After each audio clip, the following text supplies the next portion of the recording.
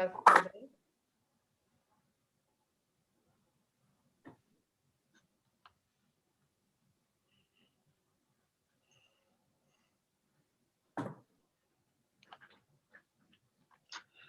Let the record reflect that the mayor is the only one on time tonight, City Clerk.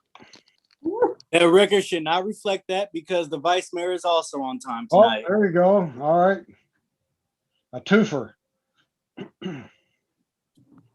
Sorry, I just wanted to test my mic. You're good. Thank you.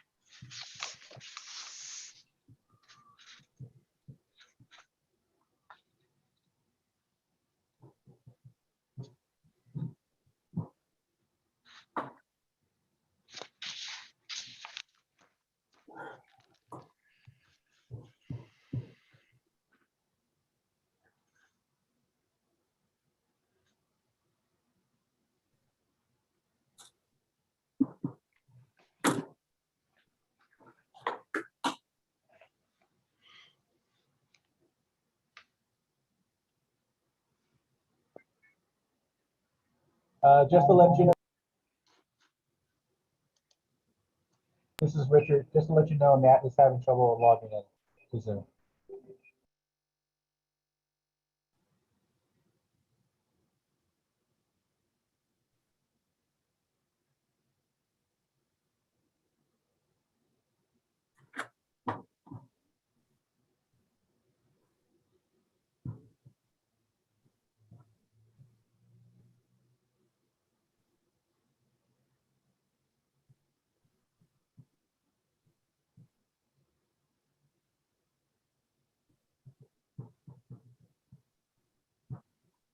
You have a quorum, Mayor. Okay, wonderful. Welcome everyone to the special meeting of the Richmond Housing Authority. Would you call the roll, please, Madam Clerk? Yes. Commissioner Bates is absent. Commissioner Jimenez is absent. Vice Chair Johnson, Present. Commissioner Martinez is absent. Commissioner McLaughlin,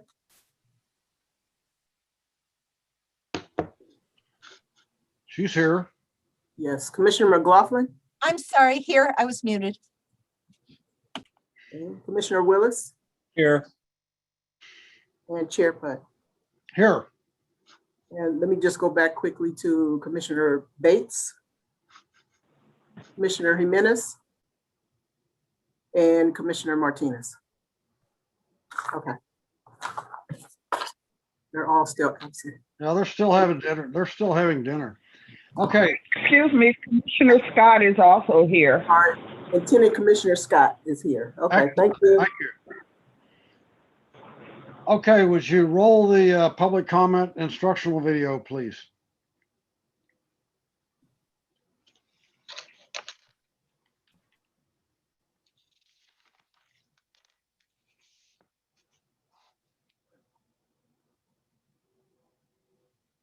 Due to COVID-19, this meeting will be conducted via Zoom pursuant to the provisions of the Governor's Executive Order N-29-20, which suspends certain requirements of the Brown Act. The Mayor will call upon council members, staff, and other guest speakers by name. Please speak clearly and state your name before giving comments or remarks. Council members, staff, and guest speakers participating via Zoom with their cameras enabled are reminded that their activities are visible to viewers.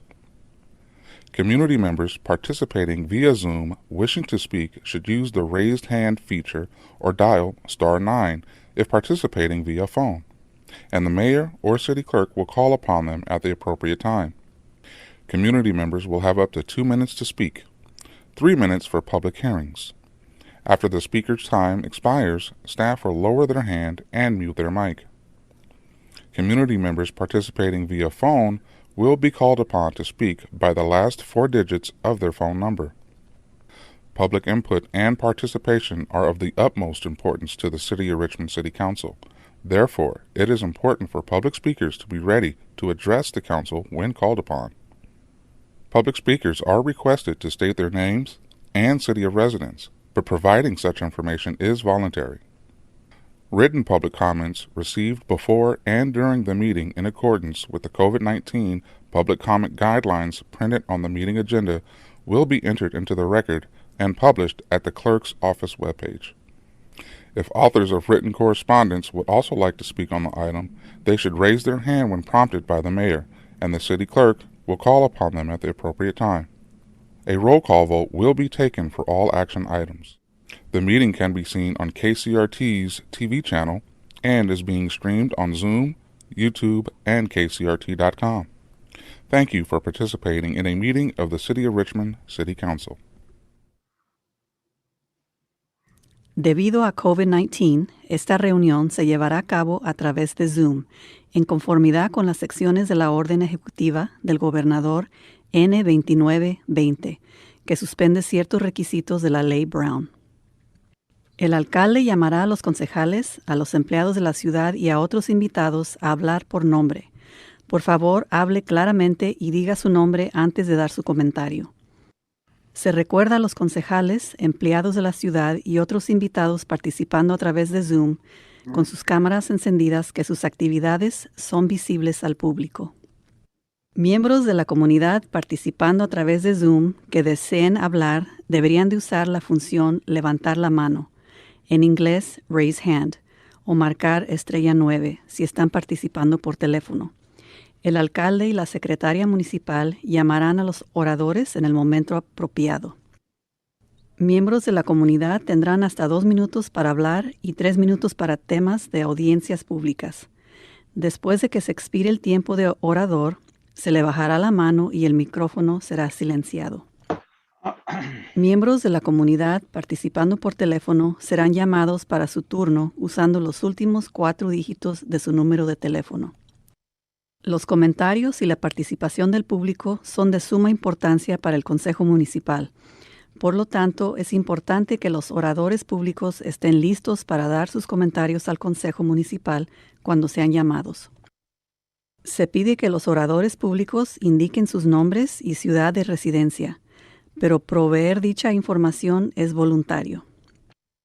Comentarios escritos recibidos antes y durante la reunión, de acuerdo con las reglas designadas para comentario público durante el COVID-19, imprimidos en la agenda de la reunión, serán ingresados en el registro y se publicarán en la página web de la Secretaría Municipal.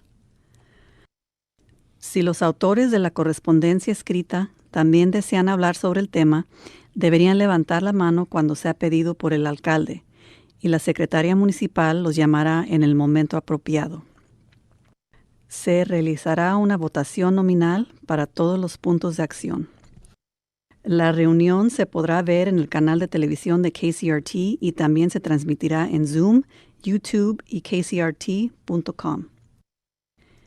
Gracias por participar en una reunión de Consejo Municipal de la ciudad de Richmond.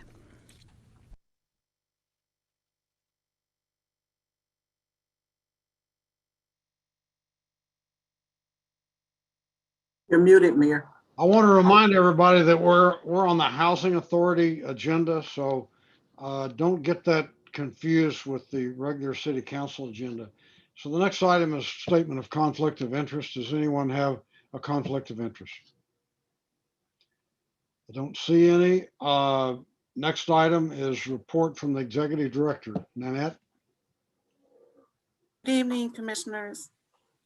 There is nothing to report this evening. I just want to wish you a happy and safe recess off and get plenty of rest. Thank you for that very brief report. You don't know how much that's appreciated.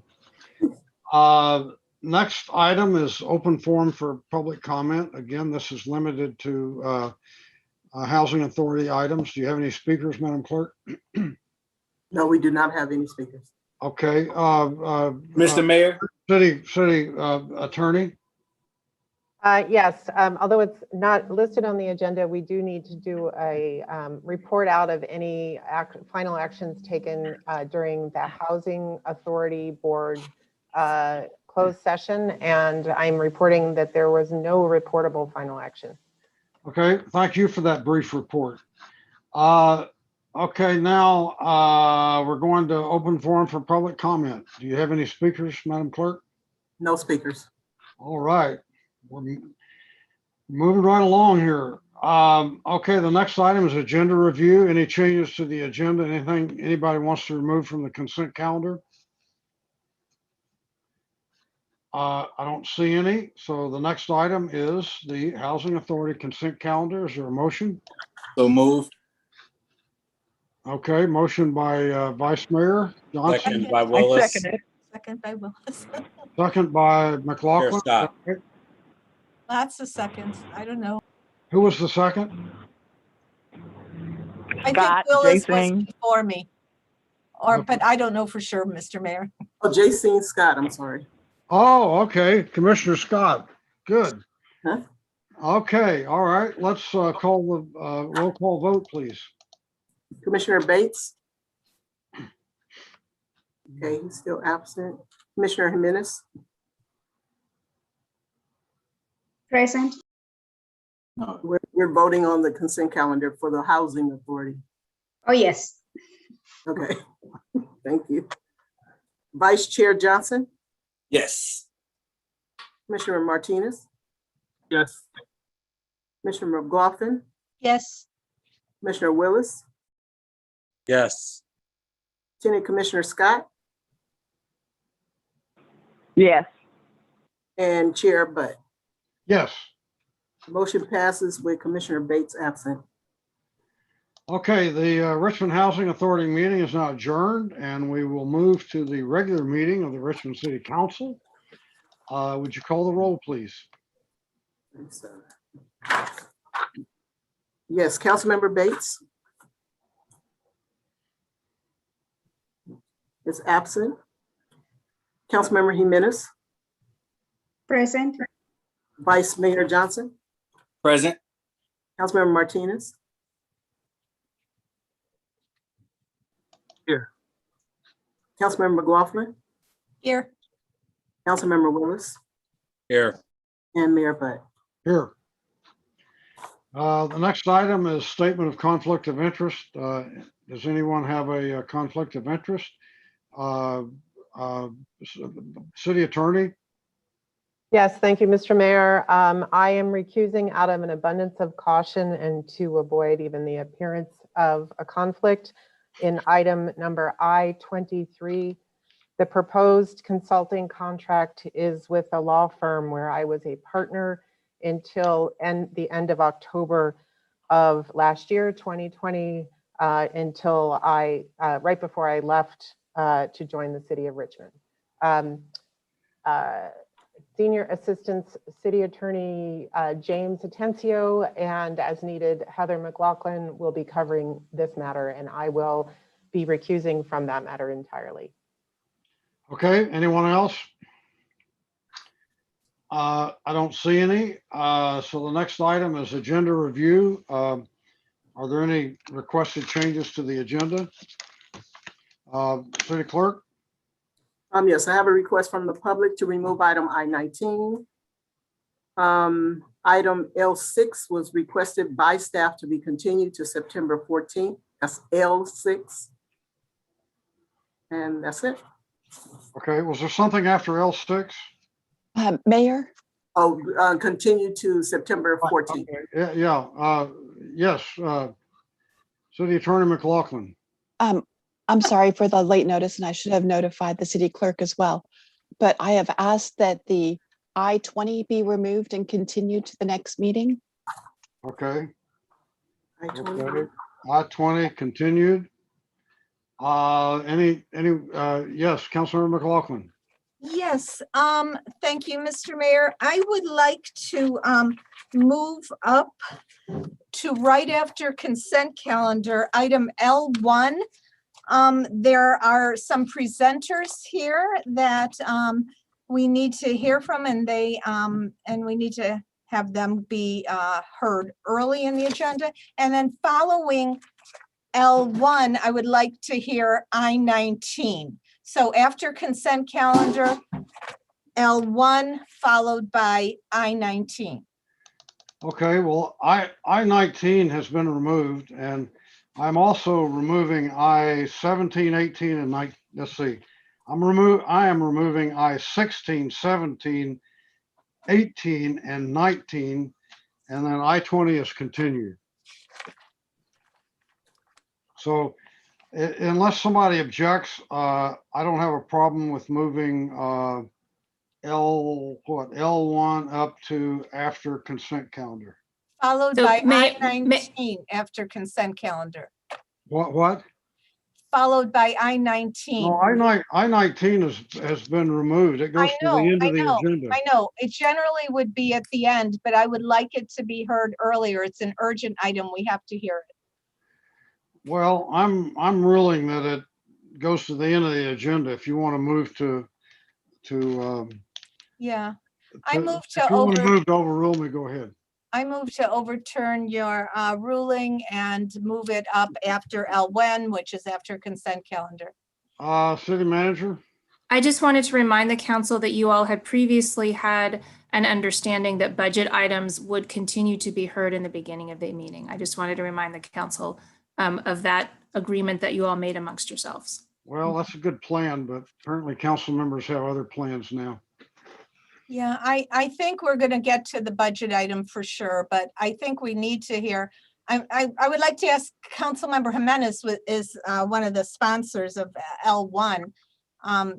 Did you want to speak? I don't know if she wanted to speak to that or not. Well, we've already moved L1 up to after the consent calendar, so. Well, we can hear the budget, and then after the budget, we can have L1 and the I-19. I'm good with that. I All just right, so after L1 after budget, okay. and then I-19 after L1. Are you still opposing that, Mr. Mayor? So we had a motion to move I-19 up, and Councilor McLaughlin wants to overrule me. Is there a second? Yeah, I'll second it. I-19 is important. Okay, let's take a vote, Madam Clerk. Councilmember Bates is absent. Councilmember Jimenez, Yes.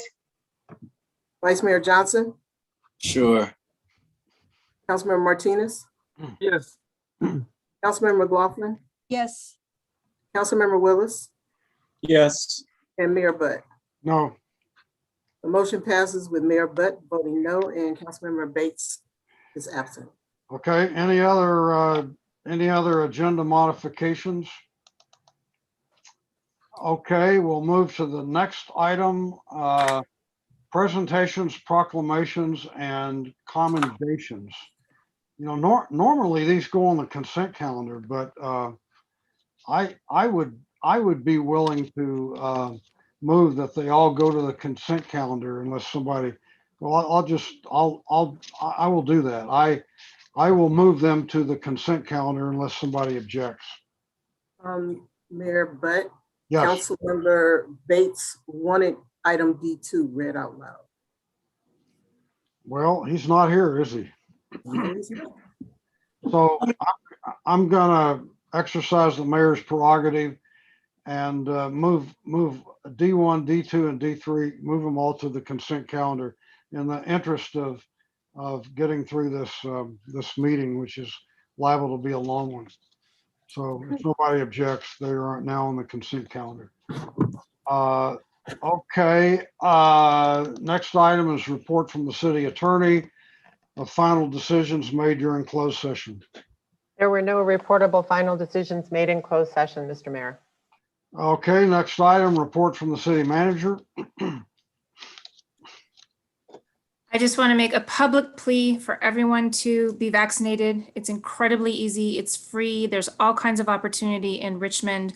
And every time that we provide an opportunity for the virus to mutate is an opportunity for more people to perish from this. We lose loved ones.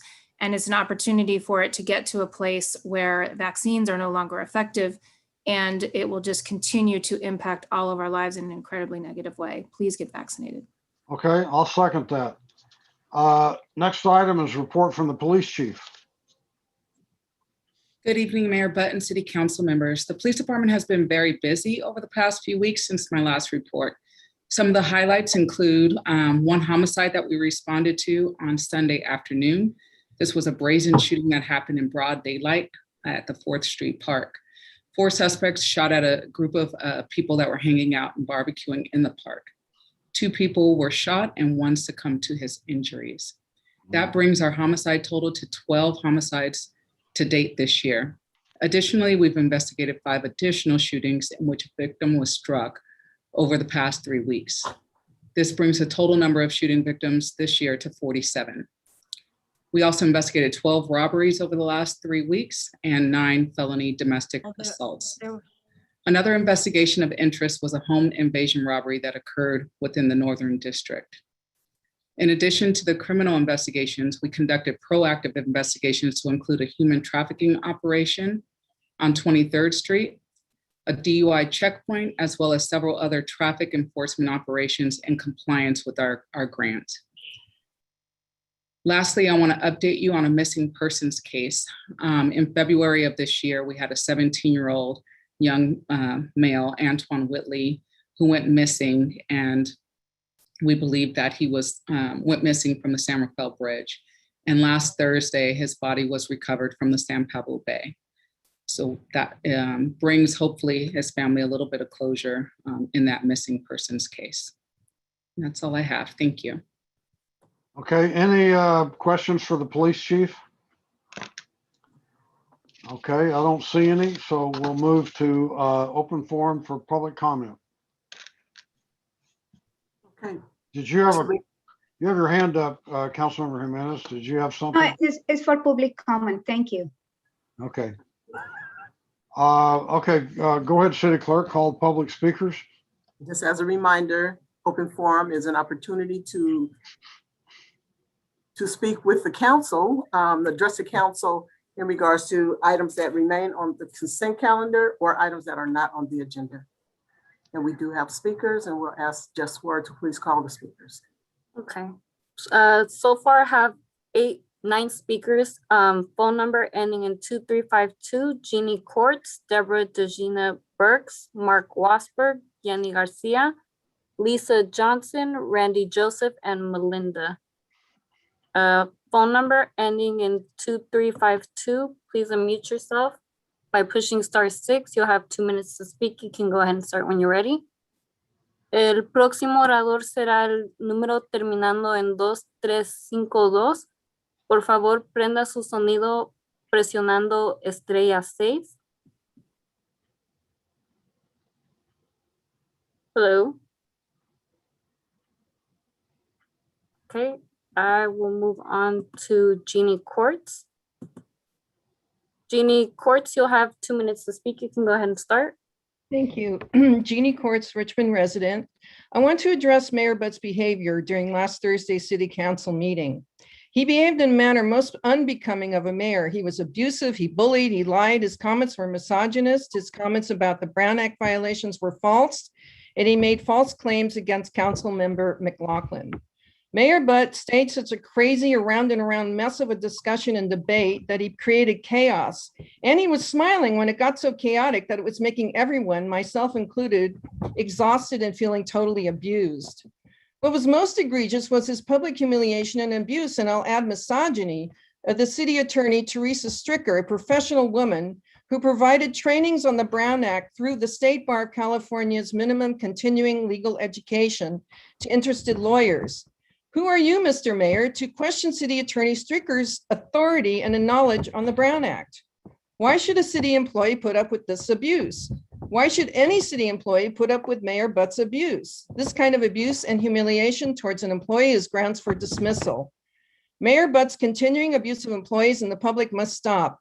I know countless people who are afraid to speak or write emails against Tom Butt's policies because they're afraid of his abuse. The next thing you know, he's calling you a wacko or a radical crazy nut or accusing you of something he's completely made up in his e-form. He doxes people to find out what he can use against you to further his own agenda and silence you. These are not leadership qualities or qualities of a decent person. His actions are intentionally divisive and abusive and intended to stop anyone from openly opposing his personal agenda for his personal benefit. He is not working in the interests of the city or the people of Richmond. Thank you for your time. Thank you. Next speaker is Deborah DeGina Burks. You'll have 2 minutes to speak. You can go ahead and start. Hello, everyone. My name is Deborah DeGina Burks, and I'm with the North and Greater Richmond Blues Foundation. And the proclamation that the mayor pushed to the consent agenda on Jimmy McCracklin is one that I wanted to speak on today. But what I wanted to say was to offer all of the citizens of Richmond, as well as the city council, to join with us when we celebrate Jimmy McCracklin's 100th birthday posthumously on August 13th and August 14th. This is an event that I feel will help to bring the community together after a long period of COVID and all of the things that seem to be a problem in our community. Hopefully we can address some of those if we get to know one another better and participate in a positive event. So again, this event is on Friday the 13th. It'll be at the CoBiz. On the 14th, it will be at the Civic Center Plaza in front of the auditorium. It will involve music. It will involve camaraderie and love. And I think that Richmond needs some of that. So thank you very much for giving me the opportunity to speak today. Have a blessed day. Thank you, everyone. Thank you. Next speaker is Mark Wasberg. You'll have 2 minutes to speak. You can go ahead and start.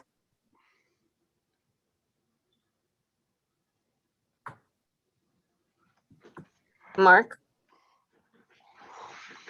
Now you hear me now? Yes. Okay, we all know what's happening at the border, right? Biden opened up the floodgates to let all these illegal immigrants, all these criminals coming from other countries. You know, being an American citizen, you have to go through the process. You don't sneak across the border. You don't come into my country illegally to claim that you're an American citizen. We all know that our politicians, especially the Democrats and the RPA, sold out our Constitution just to get themselves some notoriety. I'll tell you something, there's gonna come a time where we're gonna ship all these illegal aliens back because they have no right being in my country. They use fraudulent ID. They're fraud. They're all fraud. They lie. They break the laws. They cheat on their income tax. They cheat. They give their employers false social security numbers. And they have the nerve to come into my country illegally and say, I'm an American citizen without going through the process. What do you tell all the other people that's going through the process that are law-abiding citizens, that has to pay their money, go to school, to classes, learn about our laws, to be law-abiding citizens, to pay taxes? Illegal immigrants do not pay into the system. They do not pay into Social Security. They do not pay into working man's comp. But when they get hurt, oh yeah, they want their benefits.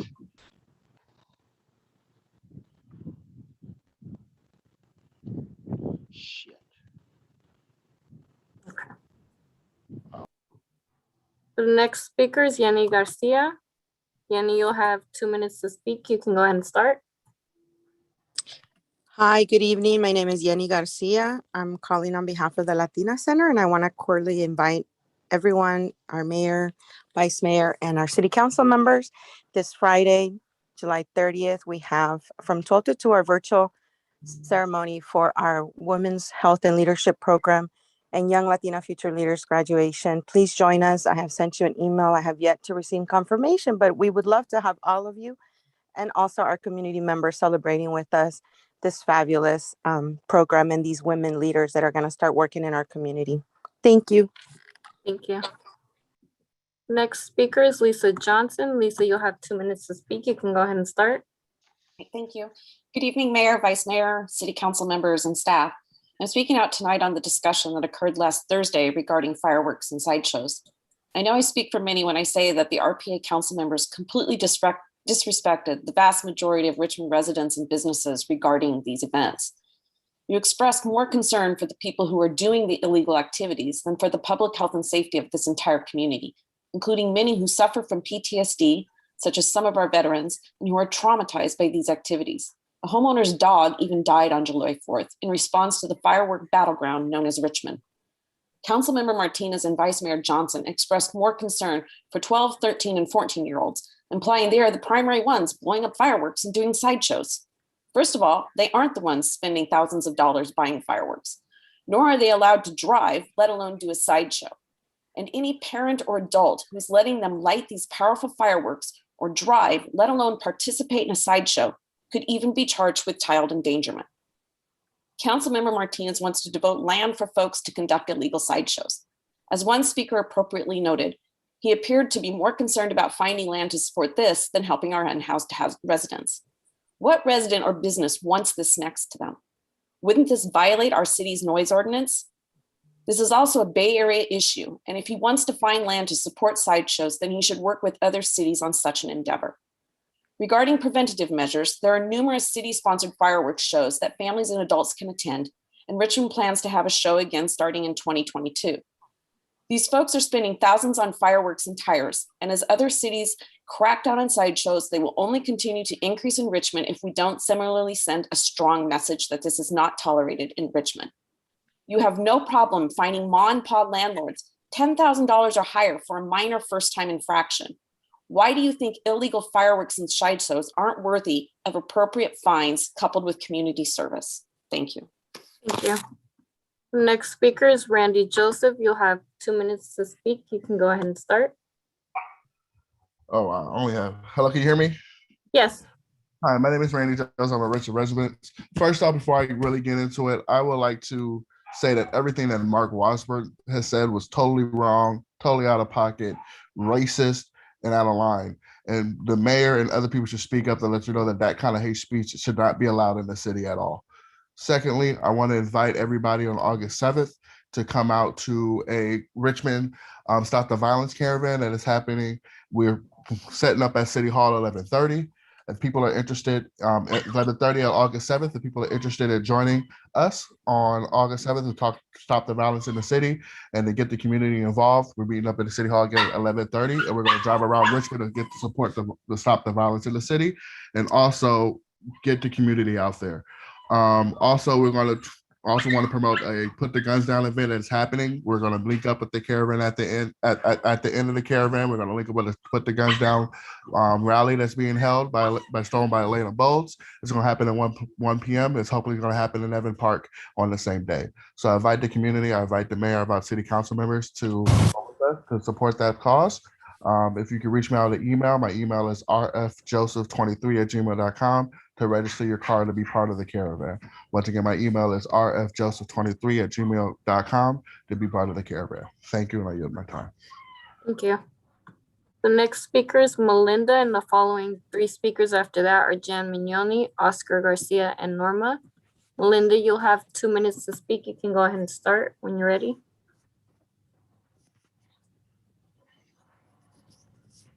Melinda? Yes. Can you hear me? Yes, you can start. Thank you so much.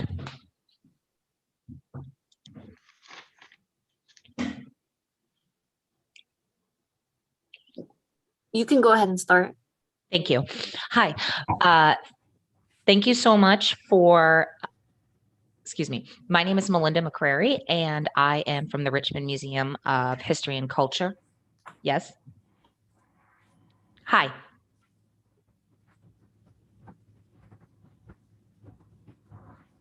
Melinda, we can hear you. You're good. Oh, so I'm asking you, I'm sorry, I think there's some issue with my audio.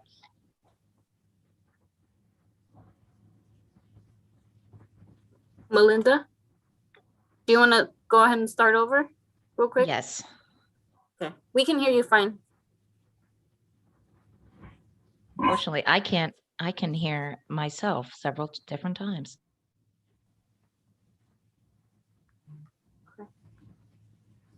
You can go ahead and say start. We can hear. Okay, so I am here on behalf of the museum, and I'm basically asking you to come to the Jimmy McCracklin event that's happening on August 13th and 14th. I believe that local history can build bridges across the community, and I ask that everyone in the city council come out and please join us for the concert. That's going to take place on August 14th and at Civic Center. Thank you so much. Thank you. Next speaker is Jan Mignoni. Jan, you'll have 2 minutes to speak. You can go ahead and start. Hi, my name is Jan Mignoni. I was born and raised in the city of Richmond and have seen many changes within the city. Good evening, Mayor and council members. I have a simple little question here. When we're in person at a city council meeting, you have to put in your slip before anything is announced. During open forum and any other speaking things, there's no time limit.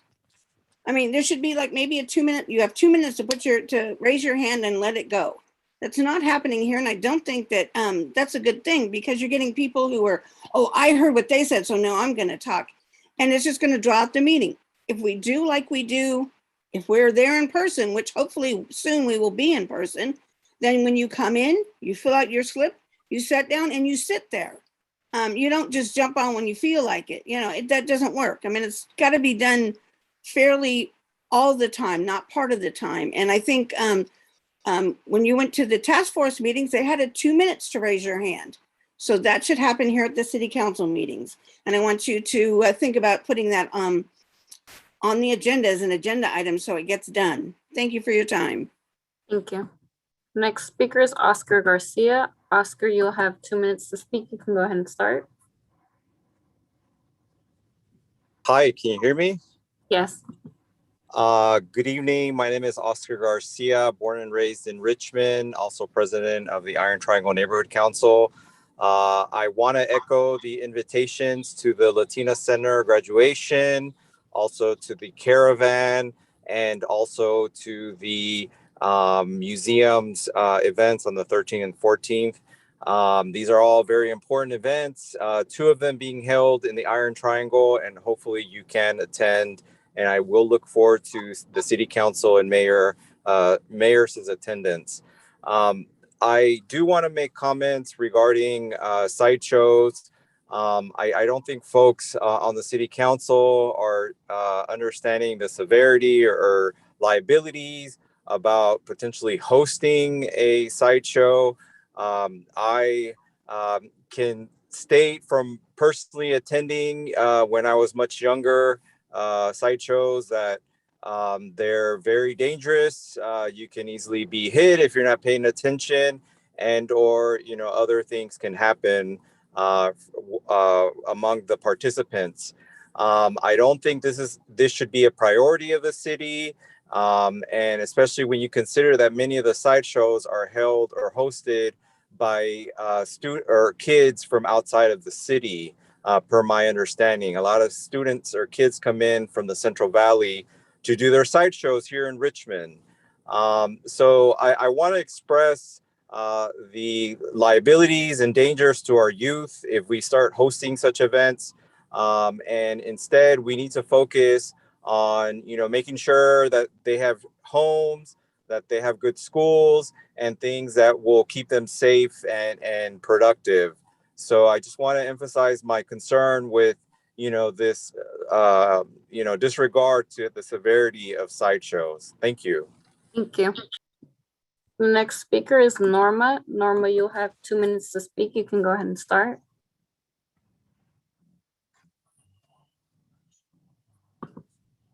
Norma?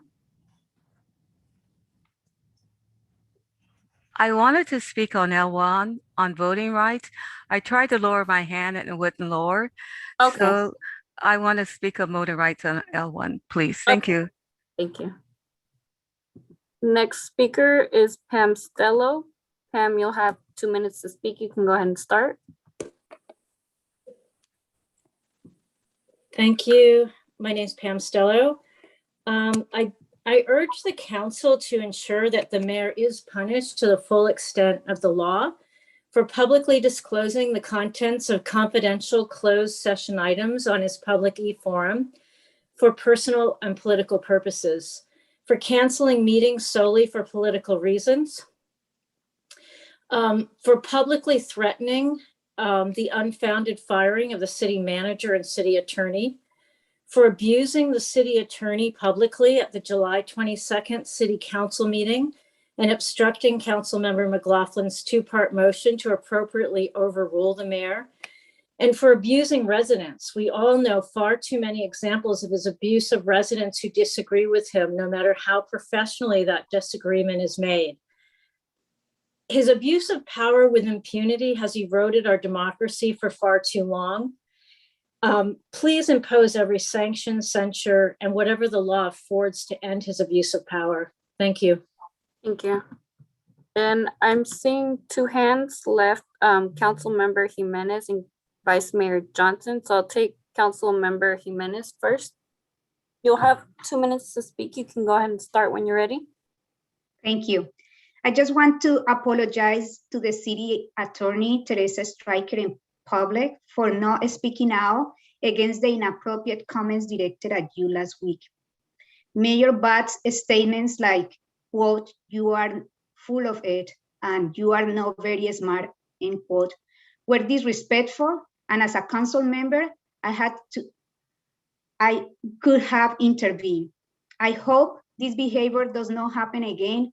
And if it continues, I promise to at least call it out. And I hope that my colleagues will do the same. As a woman of color and the mother of a 7-year-old daughter, I cannot accept this misogynistic language by city leaders, because this is not the example I want for my daughter or for any women in Richmond. The language used by the mayor last Tuesday was disrespectful, not only to the city attorney, but in doing so, it sends a message that it's okay to disrespect women without suffering any consequences. Young men and men who see this will think that it's okay to tell women, "You are full of it and you are not very smart." If the mayor does it, why not us? We know that some of us do not share the same views and values. And here we will discuss and debate our difference on the issue. But it's not okay to use abusive language directed at one person. This should not be allowed at city council meetings. We must not allow the normalization of this behavior that has dehumanized women for decades. Thank you. I yield my time. Thank you. The next speaker is Vice Mayor Johnson. You'll have 2 minutes to speak. You can go ahead and start when you're ready. Thank you. I wanted to speak in regards to the birthday proclamation for Mr. Jimmy McCracklin, which is now August 13th is Jimmy McCracklin Day in Richmond, California, which is, most definitely exciting. I want to encourage everyone to attend the event, both at CoBiz on the 13th and the Civic Center on the 14th. Jimmy McCracklin was my grandfather's cousin-in-law, and he was a regular performer at my grandfather's nightclub called Club Savoy in North Richmond. He even made a song about it, and part of the lyrics goes as such: "Now Richmond, California is a great little town, and I live there and Jack and I gets around. If you ever go there and you want to jump for joy, I'll tell you where you go. That's Club Savoy." Jimmy McCracklin, Club Savoy. And if you haven't picked up Shirley Ann Wilson Moore's book, To Place Our D's, the African-American Community in Richmond, California, from 1910 to 1963, she does a great job of talking about the North Richmond blues scene, Jimmy McCracklin, as well as Club Savoy. Thank you. Thank you. And there are no more public speakers. Point of order. I just noticed, can you stop squeaking that, please? I just noticed on the timer, it was frozen. Screenshot just to be able to fix the timer for public speakers. That's all. Okay, thank you. Mayor, you're muted. I don't know how that happens. Okay, so we've come to the consent calendar. Just to refresh, we've taken I-16, I-17, I-18, and I-20 off the consent calendar. Staff removed I-19, I think. Is that correct? No, it was removed by the public. The what? The public. The Oh, public. oh, okay. So let's see, staff took off,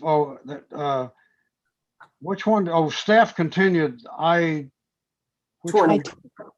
one? L6? I-20. Staff Okay. continued I-20. Okay, I-20 continued by staff. Okay, so I-16, 17, 18, 19 are off the consent calendar. And so with that, let's call for a vote on the consent calendar. So moved. Second. Mr. Mayor. Motion by Willis, second City by, Attorney has something to say, Mr. Mayor. I see her. Go ahead, City Attorney. Mr. Mayor, if you want to register the rest of the motion, I don't want to interrupt that process, but I do have a comment after. Okay, so who was the second by Johnson? Okay, so I have a motion and a second. Let's vote, please, on the consent calendar. Mr. Mayor, if I may, before the vote, I'm sorry. Okay. I have in my notes, and I just want to make sure that the record is clear, that item I-6 was also continued to the next regular meeting. Is that correct? Or I just want to make sure that L6. it was L6. L6. Okay, my apologies. Items I-16, 17, 18, and 19, and 20 are removed from consent. Thank you. I-20 is continued to 9/14. And we are making sure that, so we will have the budget item and then L1 and then I-19, right? Press, that's the order, yeah.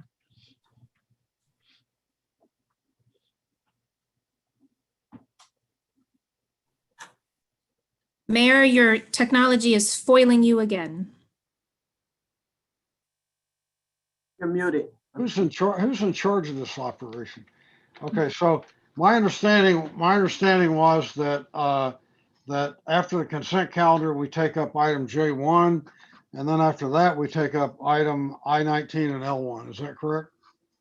L1 first and then I-19 after. Okay, L1 first and I-19 after. Okay. Okay, let's call for a vote on the consent calendar, Madam Clerk. Councilmember Bates.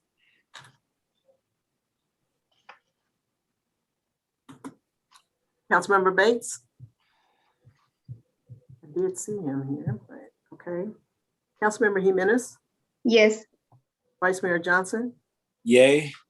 Councilmember Martinez. Yes. Councilmember McLaughlin. Yes. Councilmember Willis. Yes. Mayor Butt. Yes. And I'm going to try Councilmember Bates. Okay, he's absent. The motion passes with Councilmember Bates absent. Okay, now I believe we move to item J1. So would you read that item, Madam Clerk? Item L1, I believe is it L1? J. Yes. J1. The budget. Item J1 under budget session is to receive a presentation on options to achieve long-term fiscal sustainability. So good evening, everybody. Thank you for having some time to spend on this important topic tonight. We are continuing a process that began last year that you will hear a little bit more about. But again, it's that long-term look for fiscal sustainability that we are hoping to achieve in the near term. We also, I wanted to say a few words before LaShonda and Steve Toller and others do. I wanted to issue a challenge to folks as this is the beginning of a conversation. And we have tried to look at all kinds of different options, and I'd asked for more options than we would ever need to be presented as possibilities. And the challenge that I'd like to issue is if somebody doesn't think that one of these is good, no problem, but come up with an additional one to add to the list of options. So that's the challenge I'm issuing. With that, I'd like to turn it over to LaShonda White. Thank you, Laura. Good evening, Mayor Butt and council members and community. LaShonda White. In November 2020, the City Council authorized a contract with management partners to do 3 main tasks. The first being to review and analysis of the city's long-term financial forecast. Second, they were to provide a real-time decision-making dashboard tool that would be able to help city leaders and staff and others to evaluate various budget strategies based on different assumptions. And then finally, to develop a matrix of budget strategies or options designed to create long-term fiscal sustainability.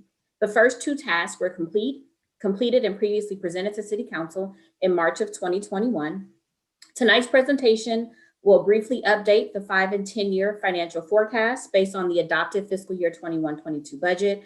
And it will also focus on the possible budget strategies or options, which will incorporate both revenue enhancements and expenditure reductions. We are not looking for council action tonight, but are looking forward to having discussion and receiving input. With that, I would like to introduce Steve Toller with Management Partners to proceed with the presentation. Thanks, LaShonda. Good evening, Mr. Mayor and members of the City Council. It's nice to see you all again. I'm joined by a couple folks maybe you haven't seen before. Rick Hayden, who's one of our special advisors, as well as Jared Bergwan, who's also one of our special advisors and has been working on this project alongside the rest of our team here for the last several months or so. So we have a slide deck that we wanted to share with you this evening as we discuss the various budget strategies that we've identified that are options for the council to consider in terms of addressing any potential future fiscal gap that may exist in your general fund. And so as we talk through this tonight, I'll just begin redefining what the fiscal gap is that we were trying to focus on providing ample strategies for you to consider for the future. I do want to spend just a brief moment in discussing the impacts of the American Rescue Plan Act and the one-time funds that you are receiving, and I think you've probably already received the first round of that. And then finally, that we'll discuss the various budget strategies that we've identified that would be potential options for you to introduce in the future if you need it for addressing a fiscal gap. So with that, let me remind us, I guess, just kind of the composition of the general fund. The general fund here that we're talking about is the fund that funds most of or many of the city's services. The graph that you see on the left, and these are all based on fiscal 1920 data.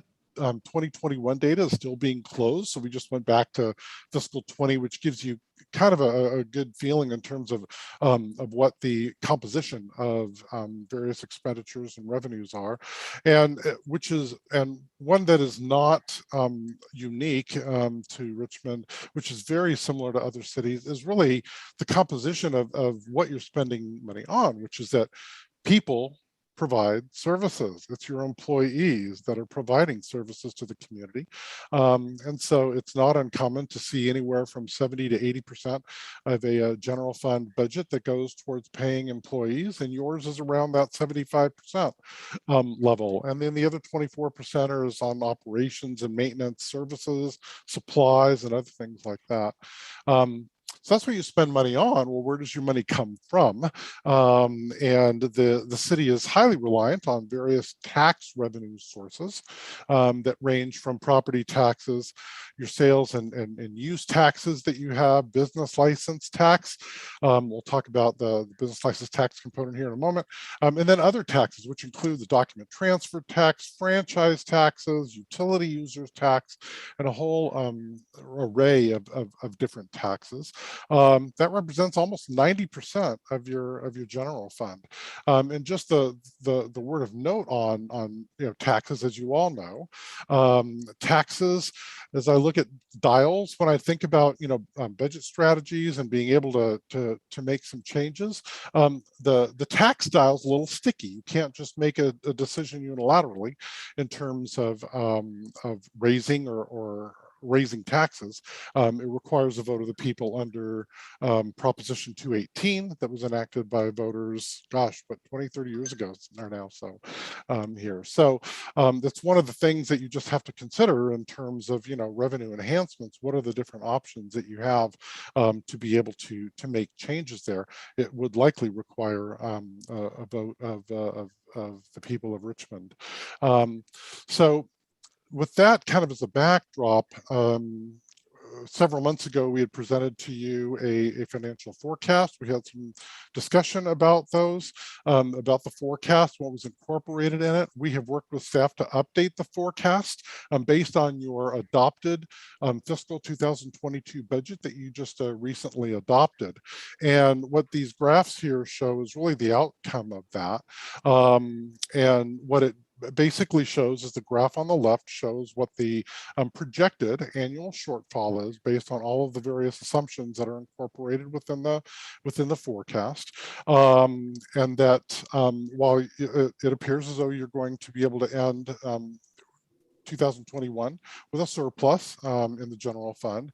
In 2022, we'll have a minor surplus. In the grand scheme of things, it's pretty close to break even, since you have about $190 million budget. But starting in 23, fiscal 23, and then for the next 4 years thereafter, it's expected that there will be a gap, and a lot of things that are really leading to that gap are expected increases in pension costs, and that's just based on the baseline assumption that we incorporated in the model based on council's input, which is just assuming that CalPERS would earn 7% long-term, and that the discount rate would stay at 7%.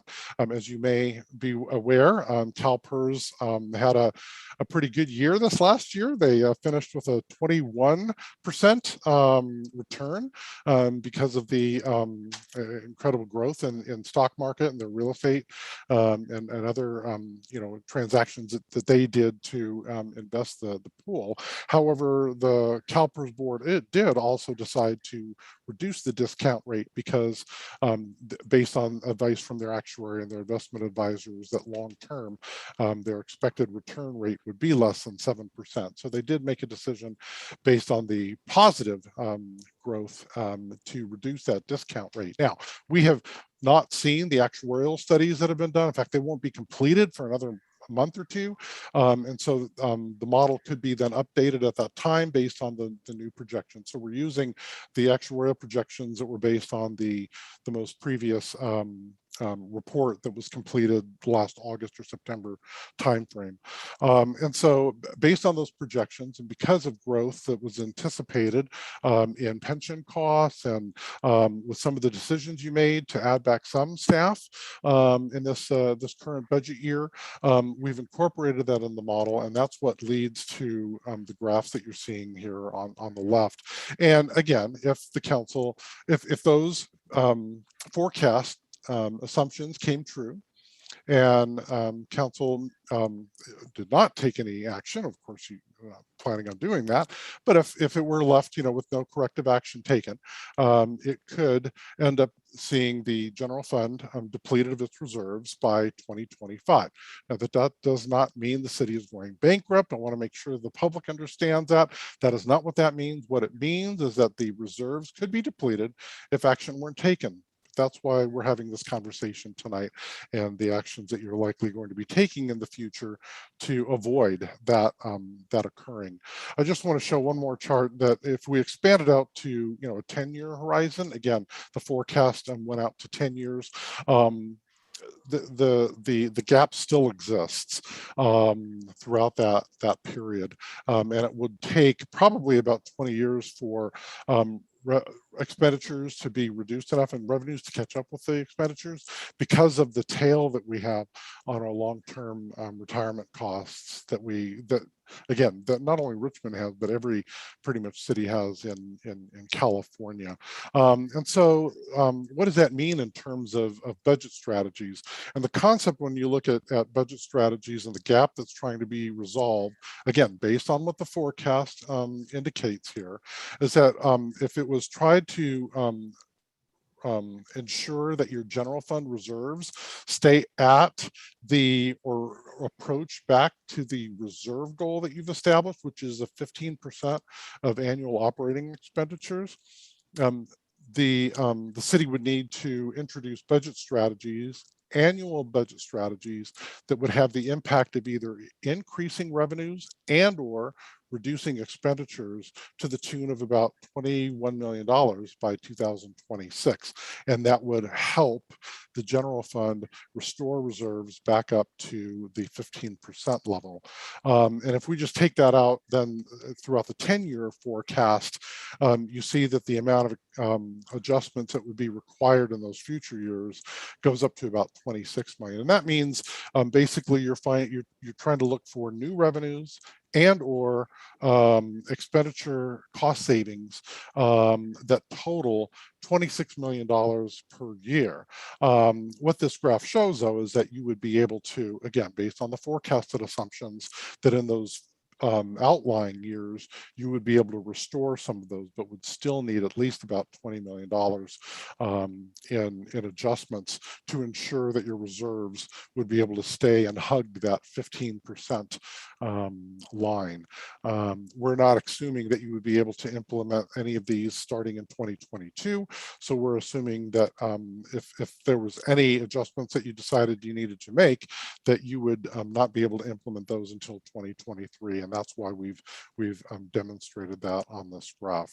Now, the baseline forecast that we've just talked about does not include anything with respect to use of federal stimulus monies that came from the American Rescue Plan Act. And let me just take a brief minute to talk about that and also share with you what the potential impacts of that could be, depending on how you decided to use those funds. As you know, the federal government in March, the president signed the American Rescue Plan Act that provides $1.9 trillion in federal stimulus monies in the United States to be able to address the impacts from this pandemic. And you're probably very aware of some of the different buckets of money that were included in that package.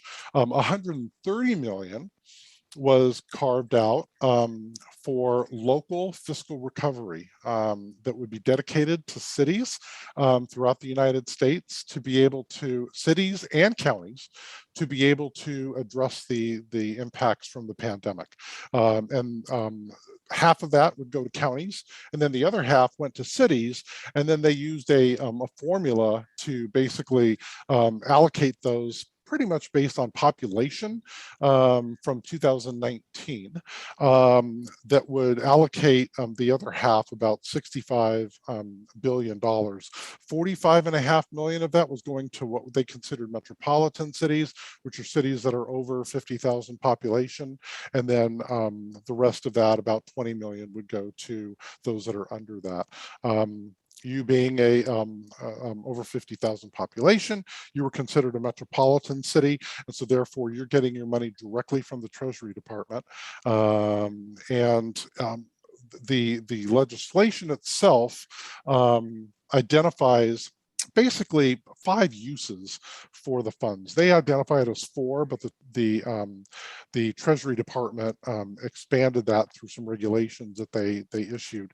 And it's basically in 5 areas. One is to address the public health emergency response, and that would be to be able to provide assistance to those that need assistance related to addressing the actual health emergency itself. So whether that's health costs or other costs associated with the actual pandemic relief, that's one element. The second is to respond to economic impacts, and that could be providing assistance to small businesses, to nonprofit organizations, direct financial assistance to those within the community, but also would be able to be used for for purposes of being able to restore services to pre-pandemic levels. And a lot of cities that we're working with are looking at options to be able to restore frozen positions that they held vacant during the pandemic, to restoring recreation services, restoring senior center operations, all those different types of options that they're using those monies for. Third is to be able to provide premium pay for eligible workers, and there's some criteria in there of what that would represent, but there are opportunities, and that is not only city workers, but also workers within the community that receive premium pay, and to backfill some of those costs. The fourth area is in the area of revenue loss, and that there's a convoluted calculation that needs to be conducted to be able to demonstrate what those revenue losses were. And frankly, to the extent of revenue losses, cities can use those monies for basically any government purpose. They've, identified in their maintenance of infrastructure, cybersecurity issues, public safety costs, being able to support public safety costs. And so the concept of those is to be able to backfill the revenues that were lost during the pandemic. And then the final area is this area of infrastructure, of being able to use the monies to invest in water, into sewer, which also, those definitions also incorporate stormwater as well. So there's opportunities there, as well as broadband service. I don't know that the definition there is for those properties that are not served by the ability to have 25 megabit download and 3 megabit upload. I don't know whether there's any properties in Richmond that would qualify for that. So that's kind of an overview of ARPA. And so the question is, well, what if those ARPA funds were used to backfill costs, whether it's because of the revenue losses that we experienced or being able to restore? And let's say, for just the purposes of this, just to show this, what if the city ended up deciding to use it for all of its city services, to backfill revenue loss, to address restoration of services to pre-pandemic levels, maybe even invest some of those into maintenance of infrastructure that you're using general fund monies to support? If you deposited all of it into the general fund for those purposes, it doesn't really solve the long-term gap. It helps you in terms of your 22 and 23 budget years, but basically what it does is it just kind of delays the impacts that you would see from the fiscal gap that's again incorporated into the in the forecast model. So one of the items that we're recommending to cities is to really ensure that you are kind of adopting some good solid principles in terms of how you want to use these one-time monies. Using one-time funds to pay for new services, it's an option, but you have to realize that those monies are eventually going to go away, and they're not going to be repeated. So what we're seeing a lot of cities doing is using that money and leveraging other elements of the ARPA plan to be able to invest in the community, invest in city services that will provide long-term benefits to the city or to the community. So with that as a backdrop, let's discuss then the different options that we've identified through our work. I'll be presenting all of these, but as we finish the presentation, if you have any questions that relate to certain things, I may call on Rick and Jared to help address any of your questions. As part of the work that we did, we reviewed a variety of different documents. We talked with several people, and we also leveraged our experience in working with cities throughout California in terms of identifying options that would be applicable, pertinent to the city of Richmond. And it's all under this concept of what we call fiscal sustainability planning, which is the concept of creating strategies and identifying strategies that will ensure that the city is able to provide the services that it wishes to provide in the community long term without the threat of insolvency or default or anything like that. And it really needs to be addressed based on a combination of identifying what is the feasibility, and then what is the fiscal impact, and how is it going to be able to generate the structural sustainability that we need, in this case in the general fund. And the strategies that we identified come across 4 different areas. The first 3 are attempting to the fullest extent possible to maintain service levels. And those would include either revenue enhancements or service delivery alternatives, or expenditure controls and cost shifts. And I'll be explaining a little bit more about what each of those buckets are. And again, the concept is to try to maintain service levels to the fullest extent possible. One is on the revenue side, the other 2 are on cost efficiency side. If the combination of those 3 types of strategies don't solve a fiscal gap that would be based on the forecast, then a city would have to look at service level reductions, just reducing service levels if these were somehow either not feasible or not workable or didn't yield the fiscal impact you were hoping that they would. And so as we look at these 4 different strategy opportunities, just one word of caution, big red box here, is that we've identified these based on conversations that we've had, based on the documents that we've looked at, and based on our experience. There would be a need to be a whole level of deep dive going on in terms of really understanding what is the actual fiscal impact that each of these could have. Under what circumstances would some of these strategies be implemented? What is the timing of implementing those strategies? And so there's a lot more work that would need to be done. But this gives you, I think, broad brushstrokes in terms of what options that might be available for your consideration as you move forward in addressing any fiscal gap that might be identified in the general fund in future years. So let's deal with each of these areas. And the first area I'll talk about is revenue enhancements. And the revenue enhancement area kind of comes in 2 different areas. I mentioned before about how reliant you are on taxes, and that those taxes require voter approval in most cases to be able to increase those. And so we kind of bifurcated these revenue enhancements into 2 categories. One is voter required revenue strategies, and then the other is council-led revenue strategies that you would have within your ability to be able to make decisions on, of course, after, in public session, public hearings, whatever you would need, but ultimately you would have the authority on those. And the taxes are transient occupancy tax. You could look at an increase in the TOT. As you know, TOT revenues are not very big when in Richmond currently. If you have some new hotels that come online, that could be very beneficial. But TOT revenues is one option.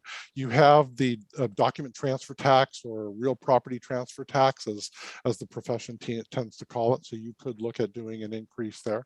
You could also look at some other different types of tax financing options, whether it's improvement districts for neighborhoods, or a parcel tax, for example, for library services to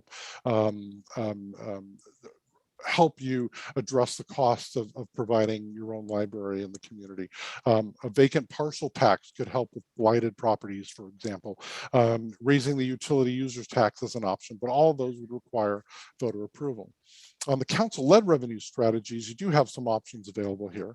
One is that you have, as you know, the ECIA, Environmental and Community Investment Agreement that you have with Chevron. That is generating about $9 million in assistance to the general fund for being able to address some of the services that you're providing with some of those dollars. You could either extend or renegotiate that. You could also look to renegotiate your utility users tax agreement with Chevron. That is within your purview that you have, because it is not increasing taxes for others. It's already a UUT that you have in place, and it's releasing an exemption. You could look at cost recovery of looking at, planning services, building services, recreation services, and trying to reduce any of the gap that may exist between what it costs to provide those services versus the revenues that you're generating. And then there's other options that would require you to take a look at the assets that you have, or even an option of redeveloping different parcels of land, one of which could be the port. So those are, again, different options that you would have available to you. And based on our very preliminary analysis, the sum total of those different strategies could yield if they were all implemented, up to $23 million. But we've identified for you what the estimated fiscal impacts are based on some of the assumptions that we made in these various areas. Again, all these strategies would require a deeper dive by staff to really investigate them and identify what the circumstances would be and what the fiscal impact could be for each of those strategies. So I mentioned before the gap was anywhere from 18 to 26 million, depending on if you go 5 or 10 years. Revenue strategies alone could end up providing the assistance that you need, but many of those would require a vote of your voters. So that just has to be taken into consideration. The second area is in the area of service delivery alternatives. Now, again, let me say that with respect to these options, services would not be the same. But the question is, would they be at a service level that is consistent with what the city is currently expecting in these areas? And so some people could say that, well, there's a degradation. And a lot of the what we're seeing with agencies that we've worked with for the last 20 years in implementing shared service concepts, of which Jared has direct experience with in working down in the San Bernardino area, is that the proof is really in what the service level agreements are that are expected in the contracts themselves. So examples could be looking at regionalizing different services, such as police or fire services.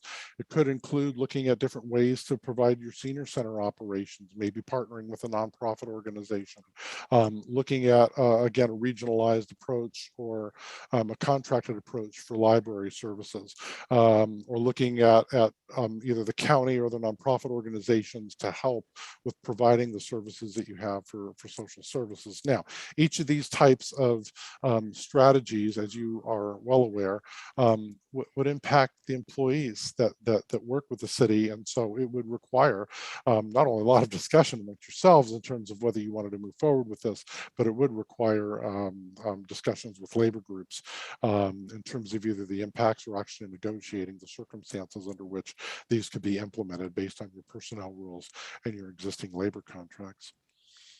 So again, the estimates here based on information that we've received and the types of savings that we see in other similarly situated organizations could range up to about $14 million of options for you to consider. The third area is called expenditure controls and cost shifts, and those are trying to, again, maintain service levels to the fullest extent possible, but either reducing our costs for providing the service, becoming more cost effective, and or looking at shifting some of those costs. And one option is that you could reduce staffing levels. Now, reducing staffing levels would reduce service levels, right? However, you have about 40 positions that are currently vacant, and that's what your current service level is. Not ideal. It's not where you probably want to be as a community in providing services. However, those are currently vacant positions, and eliminating or reducing those positions would not involve any layoffs. It wouldn't involve any existing employees, and you would be at the service level that you're currently providing right now. Other options could be looking at shifting different services that are provided. For example, we're seeing a lot of agencies that are considering shifting from sworn to non-sworn positions in certain areas. I know, and a way off the charts example of this would be Eugene, Oregon, that implemented a kind of a social service type of a concept where they implemented it's called the Cahoots program to provide first level support for those that are dealing with either mental health or homeless issues, rather than bringing out a sworn officer to that type of a situation. So that's an example of that shifting that would occur. And then other options would be to do organizational efficiency studies, organizational assessment, whether that's in your fire, police area, any of your other departments actually, and as well as looking at management staffing levels and are they appropriate given what you need for span of control. options to maybe reduce overtime costs. Some of that would be based on what your minimum levels of service requirements are, but also then cost sharing with either employees to take a greater burden on healthcare costs or pension costs. I know that goes towards making it difficult for providing a competitive compensation package. But again, are they options? Yes, they're options. They may not be ideal, but they are options that are available and viable that other communities have implemented. Well, let me just go back. Most of these would require a discussion with various labor groups, and it depends on what the outcome of some of the studies would be in terms of whether there would be any impacts that would require a meet and confer, or meet and discuss obligations with your labor groups. But again, the nature of the options that we've identified here could range up to about $14 million. The first one of which was I mentioned, which was reducing the staffing levels based on existing frozen position or vacant positions, which is about 40 right now. The estimated cost for that conservatively is about 5.4 million. So that would make the least disruptive impact in terms of existing employees.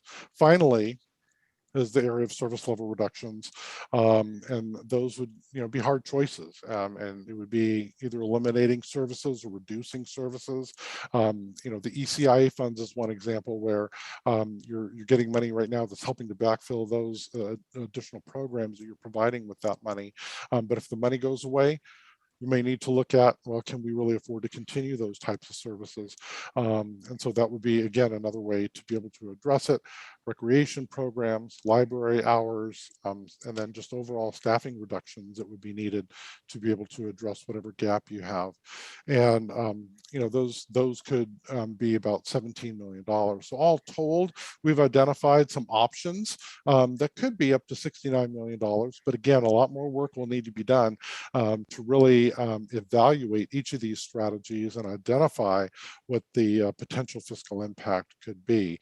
But the options that we've identified, would be a starting point in terms of the conversation to be able to address any fiscal gap that you have in your forecast. Let me just wrap up with a couple other comments here in terms of evaluating these strategies, and then I'll turn it back, Mr. Mayor, to you for any questions that you may have. The analysis really is, what is the fiscal impact for each strategy, and what is the level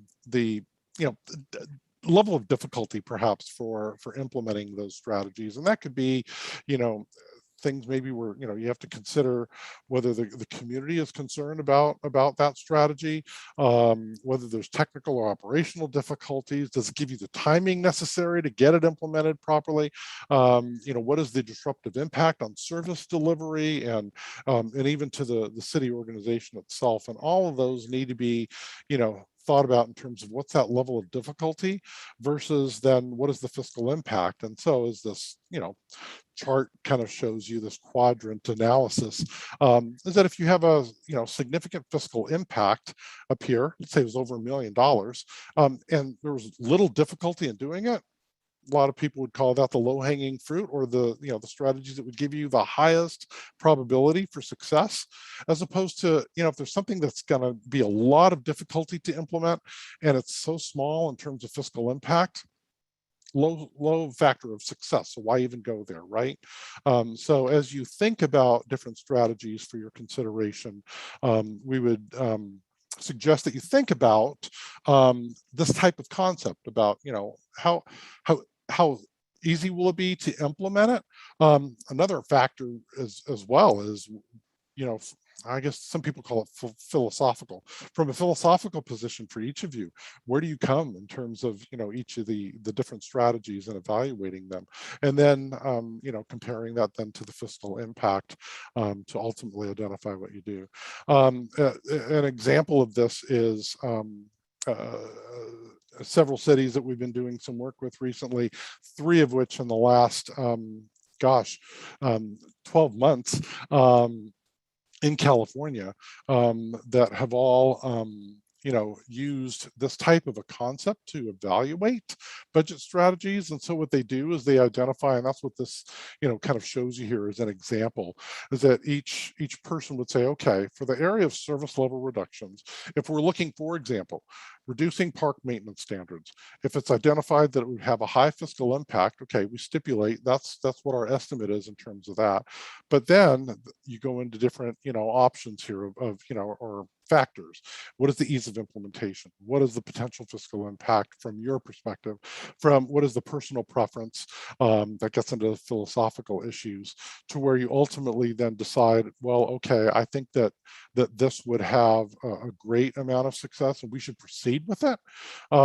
Maybe we should explore it, but I'm not really willing to commit to proceeding, or no way, no how do I want to move forward with this, and therefore we should eliminate it. And so this just gives you kind of more of a left-brained analytical approach in terms of identifying the different strategies and whether they make sense for implementation.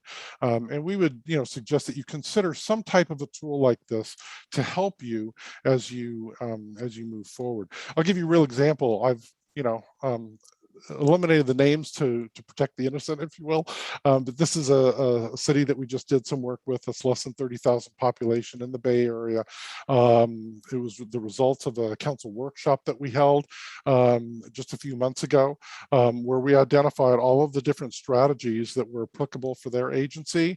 And then each council member went through the process of rating or ranking the different strategies and simply deciding then whether they wanted to eliminate it, whether they wanted to explore it further. They weren't ready to eliminate it outright yet, but they wanted to explore it further, and whether they wanted to proceed with that. And so we just use that as kind of a basis for them real time in front of them, so they could see what the different scoring was and identify it and help build consensus with this council in terms of whether they wanted to proceed with some of these options, whether they wanted to eliminate some, and then those that are in the middle of deciding, okay, do we want to explore that further? So again, it's an example of how you might wish to evaluate different strategies should you need to implement them to address a fiscal gap in the future. So some final thoughts, and then I'll turn it back to you, Mr. Mayor, is that the next steps we believe for you to think about is review the different options. Again, the concept was not to necessarily make a decision tonight, but review options, identify strategies, really make sure you understand what is the gap that you're really trying to solve. You need to engage the community in terms of getting their input on the different strategies. There's a multitude of ways to do that, of course. And then ultimately, council needs to provide direction to staff on which strategies do you want to implement that would help you maintain reserve levels above the 15%, let's say maybe just over the next 5 years, rather than trying to go 10 years out. What would it take to make sure you can do that in the next 5 years? And then ultimately, council is to direct staff to develop and implement those strategies that would constitute your fiscal sustainability plan. So I know we covered a lot, and so I'll turn it back to you, Mr. Mayor, for any questions. I see a couple of council members already have their hands up. Councilmember Jimenez, go ahead. Thank you. Thank you for the presentation and the analysis. I think, like you mentioned some things that I will be interested in looking at. For instance, the service call analysis and the organizational efficiency and the studies and assessment of the organizations. To really make sure, to really know what is the level of services and how we can serve the community. Actually, you mentioned something that it was interesting, CAHOOTS, and we just passed the Reimagining Task Force, the Reimagining Public Safety Task Force made some recommendation, and one of the recommendations is to create a crisis response team for mental health and substance abuse emergency. So I think just looking at you and what we have been already started, we are in a good track in terms of how we are how we visioned these services that we want to enhance. I think for now, I will be interested in looking at revenue ideas instead of just saying that we need to cut services. I know that we need to review auctions, as you say, and the ways to fill gaps, and then some strategies to implement it. And I will be working really hard, as the city manager said, to bring more ideas that can support that. One thing that I would like to say, so you mentioned different things. One is about some ideas of selling vacant properties. So I would like if staff or you can provide the council the list of properties being considered and the documents that show their values. And in addition to that list of properties being considered, can you also provide the evaluation of those properties? Who did the evaluation and who is being considered for potential buyers, if this is something that we are looking at? I would also like for city staff to provide the city council with the list of alternative uses being considered for the redeveloped part of Richmond Portland, and what developers or players are involved in that, just to start knowing that information more. Also, you mentioned the utility user tax, and I hope that Councilor McLaughlin will touch on that because she knows more about that. But I want to know is, had the city calculated how much Chevron will be paying when the UUT agreement expires, and they could pay the full amount? We know that for many years, Chevron has been paying a flat fee, and with the agreement, I don't know, like it increased, but they had never revealed to the city the utility uses. So we don't know how much they use. We have the others information of the other businesses here, but not Chevron. That is one. And then the other part is around we just passed a Measure U, and we know that until this settlement agreement with Chevron stay in place and expire, they won't be paying the gross receipt. But after that, they will. And I wonder if the city staff or you had calculated how much we will get from Chevron around gross receipt tax. Let's see. Gail, go ahead. You can go next, and then Demlis. Go ahead. Councilmember McLaughlin. All right. Yes. Thank you. I'll touch on some of the things that Councilmember Jimenez just did, give a little more information, although she gave some great information. But I first wanted to ask, in one of the early slides, there was something that I didn't quite understand. A parcel tax for library services. Can you explain that? Yeah, let me unmute myself. Sorry about that. Yeah, and I ask Rick to chime in if you'd like to, but the concept would be that a city can implement a parcel tax to help pay for certain types of services. Some agencies will implement a parcel tax for public safety. Some will do for emergency communications. Some will do it for recreation programs.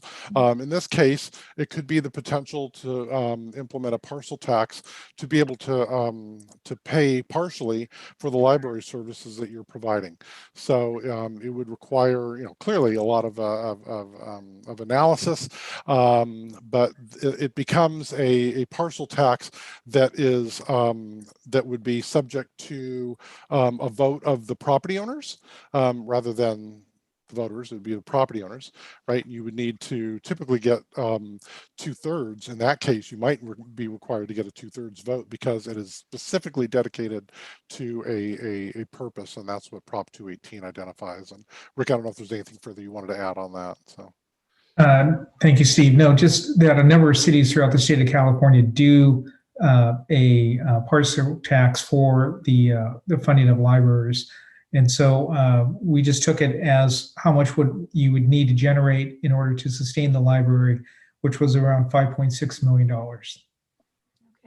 Okay, I see that. And is it at all possible to utilize the parcel tax for library services to make improvements in the capital needs of the library here in Richmond? Yeah, absolutely. It's all based on how you frame that tax measure.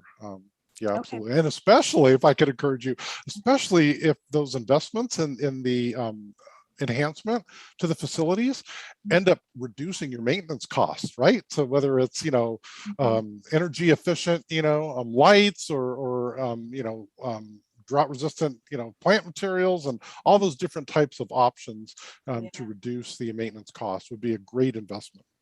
Right, because our library is loved, and it has had a history of being a wonderful library. It has some needs to get it up to speed again, but people really want that. I would love to see that. So on the Chevron issue, I just want to give a little bit of background because we do have new staff, and I know Mayor Butt, and I don't know if Councilmember Bates is on or not, but will remember this, and others will as well, who have been in the community and are now on the council. Chevron, there was a time when we did an audit of Chevron's energy uses because they have a clause, or they tell us that they cannot tell us how much full utility use they use, because we want not only what PG&E charges them, but they do some cogeneration of their own electricity, and we wanted to know how much that, because what is the value of that cogenerated electricity, because they need to pay taxes on that too. So we wanted to find out what if they paid their full 10% of the utility users tax, like every other taxpayer pays in the city of Richmond. They're the only one that uses this special capped amount every year. I think there might be a little cost of living increase or something each year, but it's pretty much a flat fee, a cap, and rather than the full 10%. So we wanted to find out how much their energy, the value of their energy uses was, so we could figure out the 10%. And they claim proprietary information. And we said, what? Proprietary information is for, like, we're not asking you for your chemicals for how you refine your oil. We're asking, for how much energy you use. And other refineries report it publicly. So we had an audit, and we got some information, and it looked like they owed us a lot more, but the council at that time, they were unwilling to give us more and press it another level to actually require them to give it to us. And, we knew we would have to take the cap option off the table by going to the voters. And it was, just to make a long story short, we did eventually start putting a ballot measure on to take the cap option off and to require them to pay for all electricity generated, even anything that goes through pipes, even co-generated uses. And Chevron fought back with this counter ballot measure, which would have bankrupted the city. So we ended up having this settlement, which we now have in place. It's a 15-year settlement, and I guess it was in place in 2010, which means by 2025, it will be ended. So what I would like is to have, there might be other ways than this auditor. I don't know how he figured out what the city owed. And again, it was an approximate, but I would like to see the city find out more. And I think Councilmember Jimenez was saying that, how can we find out exactly how much energy it generates either itself or through PG&E, and then we can calculate how much the 10% is. So that seems to me a really valuable approach. As we end this 15-year, as we phase out the 15-year tax settlement. So that's something that I would like staff to consider. We could, talk about it as a council, maybe. How do we get another audit going or something like that, so we know what we're dealing with? So that's the Chevron thing. And I think your ideas of what do we do next with Chevron as it ends out? Well, let's find out how much they use. We also have, many of us have thought about having talking with them about, or negotiating with them, as they will have to reduce their refining capacity due to climate change. And as they do that, they need to keep the city whole because of what the problems they have caused the city. So that's another way to make sure we get the needed revenue into the city. So I would say those that looking at the Chevron Avenue and figuring out how they can do better for our residents, and maybe make up for some of the problems they have caused in the past. And they just had a big flaring situation, I think yesterday, or it might have been the day before, but it's an ongoing problem, as we know. So that's my pitch for making Chevron more accountable to the people of Richmond. Vice Mayor, go ahead. Well, first of all, thank you for recognizing my hand. I hope moving forward in this meeting, we can do a better job at acknowledging the hands in the order that they go up, and my colleagues to do a better job at being more honest in where they fall in that line as well. With that being said, I do want to say, Vice Mayor Johnson, I'm sorry, I didn't know where I fell in that line, but you're right. Yeah. Yeah, the same with me. I didn't know. You are right. Let's just be more. More vigilant. Let's just be more vigilant. Thank you. Mhm. So as I was saying, thank you, staff, for getting management partners on this. Our structural deficit, in my opinion, is one of the biggest issues facing the city of Richmond today. So much so that the state is sending down their folks, and they're knocking. So I really manage strategies. Those cost shifting expenditure control strategies gonna get us beat up in the street. I really, I understand where they came from, and most definitely, as Councilmember Jimenez said, I would like to see an assessment of the entire organization, not just of police and fire. But that whole section, I really see as like the worst case scenario, like break the box, with the axe kind of scenario when we start exploring those options. And then as an immediate follow to those would be the service delivery alternatives. Yeah, I would most definitely want to hear from our fire and police chief about how our service deliveries will be impacted, seeing as though they are the subject matter experts, especially when it comes to Richmond.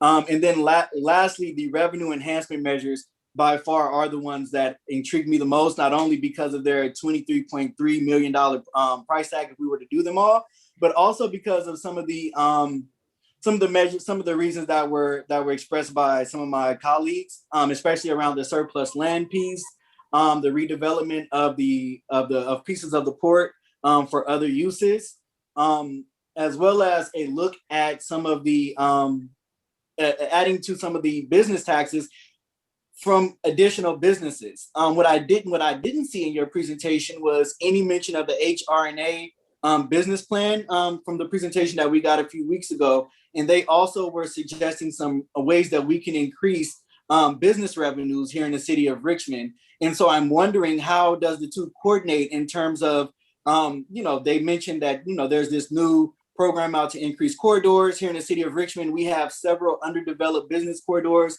that has the potential to increase our business tax once we get businesses in there, as well as these mixed use developments with the businesses on the bottom. And so I'm wondering how much of that was factored into your analysis. Yeah, thank you for those questions. And we we did not factor that in, and I apologize. I need to go back and look at that, look at the tape, right, so I can get up to date on that. What I do know is that we are helping you with the implementation of Measure U, and so it's one of the aspects that we'll be looking at in terms of just the business license piece, right, of being able to maximize that and making sure that you're implementing the taxes in accordance with what the with what the voters did. So I'm sorry, I need to go back and look at the HRNA issue a little bit more deeper, but maybe we'll do that as part of the business license tax component. Does that make sense? Yes, indeed, it does. And I just want to make sure that I'm clear in what I'm saying as well.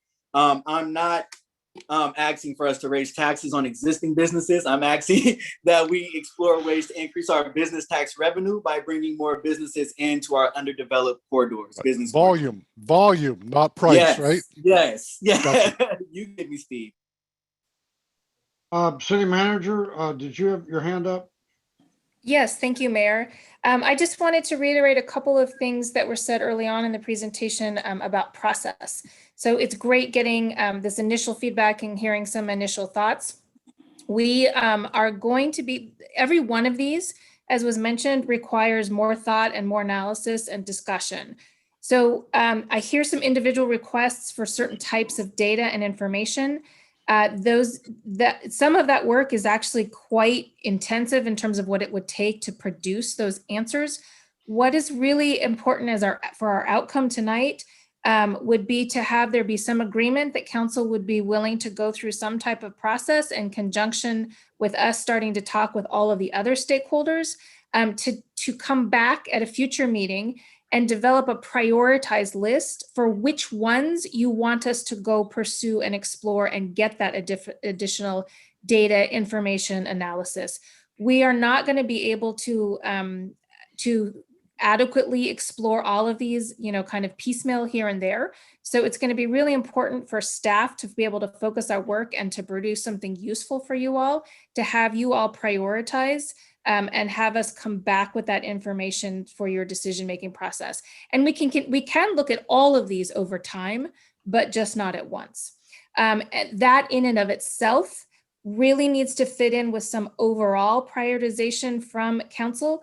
We have an extraordinary amount of information and requests for things that you all have been giving, again, sort of meeting by meeting, and these are huge things. Fiscal sustainability is huge. Just transition is huge. Fixing homelessness is huge. Having the whole business community be supported by the city and looking at that economic development, that is huge. We have many, many very large items that you all are expecting us to be working on. And I just need to repeat that we are not adequately structured or staffed to address all of those in the time frame that you all want them. And I'm going to need some help prioritizing, first of all, in this fiscal sustainability, but also overall with all your projects. Councilmember Willis. Yeah, thank you. Well, City Manager, in answer to your question, yeah, I'm interested in general just starting a process so we can have a conversation about our services, our revenue, and think about long-term fiscal sustainability. I do remember talking to you one-on-one about how our service delivery is happening too, because the complaints I got from the public who do call for services and something gets lost in translation. And I guess the main reason I wanted to raise my hand is because I did see a few options, especially with the dispatch and contracting with the sheriff's department. As an office, contracting with that office is fine, but just a word of caution, El Cerrito, they almost left the city of Richmond, but they took a position on a project that the sheriff had going on, and they were denied contracting services, which forced the city of Richmond, myself, another council member, and our city managers to talk to see how they come back and use our dispatch services, because despite that agreement with the county, they just were denied for taking a political position. So that's nothing like that should happen, but the fact that it did happen is just something to be cautious of because politics are involved. but it also made me think, and I don't know how feasible this is, what are services that the city of Richmond does have that other surrounding cities don't? And would they be willing to contract with us to utilize our services to not only bring in more revenue, but help increase staff capacity and build relationships with other cities? That's an option that I would be interested in exploring to see if it's feasible. Because I do remember our old planning director telling us that one thing that Richmond has that other cities don't is a lot of services. So it makes me interested to see if there are any services that we have that other cities would want to collaborate on and contract with us with to help generate new revenue and increase service capacity. So just want to throw that out there for the discussion, and once again, interested in going through this process and having a conversation about and evaluating our service structures, revenue, and strategies as we move towards fiscal sustainability. Any other council members I want to weigh in on this? Councilmember Bates. Well, I've been offline a little bit, but I've heard quite a bit. But I'm concerned about the physical sustainability of the budget. And I want to ask consultant, would you give an analysis of, with our current recommended budget and the deficit, what are we looking at within the next 2-3 years as it relates to a deficit amount? Yeah, thank you, Councilmember Bates. Let me just bring that up to refresh my recollection here. The deficit ranges about $10 to $15 million per year, starting in 23 and in 24. So just over that 2-year period, the general fund could potentially, reserves would be diminished by about $20 million in that time frame. So we've gotten stimulus money, and we've gotten a bonus boost from the sale of the Hilltop. And now that money will not be there in the next 2-3, well, at least 2-3 years. Am I accurately stating the fact? That's correct. Those are one-time revenue sources, and you'll need to weigh that against the ongoing costs that you have. Yep. And yet we are prepared to pass a budget that is going to reflect that significant deficit in revenue in 2 to 3 years. Well, I can only speak from observation and experience.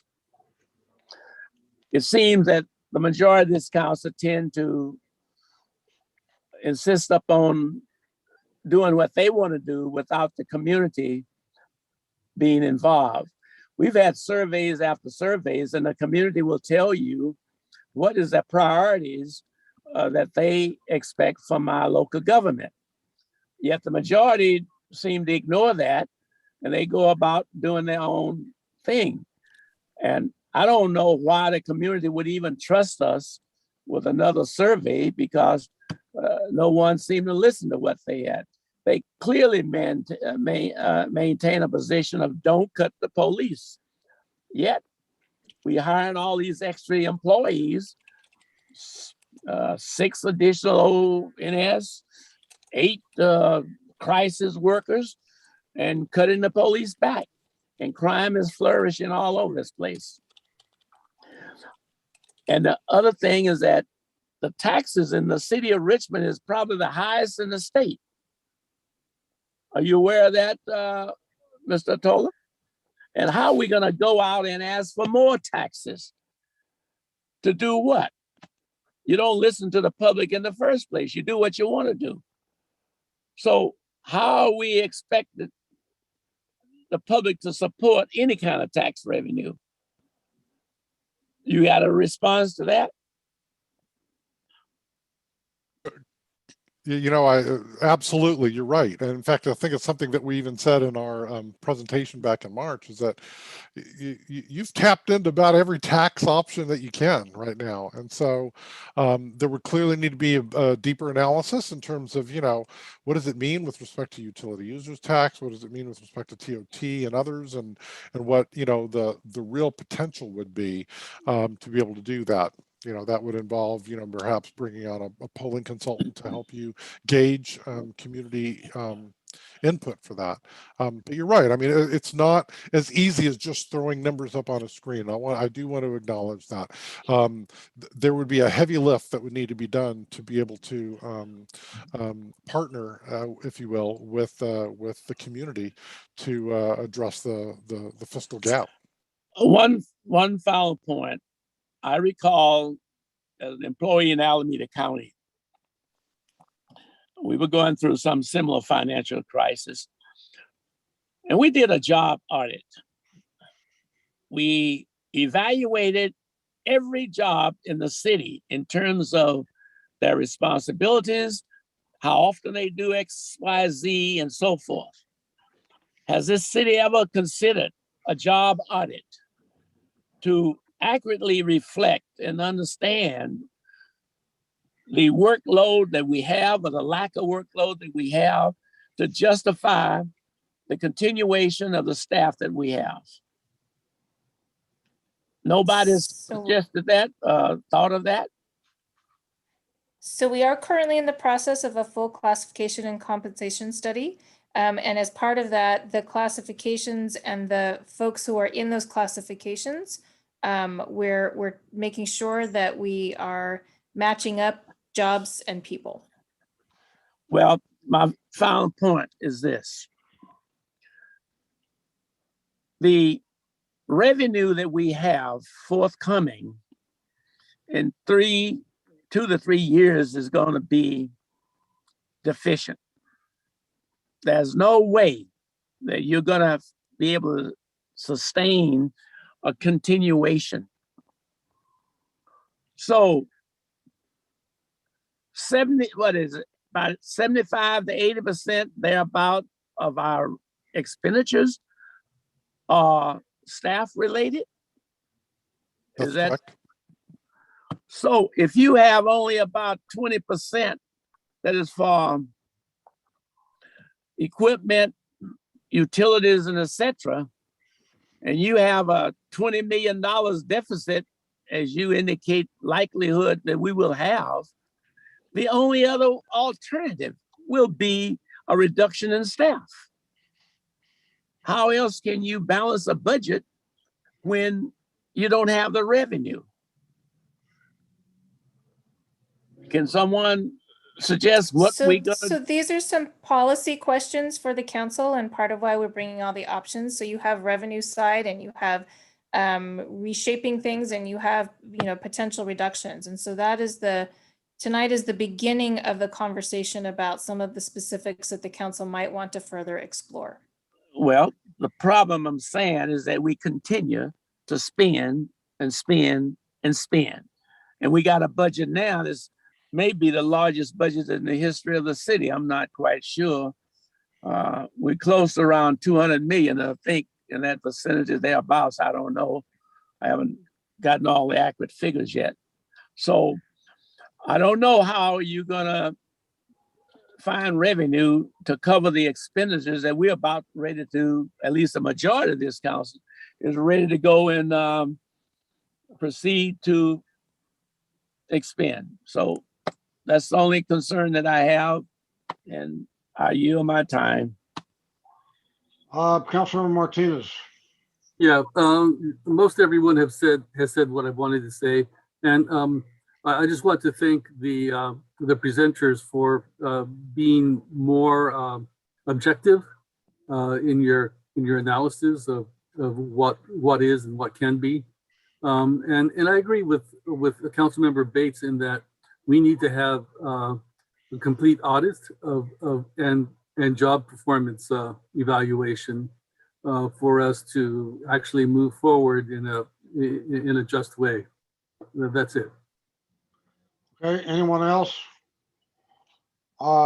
I had a few comments. I think some things that got left out of the potential do list, and one of them, actually, the two previous speakers mentioned it, and that is a comprehensive performance audit. Some of you may not be aware, but in 2005, the City Council actually adopted an ordinance that required the city to hire an internal auditor.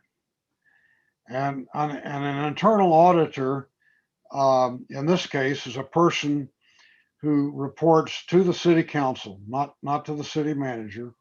And that person is responsible for independently doing both performance and fiscal audits of city functions, and then reporting to the city council where there are problems or issues or opportunities and that kind of thing. Now, when Bill Lindsay became city manager, that ordinance was passed about the same time, and he went to the city council and he said, look, with your concurrence, I would like to propose something a little bit different. He said, I would like to hire a subject matter expert to do anywhere from 1 to 3 departmental or functional audits each year. For example,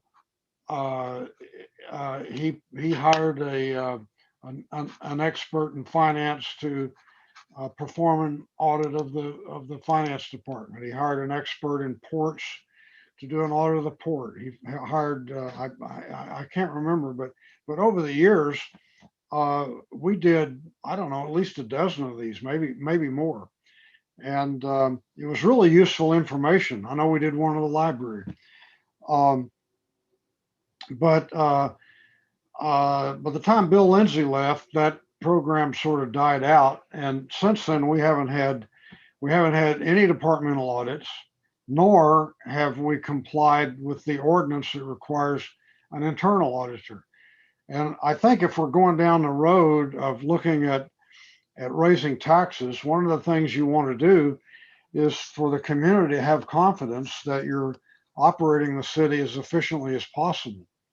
And that's the purpose of these performance audits, to look for inefficiencies, look for waste, look for more efficient ways to do things. So I think one way or another, we got to get that train back on the track.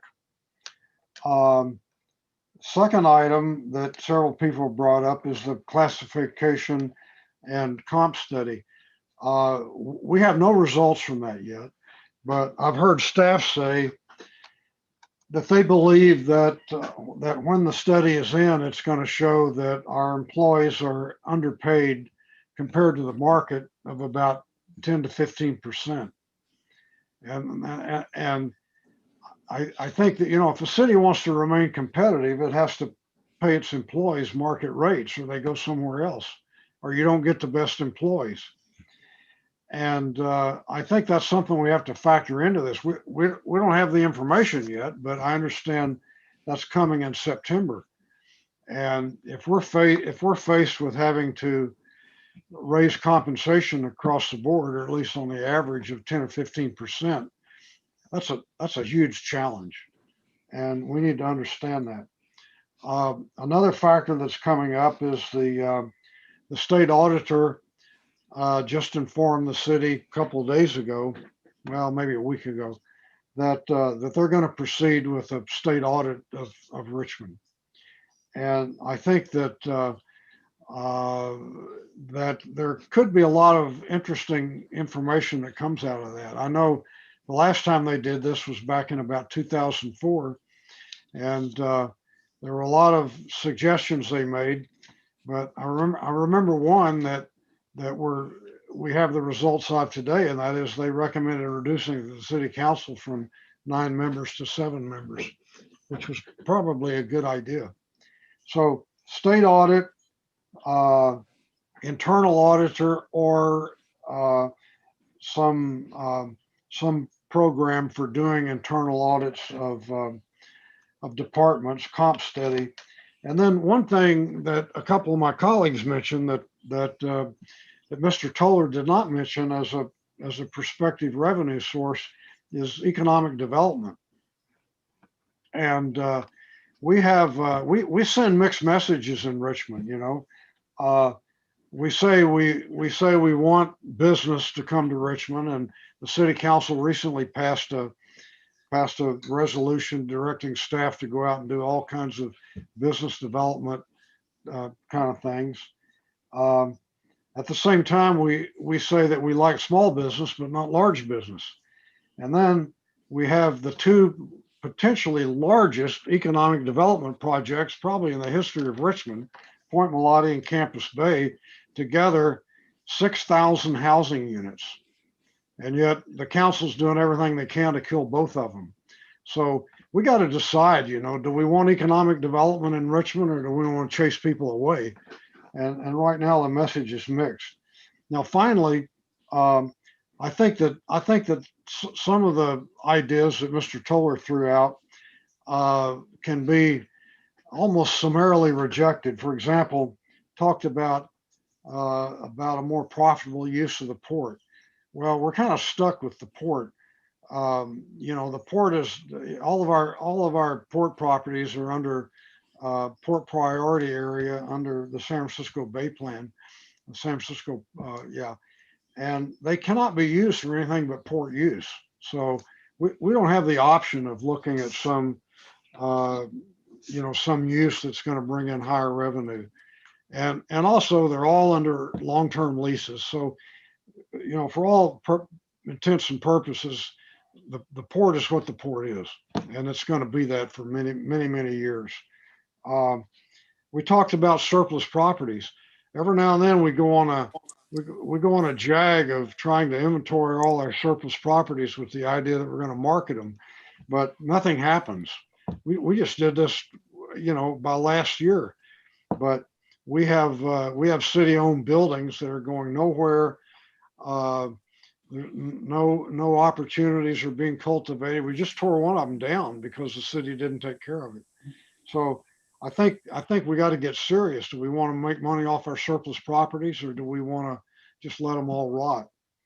And then finally, there's a lot of discussion about the utility user tax, and I believe Mr. Toller talked about reaching some kind of agreement with Chevron.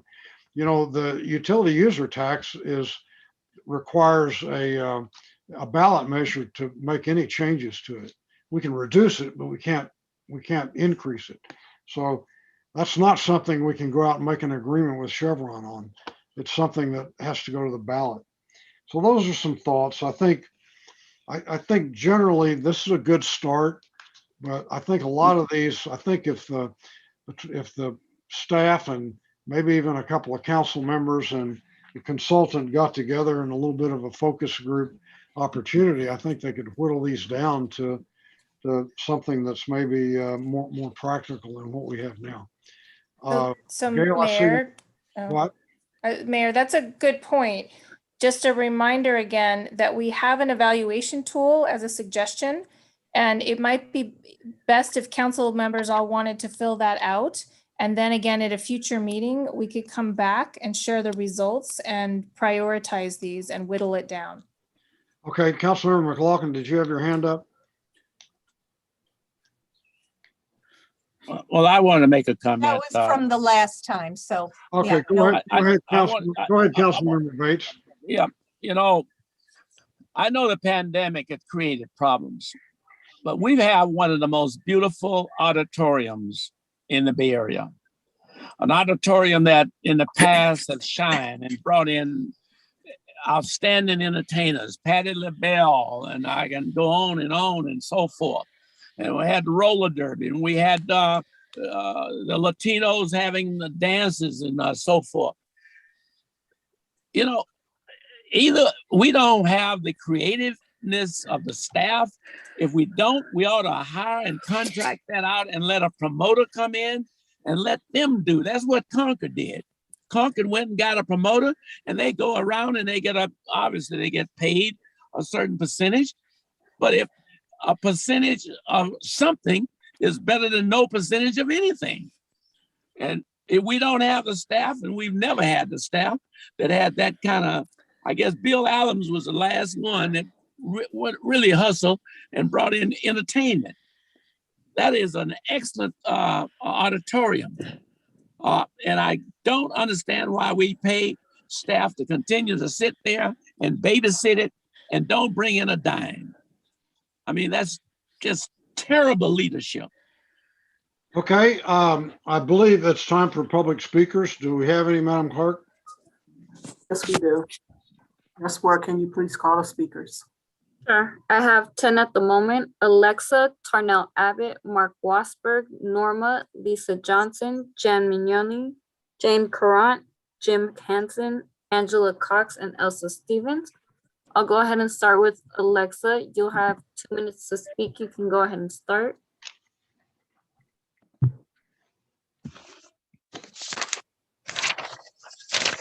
Alexa, you can start. Hi. Buenas tardes, buenas tardes, señor alcalde, concejal y personal de la ciudad. Mi nombre es María Teresa Franco. Soy la presidenta del Grupo Regional del Oeste del Condado, patrocinado por los primeros 5 de Contra Costa. Y me va a traducir la señorita Cecilia Mejía. She has a translator that she's also bringing on. But sí, puede seguir, señora.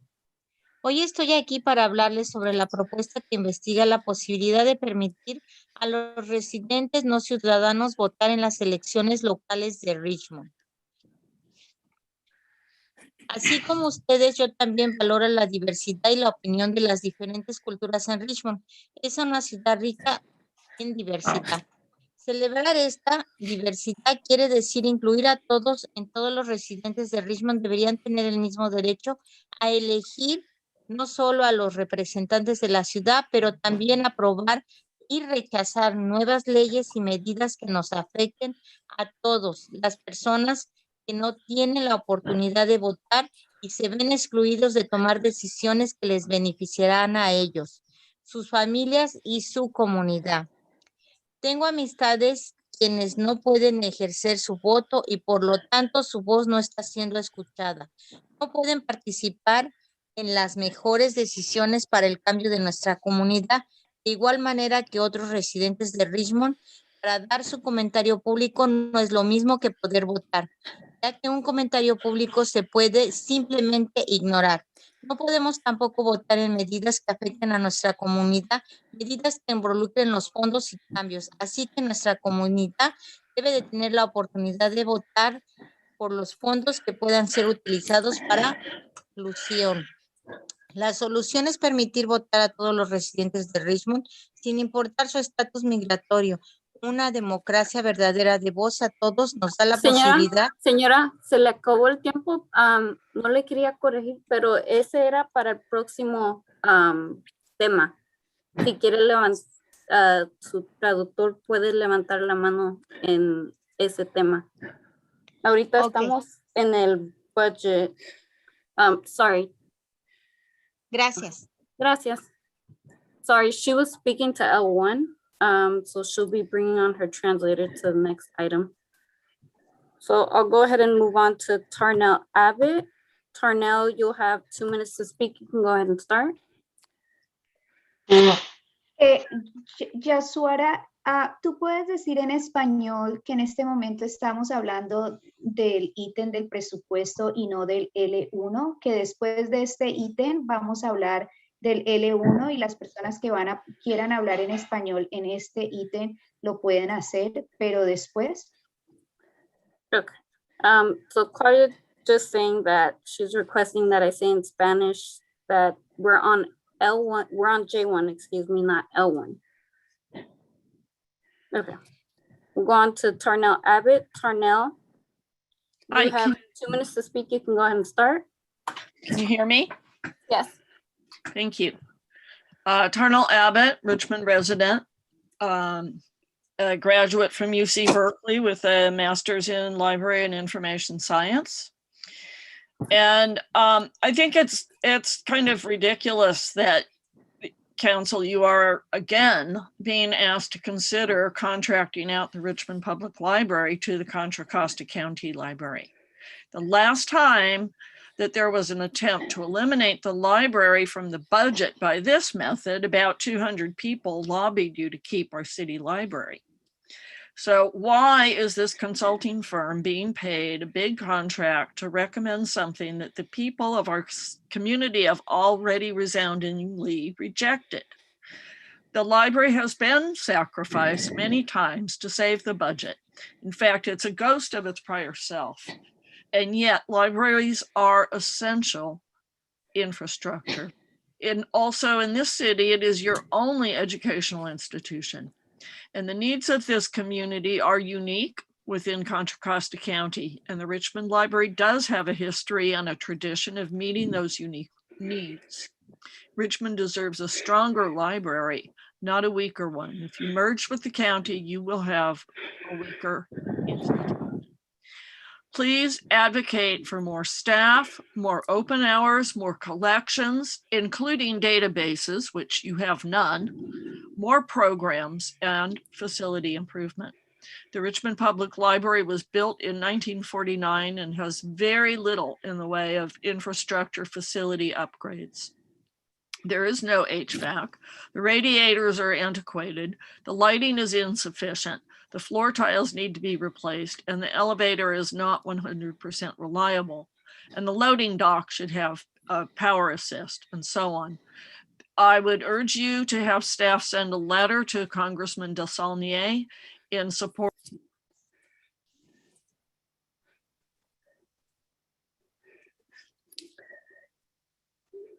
Hello? We have another speaker, Mark Wasberg.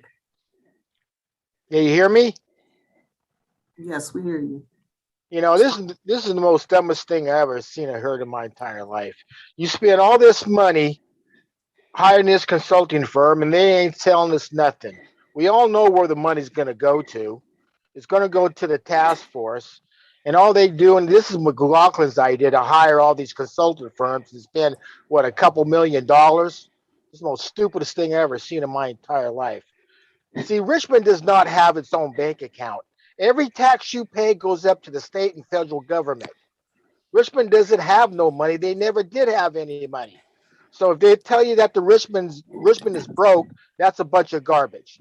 Because all the money is sponsored by Richmond comes from the state and federal government.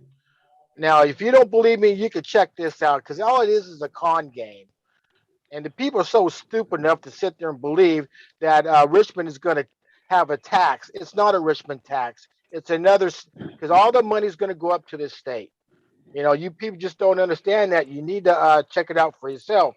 You're sitting there believing all this bunch of garbage that the city council is telling you. And for Tom Butt, hey, I shake your hand on what you said to these people. You was right. All they want to do is start trouble. They don't know what the hell they're talking about. You got McLaughlin, you got Claudia. They're just talking out of their ass. All they want to do is start problems.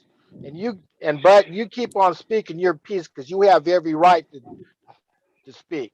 You're the mayor. You have every right to counsel a meeting under the Brown Act, right? So like I say, the city needs a good Brown Act lawyer. So you keep on doing what you got to do, and never mind what these stupid two vaginas are trying to tell you. You just keep on speaking your piece. I yield my time.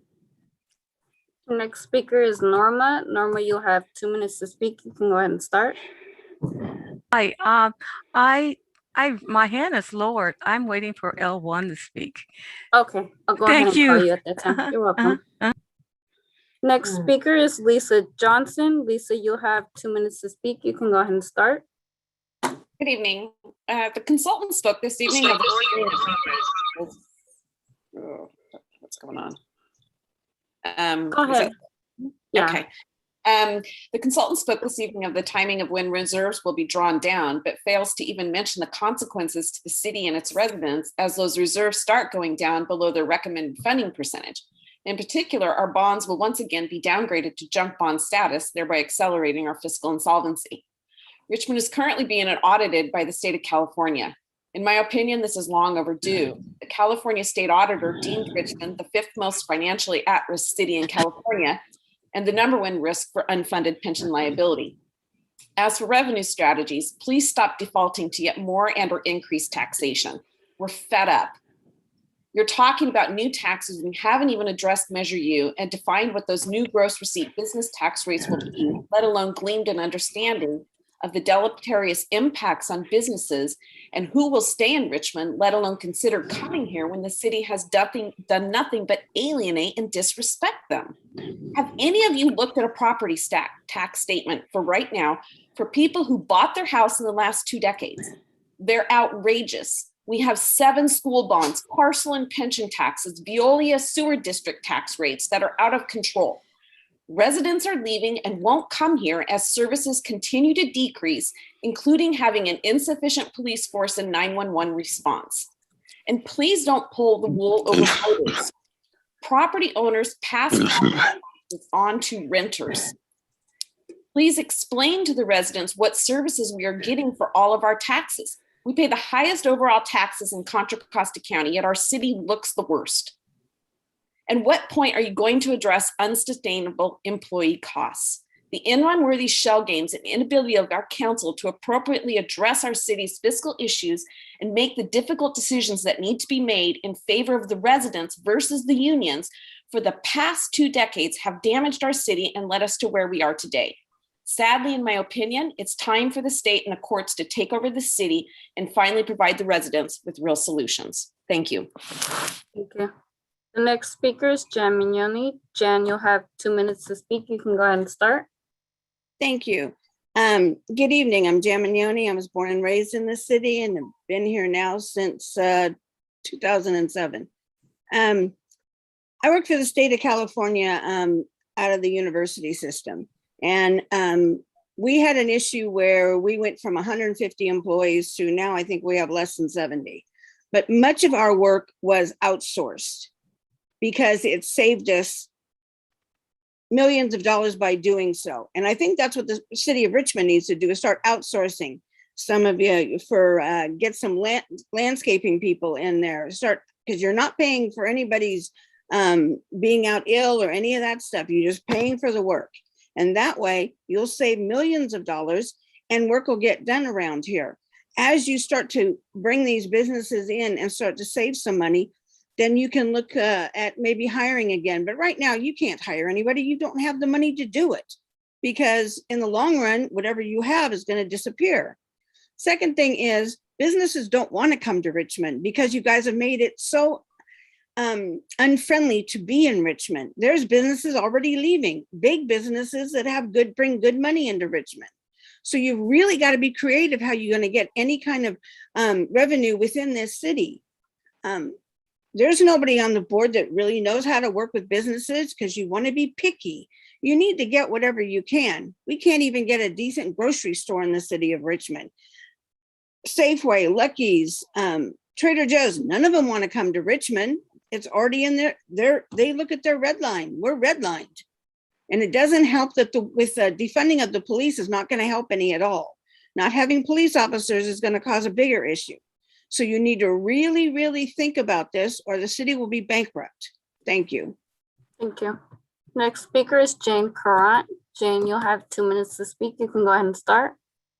Okay, good evening, council members. First of all, I would just like to begin by saying I'm very happy to be a resident of Richmond and pay whatever taxes I need to. I don't think my taxes are excessive. I moved here from Oakland, from Alameda County, which has a very high tax rate. And I happily paid parcel taxes there. I am a retired public librarian. I worked for the Oakland Public Library. Prior to that, I actually did some on-call work in the downtown Richmond Library. And I would like for you to consider a parcel tax. People in Oakland always said, oh, a parcel tax is never going to pass. We have enough taxes, but I'll tell you, the public really came out because they love their libraries. So I am with Tarnal Abbott. I I think the idea of having Contra Costa County public system take over the Richmond libraries is a very bad idea. That is a system that has its own problems and its own limited resources. I don't see where that would be any kind of improvement. So I hope that you'll just take that idea off the table. I realize this is a very difficult time, but I just want to make sure that my voice is heard as far as the library is concerned. We really don't want to get into privatizing everything that we do here. We want our workers to be supported. We don't want to contract out and have workers who are not getting any kind of support and are getting minimal wages and no benefits. So I encourage you to do the best you can. I know this is a difficult situation, and I thank you for listening. Your time has expired. Thank you. The next speaker is Jim Hanson. Jim, you'll have 2 minutes to speak. You can go ahead and start. Yes, good evening, council members. Thank you. I'd just like to speak to a simple but important footnote that needs to be factored into the budget forecast. The 5-year fund balance slide number 5, includes a footnote that says that this presentation does not include potential impacts from future development projects, and it mentions Campus Bay, Zeneca, and Point Mulati. And these were pitched with actually inaccurate promises of added property taxes. The development agreements for each of these give the developers, not the elected officials, the ability to set up a Mello-Roos Community Services District, or in the case of Point Mulati, an enhanced infrastructure financing district. And what that means is that they have the right to require that these projects go forward with those items, and that diverts taxes away from paying for fire, police, and other services for the cost of servicing these big developments. So I would just ask that that be included as a footnote. It is in the development agreement, and it is important, I think, for your planning purposes in terms of the budget for all families of Richmond. So I'd ask that that be included as a footnote. And then just with regard to our amazing port properties, this has really been, it feels like an untapped resources. And yes, leases were mentioned, and the recent leases seem to actually, frankly, be related to just one member of the city council. I'm just going to look back at last year's closed session lease items. Now, the way cities make the best use of their port resources is by doing open competitive bids to attract the highest and most beneficial return to city coffers. And it needs to begin there. So thank you very much for this conversation. Thanks. Thank you. The next speaker is Angela Cox. Angela, you'll have 2 minutes to speak. You can go ahead and start. Good evening, City Council, Mayor, and citizens. My name is Angela Cox. I'm a 34-year resident. Go ahead, Ursula. Can you hear me? Yes. Okay, I'm a 34-year homeowner, resident, and taxpayer. In addition to that, I'm also a 36-year library employee. Libraries bring value added. Value added. Can people hear me? Yes, just okay. A second.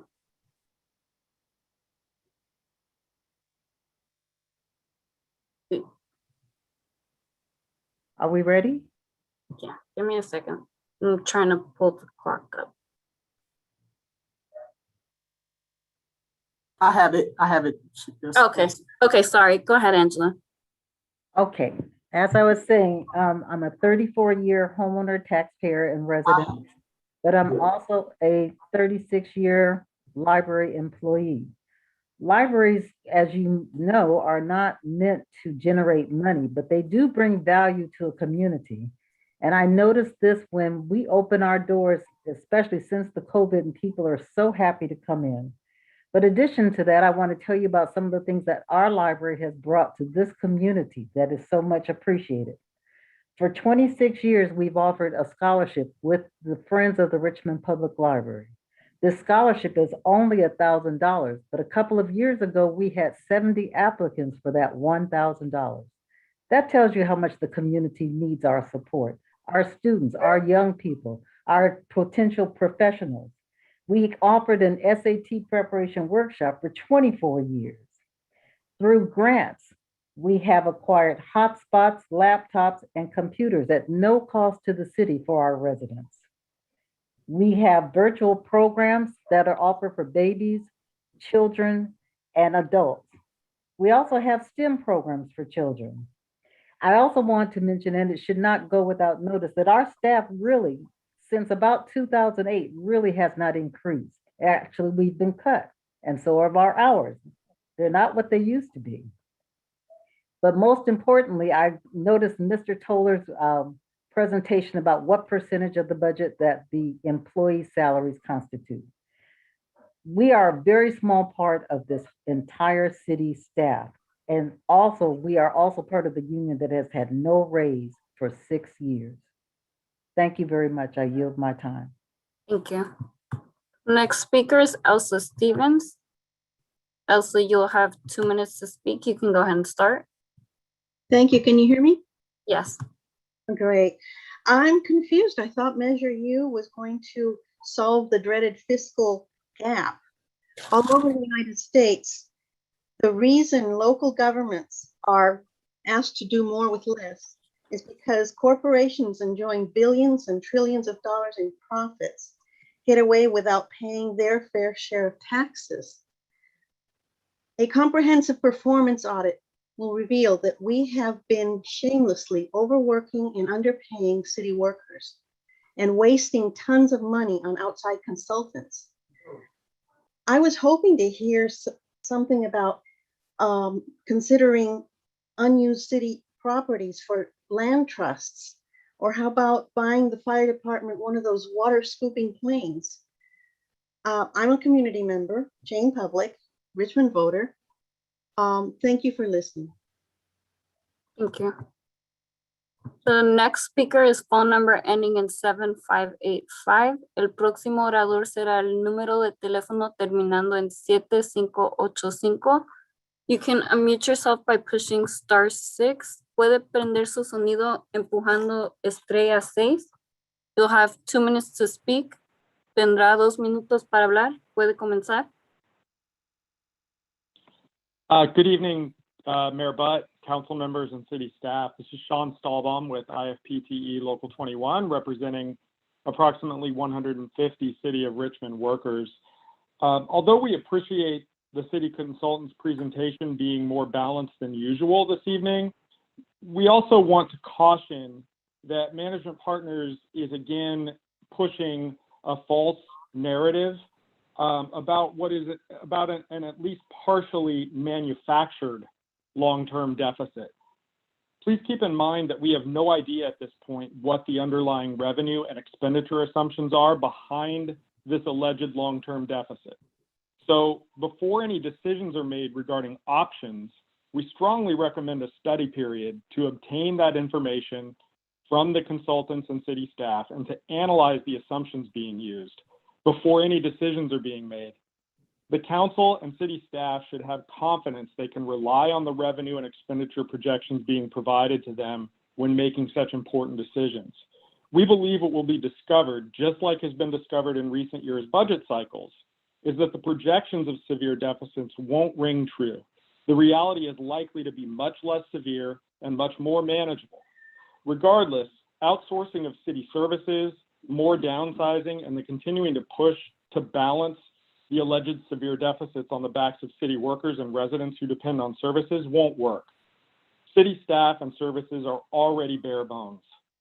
Additionally, by Management Partners' own figures, there are $23 million on the table in potential revenue enhancements that would solve even the imagined deficits that Management Partners speaks of.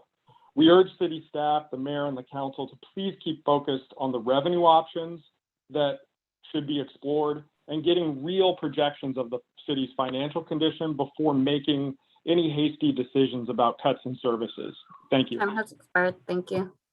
The next speaker is Clara. Clara, you'll have 2 minutes to speak. You can go ahead and start. Clara? El próximo orador será Clara. Sí. Sí, puede comenzar.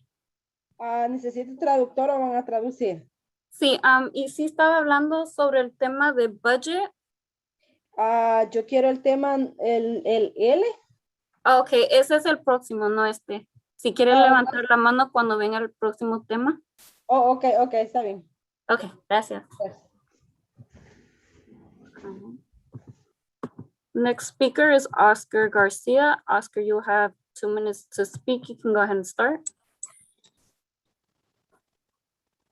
Good evening. My name is Oscar Garcia. Just wanted to highlight the importance of the decisions or priorities that will be set as part of the budget, not only for this year, but upcoming years. So you not only have to prioritize, what potential sources of revenue and or adjustments to the budget, but you also have to direct staff to those appropriate priorities. And I think this is the exact priority that the everyday city of Richmond not only expects you to focus on, but also will benefit the most from. So I can't emphasize the importance of the city council taking its time and doing the right thing for residents when evaluating the budget. And we have to be realistic. We have to look in the mirror, look at these numbers that are being presented, and do what's right for the residents that are most in need. So I'll leave it at that and just want to emphasize the importance of this budget. Thank you. Thank you. The next speaker is Patricia Aguilar. You'll have 2 minutes to speak. You can go ahead and start. Patricia Aguilar.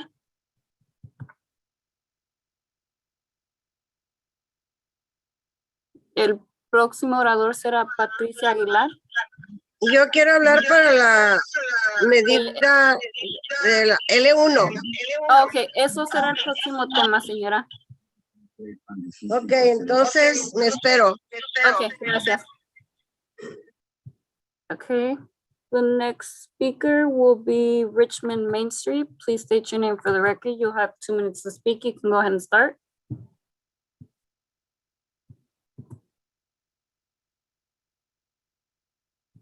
Richmond Main Street.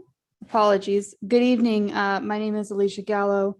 I am speaking tonight in my capacity as Interim Executive Director of Richmond Main Street. And I'd like to offer a recommendation in regards to the revenue side of the presentation that was provided tonight. In addition to the suggestion that the city explore additional revenue opportunities through sales of city properties or other properties within the city of Richmond in regards to economic development opportunity, I would also like to recommend that following up on current economic development projects be included as well. For example, the 12th and McDonald project has been under development for at least 3 years with the current developer, and it has been remaining in the design and review committee for that duration of time. And that project, if the council would recall, consists of adding 250 plus units of housing, as well as I believe up to 90,000 square feet of retail space that could provide opportunities for Richmond businesses to locate in downtown and provide crucial services and other sales tax revenue opportunities for the city of Richmond. So my recommendation would be to include those types of projects as well in terms of the opportunities that are being offered to the city council in regards to the forthcoming budget concerns. Thank you. Thank you. And there are no more public speakers.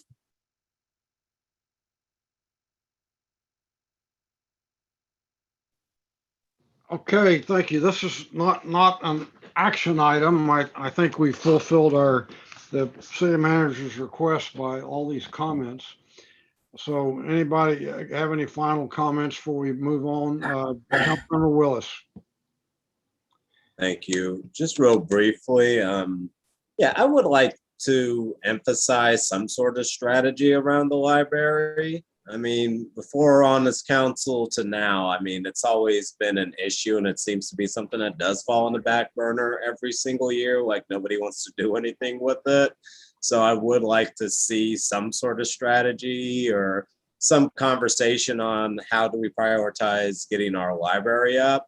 And the final thing I'll say real quick on the contracting services piece, I worked with unions from that work in the UC system, and they in turn work with a lot of folks that are part of a contracted company and contracted out. So the reason I'm not overly enthusiastic about contracting out services is because I got to know some of those workers. I got to hear some of their personal stories, and yeah, the human right violations, the treating people less because you're a contracted worker versus if you're a union employee was just so appalling. I've never been excited about it. And I really haven't heard a good example on how contracting out services was beneficial, not only both for the person, but also for the person that, both for the agency, but the person that's also working. So, yeah, that's why you're not going to hear me get overly excited about contracting out services. I know it's cheap, but how they treat people from what I heard and the stories that I've seen are so horrendous that I don't want to be complicit into contracting out services if it means violating somebody's humanity just for the sake of us to get work done. So yeah, just wanted to add that comment as to why when I hear contracting services, I'm hearing somebody being taken advantage of for their labor, for whatever the case may be. Okay, I think it's time to move on to the next item. I believe people wanted to hear item L1 next. Is that correct? Yes. Yes? Yes. Okay, Madam Clerk, would you item L1, please? Item L1 under study and action session is to direct the city attorney to review University of California, Berkeley's research, the city charter, and other relevant legal authority to determine if the city council has the authority to extend voting rights to undocumented Richmond residents to participate in local elections, and upon completion, direct staff to present their findings to council, and if authority exists, agendize an item for council to consider such voting rights extension. So this has three sponsors. Would one of you like to frame it, please? Yeah, I will do that. So we have two presenters here, Steve Menendia, who is not in the panelist. So KCRT, can you bring him? And Alice ID, who is, I believe he is here. But I am going to start, and while IT is bringing Steve Menendia into the panelist group. Quiero darle las gracias a los concejales Martínez y a la vicealcalde Johnson por apoyar este item conmigo. Esto es algo que he trabajado por muchos años con la comunidad inmigrante de Richmond. La comunidad inmigrante de Richmond es parte integral de nuestra ciudad y esta es una continuación del trabajo que la ciudad ha venido haciendo para asegurar que nuestra comunidad inmigrante realmente pertenezca a la ciudad. De acuerdo con el censo, 35.2% de los residentes de Richmond han nacido fuera de los Estados Unidos. Un 42.8% de estos residentes tienen ciudadanía, en contraste con un 57.2% que no son ciudadanos. Y también 82% de estos inmigrantes que han vivido en este país por más de 10 años. La idea con este ítem es darle poder de participación a todos los residentes sin importar su estatus migratorio.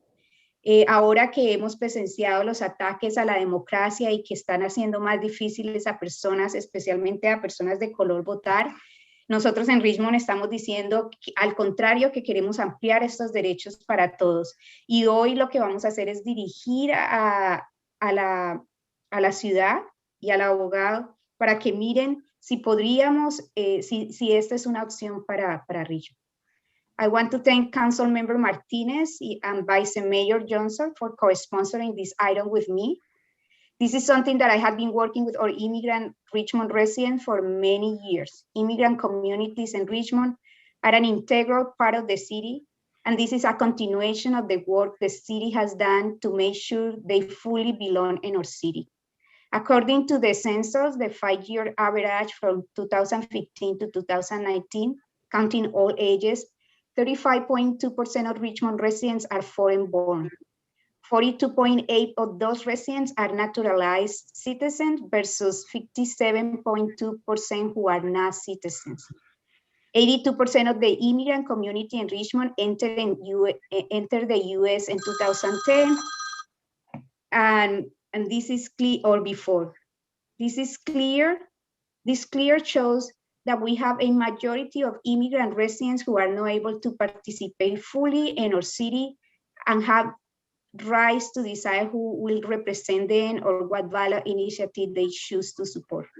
Recently, we have seen that voting rights are under attack as states and localities are passing voter suppression laws. As a consequence, eligible voters are being denied to their most fundamental constitutional right. According to the ACLU, since 2008, states across the country had passed measures to make it harder for people, particularly Black people, the elderly, students, and people with disability to vote. The way we push back on this is by increasing the opportunity for every Richmond resident, despite their immigration status, to vote. The city has been doing a good work to provide more access to our immigrant residents and undocumented residents by providing a municipal ID, passing a new towing policy, and by not collaborating with ICE and be a sanctuary city. Now, this is a step forward to recognize their contribution to our community. We need to understand why people leave their homelands, leave their family members, and leave everything that is familiar to them and risk their lives to come to this country. Many times it's because of US foreign policies that destabilize life in many other countries. We want to continue to open the doors to our immigrant community to feel welcome and to enjoy having the same rights that Richmond citizens have. We are making sure everybody in Richmond can participate in our democracy. The voice of every resident must count in Richmond politics. Thank you. And I just wanted to see if Councilmember Martinez or Vice Mayor Johnson want to add something. And if, let me know if Stephen and Dia and Ali are here. Most definitely would like to add something, because I'm pretty sure some people are wondering, like, why is Vice Mayor Johnson's name on this particular item? And I care. You know, it's part of my reparations, equity, and inclusion package. Also, there is a large, well, I'm not even gonna say large, there is a growing number of African and Caribbean immigrants to the city of Richmond as well, whose status is also similar to a lot of our Latinx population. And as mentioned, these individuals are productive members of the Richmond community. I remember I had a student from West Africa who technically was not a citizen, but was involved in Richmond High School, basically ran the high school, but couldn't vote. She wanted to vote so bad, but she couldn't. Also, when I look back on the history of this nation and how voting rights has always been a struggle for almost every group in America, prior to the passage of the 15th Amendment, there were cities and states that allowed for what was then called fugitive slaves to vote. And so when I look at the history books, and it tells us that these places before the 15th Amendment had it right. And I know that the mayor recently signed on to a pledge with other mayors to create a path for citizenship for undocumented residents. And this is part of that pressure. I understand that there may be some apprehension from community members in terms of coordination with state and federal resources. But we want to make sure that that large percentage of individuals in the city of Richmond have the opportunity to have a voice in their local government. That's what local government is all about. It's all about the people. And we want to make sure that the people have their opportunity to weigh in as well. Thank you. Mr. Mayor, I had invited here Stephen Indian, who is a civil rights attorney, and director or in the Othering and Belonging Institute, and you correct me if I am wrong with that, and also a professor at UC Berkeley who did some preliminary studies that we are adding to this conversation, and he's going to be presenting some of that. And then I invited Alisa D, who is an immigration attorney and a public defender in Contra Costa County, to respond to some of the questions around the safety and some concerns that some of our community raised around immigration status and how we do this to protect privacy and to our particularly undocumented immigrant community with doing that. So we know that we have 5 minutes for this presentation. So Steve Menendia. You know, these individuals are welcome to speak during public comment, but you know, we've got a long agenda, and you know, and time is running, and this is not an opportunity to, you know, to have multiple presentations and debate this. This is we're simply directing staff to research it, and they're going to do the research and they're going to bring back the results to us. So, well, I would like we invited in, and I think like the community deserves to hear more about it. So we are going to take only 5 minutes, and if any city council have any other further question, that they can do it. I just ask for that 5 minutes. I don't think it's a lot. I mean, you guys are welcome to suspend the rules and give these people an opportunity to make a presentation, but you know, they're not on the agenda, and I overruled you that we can. So I'm gonna rule that they're welcome to speak, but they can do it during the public speaking time like everybody else. Mayor, I was planning on speaking for 5 minutes. I'd be willing to yield my time to allow them to speak on my behalf. Well, we don't have a provision for trading council member time with public speakers. So so I overruled the mayor, so we can have. I'll second that. Well, so let's be specific. How many people do you want to speak? How much time do you want? It's only Steven Menendia, and Alisa D is here if any of the city council members has some question around immigration. Well, how much time total are you talking about? Just 5 minutes. For one person? Yeah. Well, again, I think so. There's a motion by Jimenez, second by McLaughlin to overrule the chair and allow 5 minutes for an invited guest to speak. Is that what I'm hearing? Yes. Okay, let's call the roll, Madam Clerk. Councilmember Bates. Councilmember Bates, how are you voting? Okay, he's absent. Councilmember Jimenez. Yes.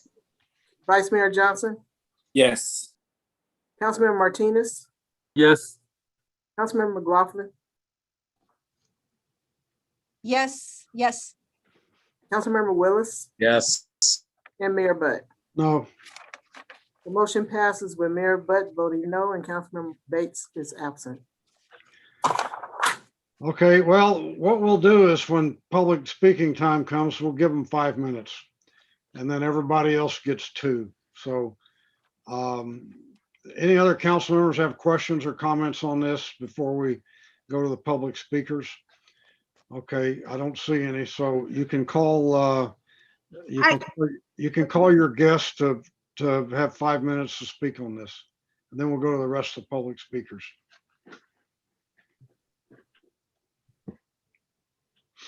Councilmember Jimenez, what is the name of your guest? Steve Menendia, and he's just here, Annalise.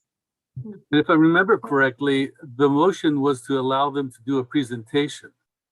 Well, that's what we're doing right now. Okay. If you quit complaining about it and let the guy speak, we'll move the. I'm not complaining, I'm clarifying. All right. Should I go? All right. Good evening, everyone. This has been a very interesting, to put it lightly, evening. I've been following along. Hopefully this will be more straightforward than the budget discussion. I'd like to thank Councilwoman Jimenez for inviting me here to speak. I'm going to speak for just a few minutes on the background of this research, and then I think, commend her for this and the co-sponsors for this proposal. So about 5 years ago, by the way, I'm the Assistant Director and Director of Research at the Othering and Belonging Institute at UC Berkeley. About 5 years ago, we began undertaking a research project trying to figure out what local policies could be put in place to promote inclusion and belonging for two different groups: for incarcerated, both currently and formerly incarcerated people, and immigrants, documented and undocumented persons. And after 2 years of research, we produced a guidebook called We Too Belong, which I'd like to submit for your review. We published it, I believe, in 2016. And one of these specific areas of research we conducted was how to promote civic engagement for these groups. And within that area, we looked at both past and contemporary efforts to extend voting privileges to these groups. And I was asked to present an overview of my research on this point, including research we've done since the release of that report. In the course of this research, we basically discovered that in the United States, it's actually the norm, especially historically, to allow non-citizens to vote. There's a Supreme Court case in 1874 called Minor versus Happersett, which provides sort of an overview of this. Basically, over 40 states or territories, including colonies before the Declaration of Independence, at some point allowed non-citizens, or using the term aliens, to vote in either some or all elections. And remarkably, the Reconstruction Amendments, which have come up during the course of this talk, did not fundamentally change those dynamics for reasons I can talk about if there are questions. But this is not a historical issue. There are numerous cases in the 20th century and 21st century of cities allowing non-citizens to vote. So I'll give you a few examples. Before 2002, New York City School District permitted non-citizens to vote in school board elections. In 1988, the Chicago School Reform Act allowed established local school councils for every school in the city, and it allows all parents, including non-citizens, to vote in those elections. In 2004, there was a failed proposal that the city of San Francisco voted on. It lost by less than 3%, called Measure F, that would have allowed non-citizens to vote if they had children enrolled in the school district and to vote in school board elections. Tacoma Park, Maryland, which is a city on the border of Maryland in the District of Columbia, has allowed non-citizens to vote, not just in school board elections, but in local elections since 1993. As a side note, they also have expanded the set of enfranchised residents to include those aged 16 and 17, as well as paroled individuals convicted of felonies. So that's continued. Now, here's more recent efforts. In 2016, San Francisco ultimately adopted a charter amendment called Proposition N that allows all non-citizen residents of San Francisco who are of legal voting age and the parent, legal guardian, or recognized caregiver of a child living in the Unified School District to vote for members of the Board of Education. And LA, the Los Angeles Unified School District, is considering something similar. So I had a pair of brilliant Berkeley law students this past year investigate the question of whether there's any provision in California law that we can ascertain that prohibits non-citizens from voting. We could find nothing to that effect. There are a number of nuances to this, which we put into a memo for Councilwoman Jimenez, which hopefully you can look at and discuss. But also we believe that since Richmond is a charter city, that probably further bolsters the grounds for doing this in some way. There are, of course, administrative complexities to how this could be done, and there are a number of different ways to think about the implementation.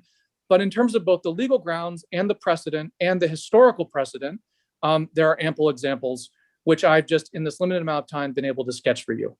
I'd like to hopefully cede the rest of my time to answer questions. Okay, are there any questions from council members? Councilmember Jimenez, you have a question? Yeah, I have a question for you, Steve, and then for Ali. One is, had you seen in the implementation part of these, what are how the other city has implemented Yeah. this. Well, there's a number of different implementation approaches, and obviously there are a number of different non-citizens, right? There are people who are permanent residents, there are people who have green cards, there are people who have visas, and there are undocumented people. And so my suspicion is that the implementation approaches probably differ with respect to the particular groups that you're looking at. I would just direct you to look at the versions of this that have already been implemented in San Francisco and other parts of California, because they're going to be most directly relevant. And you're going to have to do a little bit of additional work to look and to see how those implementations were effectuated and designed. I was hoping they could pause the timer while you were asking your question, but that's all right. Well, yeah, can we do that? Can we stop? Because it was for the presentation of our city council members to be able to ask questions. Well, we haven't even hit 5 minutes yet, and I don't see anybody else with a question, so. I have more questions. Well, okay, go ahead. Okay, so Ali, thank you for being here, and we had been discussing some of the concerns that the immigrant community, particularly undocumented community, has around this, in terms of like how we one was for the green card holders or the people who are going to apply to citizenship. There is a question that had you voted, and some even immigration attorneys were like, no, this is horrible, we should not do this, because it will put in jeopardy the citizen application. And I want you to talk about that. And then the other question is around how we will be giving some document, like people will have to register, and some of them are afraid because they are undocumented, and sometimes like we know that ICE is kind of like watching to get people deported. So how we prevent that in terms of if this goes along and we have the chance to implement this, what are the steps that we need to take to we're up to about 6.5 minutes. Can we wrap this up? I'm sorry, Mr. Mayor, but you have been very disrespectful with this. It's not that we are going to have 5 minutes just for this item. We said that we are going to have 5 minutes for the presenter, and then everybody has a chance to ask questions. And I had these 2 questions for Ali Saidi. So. Thank you, Councilmember Jimenez. Again, my name is Ali Saidi. I am an immigration lawyer, and I'm the director of Stand Together Contra Costa. Now, wait a minute, how did he get in here? I thought you were gonna have Mr. Menendian present for 5 minutes, and now we've got. Can you just let us to proceed? I said that he was going to be here to answer questions. No, if Mr. Saidi if he wants to make a presentation, I think you're gonna have to make It's not a presentation. I am asking him questions, and he's going to respond. You can't ask him a question. He's not even a speaker yet. He is. He hasn't even been recognized as a public speaker yet. If he were recognized and a public speaker, you could ask him a question, but you know, you got to figure out who's running this meeting, council member. It's not you. It's me. So he's welcome. Okay, so run the meeting and see how run the meeting, please. He's welcome to be a public speaker, or if you want to offer a special motion to have him give another presentation, go for it. But this is not a free for all. This is a city council meeting, and I'm the chair. So, what do you want to do? Mr. Mayor, can I make, can we let this person speak as the first public speaker right now? Because he's already been engaged. Are we through with the other gentleman? Is he done? If no other city council member has any questions. I do have one question. Maybe I could ask that. And I'm sorry if it was, so is in this research that is being requested to be done, is there, and I think I read a little bit, and it may have been also said that it's not differentiating between various types of undocumented immigrants. Is that correct? And that's maybe to Councilmember Jimenez. Is it? It's not like green card holders versus it's just find out how broad this this effort could be. Is that correct?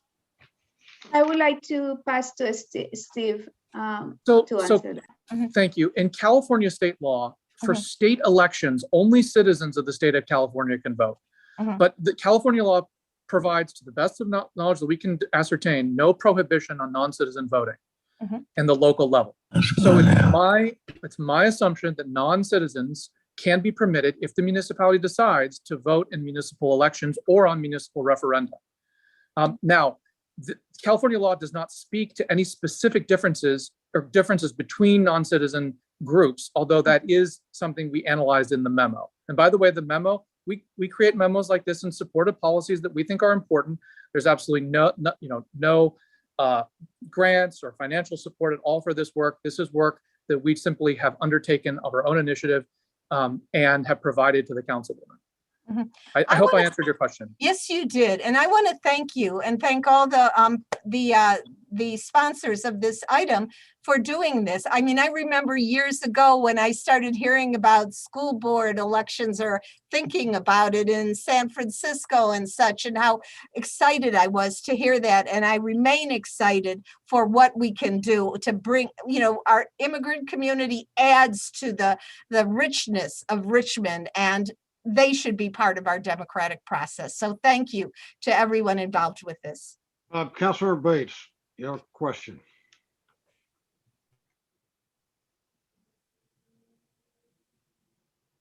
Councilor Bates?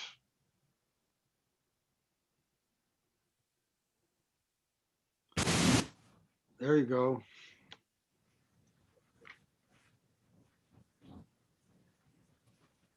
Did you have a question, Councilor Bates?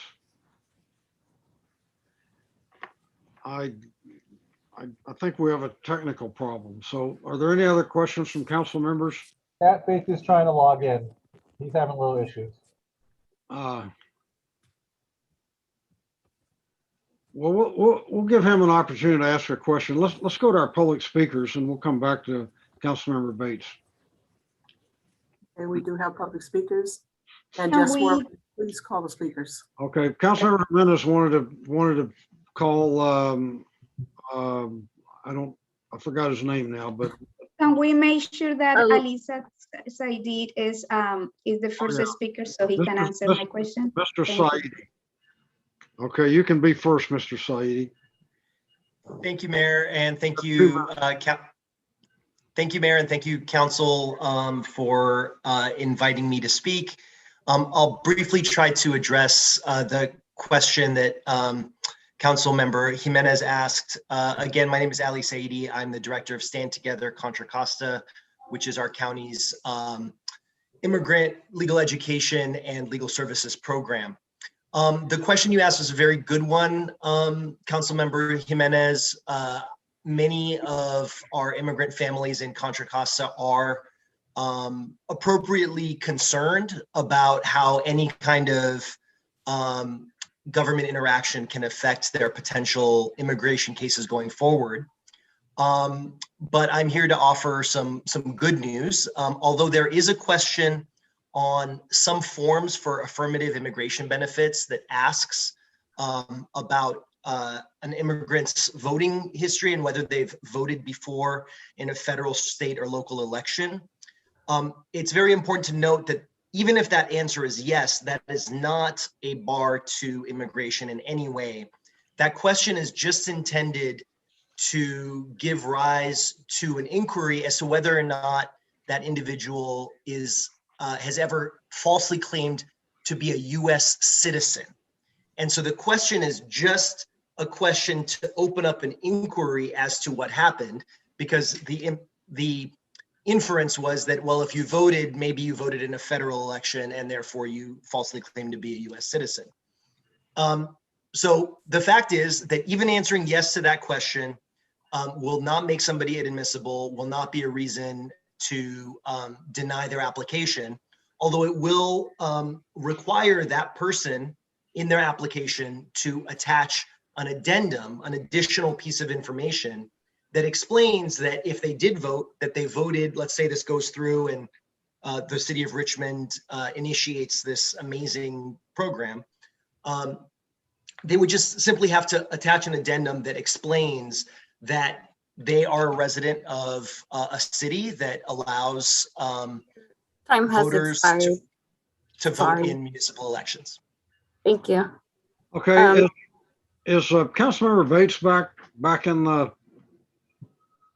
the room now? Or is he still having technical problems? I guess he's having technical problems. Okay, call the next speaker. Okay, so the next group of speakers is Yenny Garcia, Ahmad Anderson, Mark Wasberg, Elsa Stevens, Oscar Garcia, Deborah Baird, Don Gosney, Garland Ellis, and Tanya Pulido. Yenny Garcia, you'll have 2 minutes to speak. You can go ahead and start. Hello, good evening, Mayor, council members. I want to thank the sponsors for bringing this item to our council and for us to be able to start doing the research that will eventually give undocumented immigrants not just a voice, but a vote. I do want to make sure that while you're doing your research, that legal assistance is conducted and a comprehensive research is done, because we do not and should not jeopardize people's pathway to citizenship. This is a very serious matter, and I just hope that you do the research comprehensive to make sure that our undocumented immigrants are protected and does not ruin their pathway to citizenship that a lot of us are out there fighting for at this very moment. So thank you. Thank you. Next speaker is Ahmad Anderson. Ahmad, you'll have 2 minutes to speak. You can go ahead and start.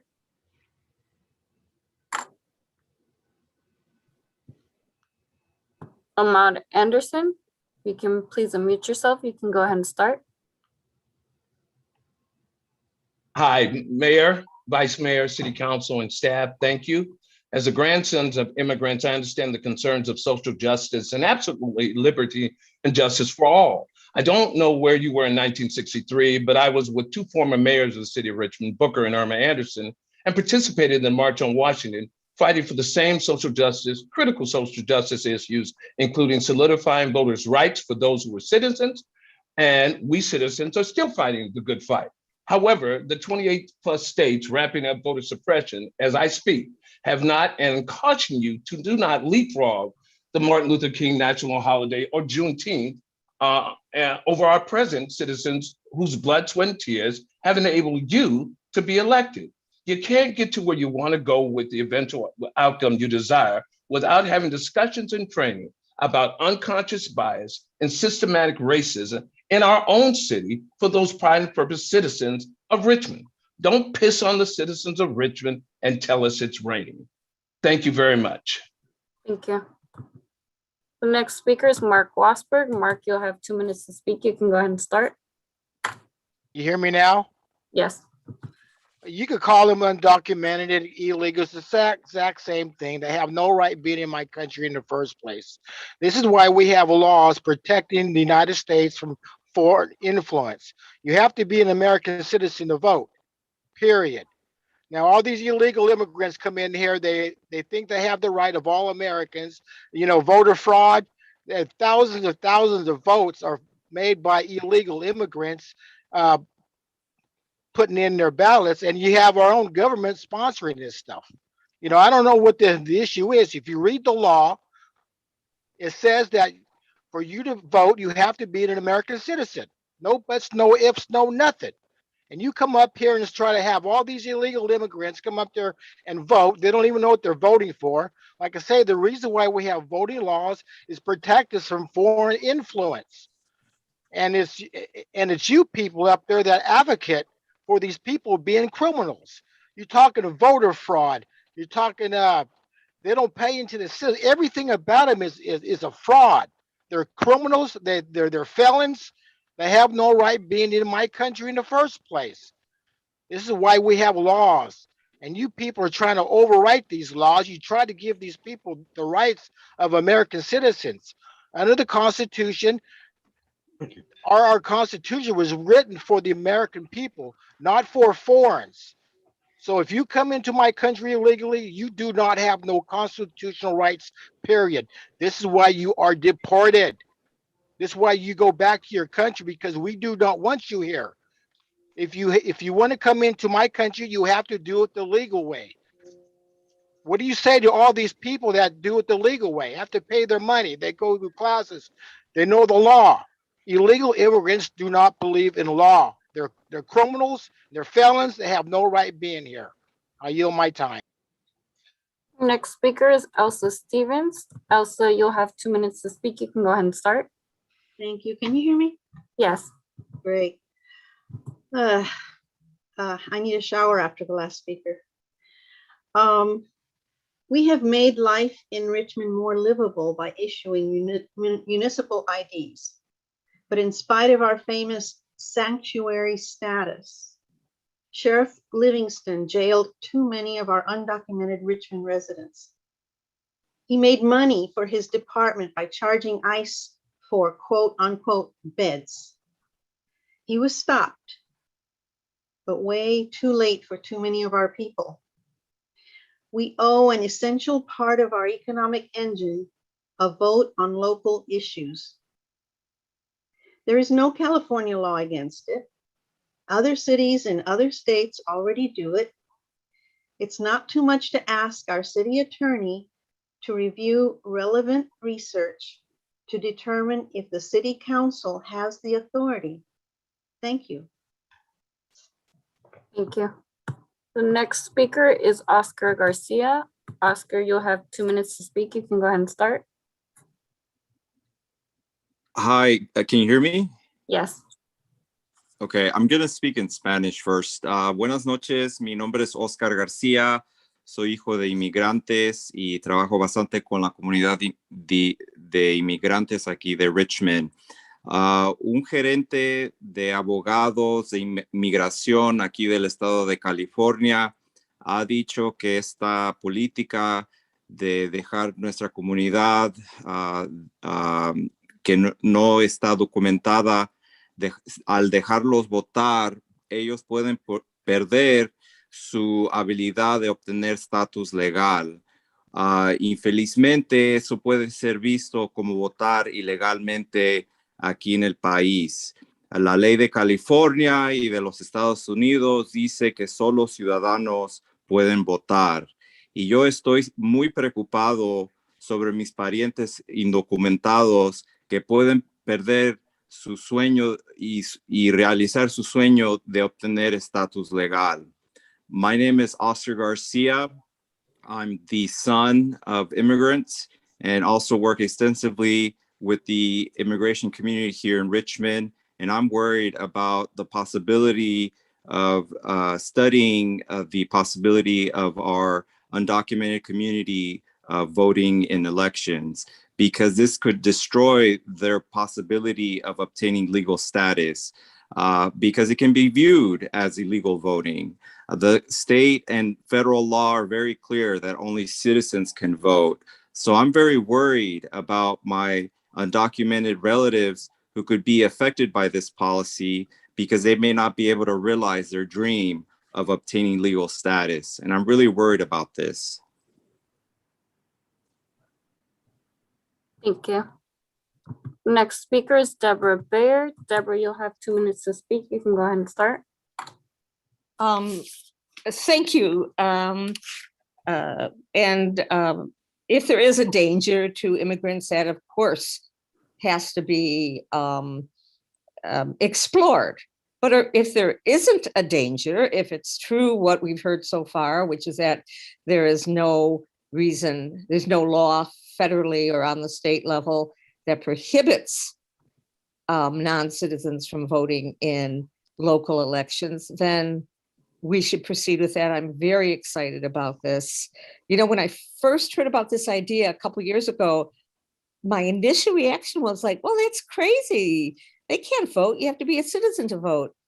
And then when I was told you don't have to be a citizen to vote in local election, it took me about 5 minutes to wrap my head around it. And I thought, well, of course, Of course, that's a good thing to do.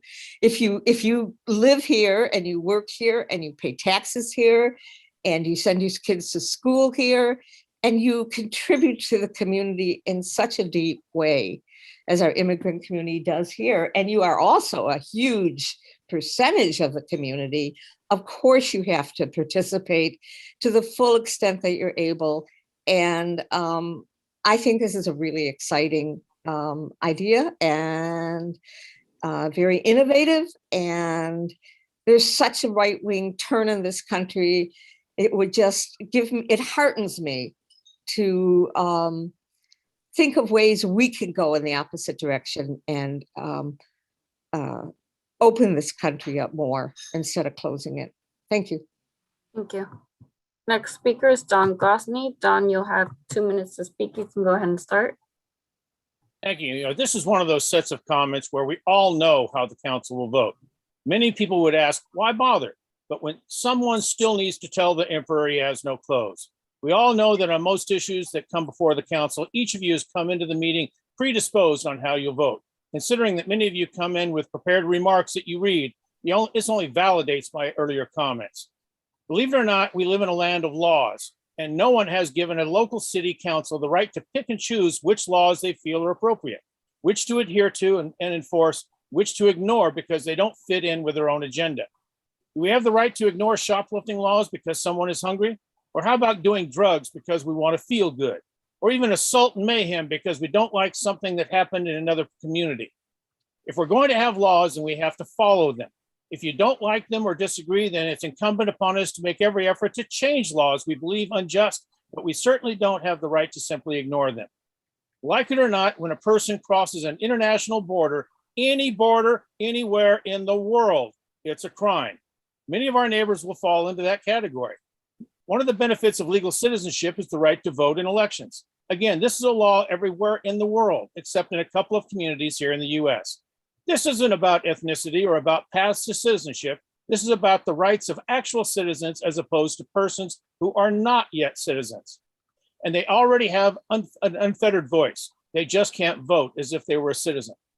Something to consider when you give voting rights to undocumented residents is that anyone can purchase the list of registered voters with all the information that needed to go after them for being illegally in this country. I just paid $50 for my list last week. I buy those lists all the time, so why should we expect that ICE wouldn't take advantage of such a list? If you go along with this proposal, wouldn't this be the same as this council enabling the deportation of the very people you want to imbue with the right to vote? How does this work in San Francisco? Fewer than 24 people signed up because of that fear? Thanks. Thank you. The next speaker is Garland Ellis. You'll have 2 minutes to speak. You can go ahead and start. Hello, Council and Mayor. My name is Garland Ellis. Almost every country in the world has regulations regarding the residents and citizens who may be in their jurisdiction. Everybody pays taxes. Nobody gets away with that. Some people have a voice about it, some people don't. It depends upon their status in that country. People in this country still have a voice. It just is, they may not be able to have a voice on an election piece of paper. Those who go through the right of citizenship spend many hours, days, time, and money to attain that goal. For you to say that that means nothing to them would be a slap in the face to all those people who have sought citizenship in this country via a legal means. Most of the presentation dealt with voting on school board elections only. In this city, the school board and the city are separated. How is the municipality going to handle that type of situation? Furthermore, you've picked out UC Berkeley as the one to give you your information. Undoubtedly, it's somebody that you pre-chose who leans your direction. Why don't you pick someone who might be more conservative, like Heritage Foundation or Hillsdale College, or somebody else that might have a different point of view that won't be biased? To allow people to vote because they're not citizens is what the law is. We need to maybe change the law on a state or federal level, but at that, we haven't done that yet. Quit trying to give everybody the same Your rights. time has expired. Everybody Thank else- you. The next speaker is Tania Pulido, and the following group of speakers after that is Ann Jenks, Clara, Annie P, phone number ending in 6261, Sadie Egan, Tomasa Espinosa, Carrie Contreras, Letty, and Randy Joseph. Tania Pulido, you'll have 2 minutes to speak. You can go ahead and start when you're ready. Good evening, City Council. My name is Tania Pulido. I'm a Richmond resident and support item L1. I strongly believe every Richmond resident, regardless of immigration status, should be able to vote in local elections.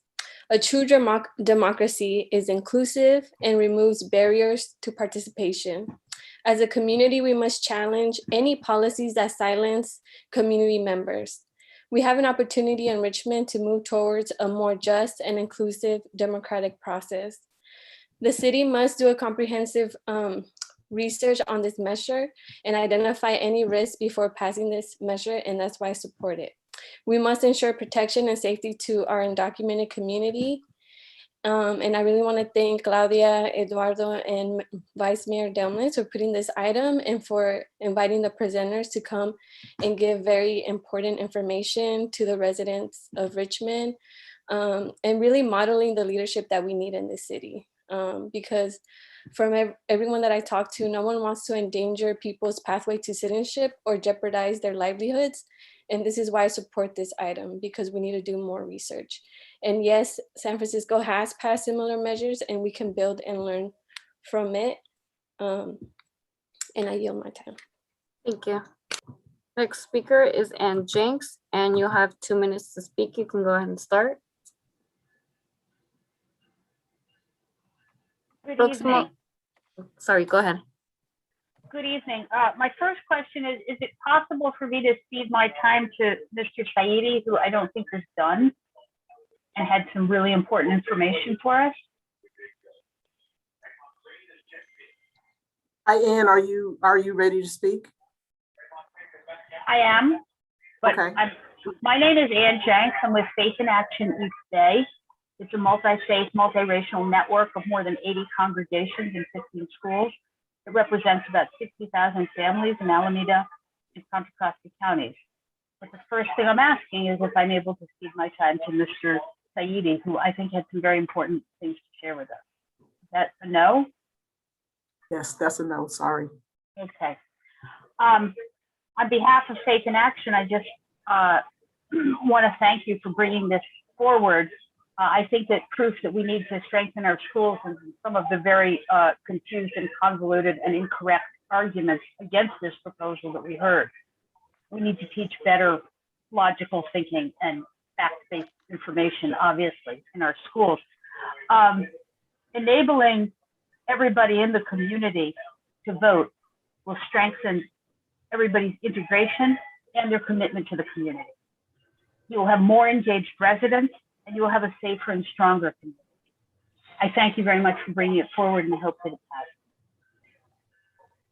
Thank you. The next speaker will be Clara. El próximo orador será Clara. Tendrá 2 minutos para hablar. Si tiene traductor, tendrán 2 minutos también. Puede comenzar cuando esté lista. Oh, permítame un momento, le voy a marcar a mi traductor. Ok. Ok. Si quiere comenzar a hablar. Oh, sorry. Si quiere hablarle. Sí, ahorita, ya estoy marcándolo. Ahorita, voy a conectar la llamada.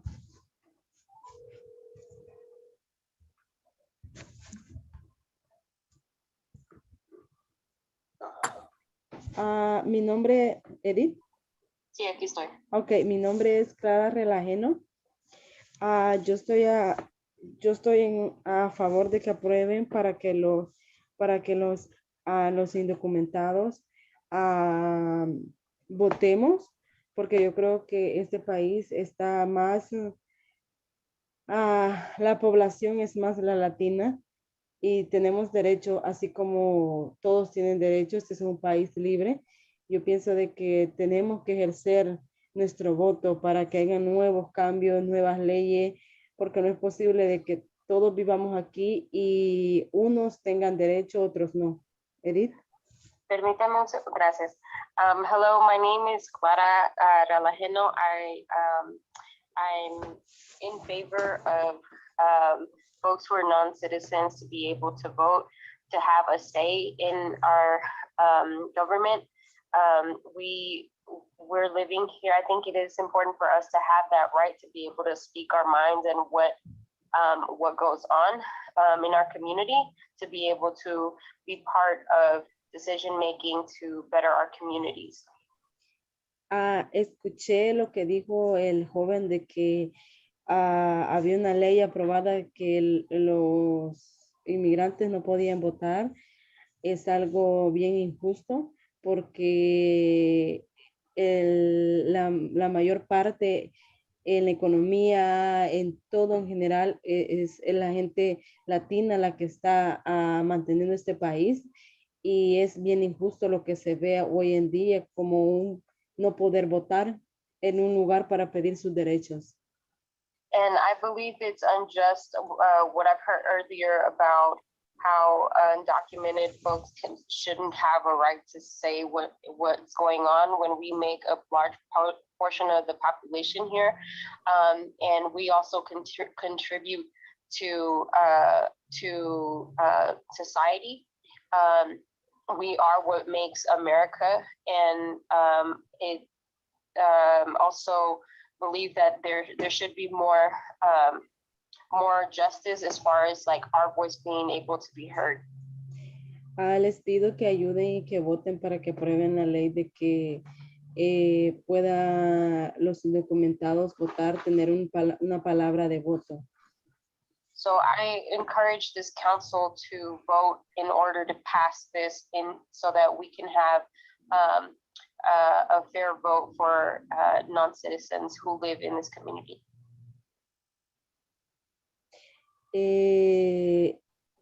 Yo solamente le estoy pidiendo eso. Gracias por escucharme y espero que tomen en cuenta cada uno de las opiniones que tenemos hoy en día.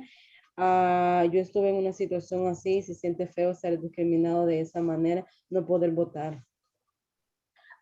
So that's the reason why I wanted to speak today. And I wanted to make sure that this council really pay attention and hear to the speakers. In my situation, I feel is really unfair that because of my immigration status, I can't vote. Yo sé que unos están a favor, unos en contra, pero pónganse a pensar que en realidad sin la parte latina, la economía estuviera por el suelo en sí. So this is just from me speaking because I feel that the large portion of the working folks are immigrants, and I know there's going to be people who are against this, and I know that there's going to be people who are for this, but do take into consideration every experience. Gracias por escucharme y esta fue mi opinión. Thank you for listening, and this is my time. Okay, thank you. Gracias. The next speaker is Annie P. Annie, you'll have 2 minutes to speak. You can go ahead and start. Hi, I'm a resident of Richmond and I support the adoption of item L1. All residents of Richmond are part of our city's community and they contribute to the vibrant culture and to the economy using their time, their labor, their taxes, their money, and their ideas regardless of their citizenship status. They deserve to vote on the public issues that affect them just like I do. So I support researching the feasibility of that and how we might be able to do it without jeopardizing their safety. Thank you. Thank you. The next speaker is phone number ending in 6261. El próximo orador será el número de teléfono terminando en 6261. Please unmute yourself by pushing *6. Puede prender su sonido. Yes? Sorry. You can go ahead. You have 2 minutes to speak. Yeah, this is Edith. Hi. So I wanted to share my comment both in English and Spanish. So if I can have time to be able to translate it. So my name is Edith Pastrano. I'm a resident of Richmond, and I've been living here my whole life. Richmond to me is home. I don't know any other home, but I am an immigrant as well. So I've only recently been able to participate in elections after becoming a naturalized citizen. And so up until this point, growing up in this community, me being able to go to, school and being able to go to college, there's a lot that I owe to my community, to my parents who worked really, really hard to make sure that, I was able to have opportunities that they wouldn't be able to give me if we were in Mexico. So just being able to be, able to get an education, able to go to school, go to college, and then, graduate. And I work here in Richmond too, as a community organizer. So where I'm able to actually feel like I'm doing, the work in the community to help build up my family, my neighbors, and build all of us together. I think it takes all of us. My parents worked really hard. They never, asked for help, but they did what they could, and they raised us well in here in the city of Richmond. And I've been here for my whole life. And I think there's a lot of hate towards immigrants, and I think that there's a lot of research out there that immigrants are part of the American dream. We pay taxes. We obviously do not enjoy having healthcare for free. Like, we don't get healthcare. We don't get those types of things. So it's one of those things where I feel like if we're able to have folks to be given the right to speak up and to be fully participants of our society, not just economically and workforce wise, it can only make our government better to be able to have that conversation. So I'll go ahead and speak in Spanish now. Yes, thank you. Go ahead. Hello? Go ahead. Oh, thank you. Buenas noches, mi nombre es Edith Pastrano. Soy residente de aquí de Richmond. Hace unos cuantos años yo pude obtener la naturalización y pude empezar a ser participante en las elecciones electorales. Pero antes de eso yo soy inmigrante, soy hija de inmigrantes, y mis padres trabajaron muy duro para ofrecer a mí y mis hermanos un lugar donde poder tener una educación buena, poder ir a la escuela, poder ir al colegio. Le debo mucho a mis padres por todo lo que han hecho, también a este país por habernos podido dar también educación y donde poder sobrevivir, y estamos ahorita pues muy agradecidos. Y yo sé que hay muchas personas que no están de acuerdo con esto, pero creo que esto funcionaría muy bueno para la comunidad, porque así podríamos ser participantes completamente en la comunidad. Aún ahorita inmigrantes aportan al sistema económico, laboral, y también pagan muchos servicios sociales de los cuales no se pueden beneficiar. Entonces, para mí esto sería un orgullo que el Consejo Municipal apoyara, de que personas que no son ciudadanos pero viven en la comunidad tengan una voz también. Thank you. Thank you. Next speaker is Sadie Egan. Sadie, you'll have 2 minutes to speak. You can go ahead and start. Good evening. My name is Sadie, and I'm calling to advocate for undocumented community members to have the right to vote in Richmond. Our city is rich in culture and diversity thanks to our immigrant community, and their voice matters just as much as the next resident. We are stronger together. Please vote to direct staff to research and implement this with utmost urgency. Thank you to council members Jimenez, Martinez, and Johnson for bringing this important matter forward. I yield the rest of my time. Thank you. Next speaker is Tomasa Espinosa. You'll have 2 minutes to speak. You can go ahead and start. ¿Podría tener traducción? Ahí está Cecilia. Ella va a traducir. Ok, puede comenzar, tendrá 4 minutos, 2 para inglés y 2 para español. Ok. Buenas noches, concejales y personal de la ciudad. Mi nombre es Tomasa Espinosa. Soy residente de Richmond por más de 15 años. Madre y vicepresidenta del Grupo Regional del Oeste del Condado, patrocinado por los primeros 5 de Contra Costa. Y nosotros, el grupo, trabajamos para crear comunidades saludables, seguras y equitativas para las familias y niños. Cecilia.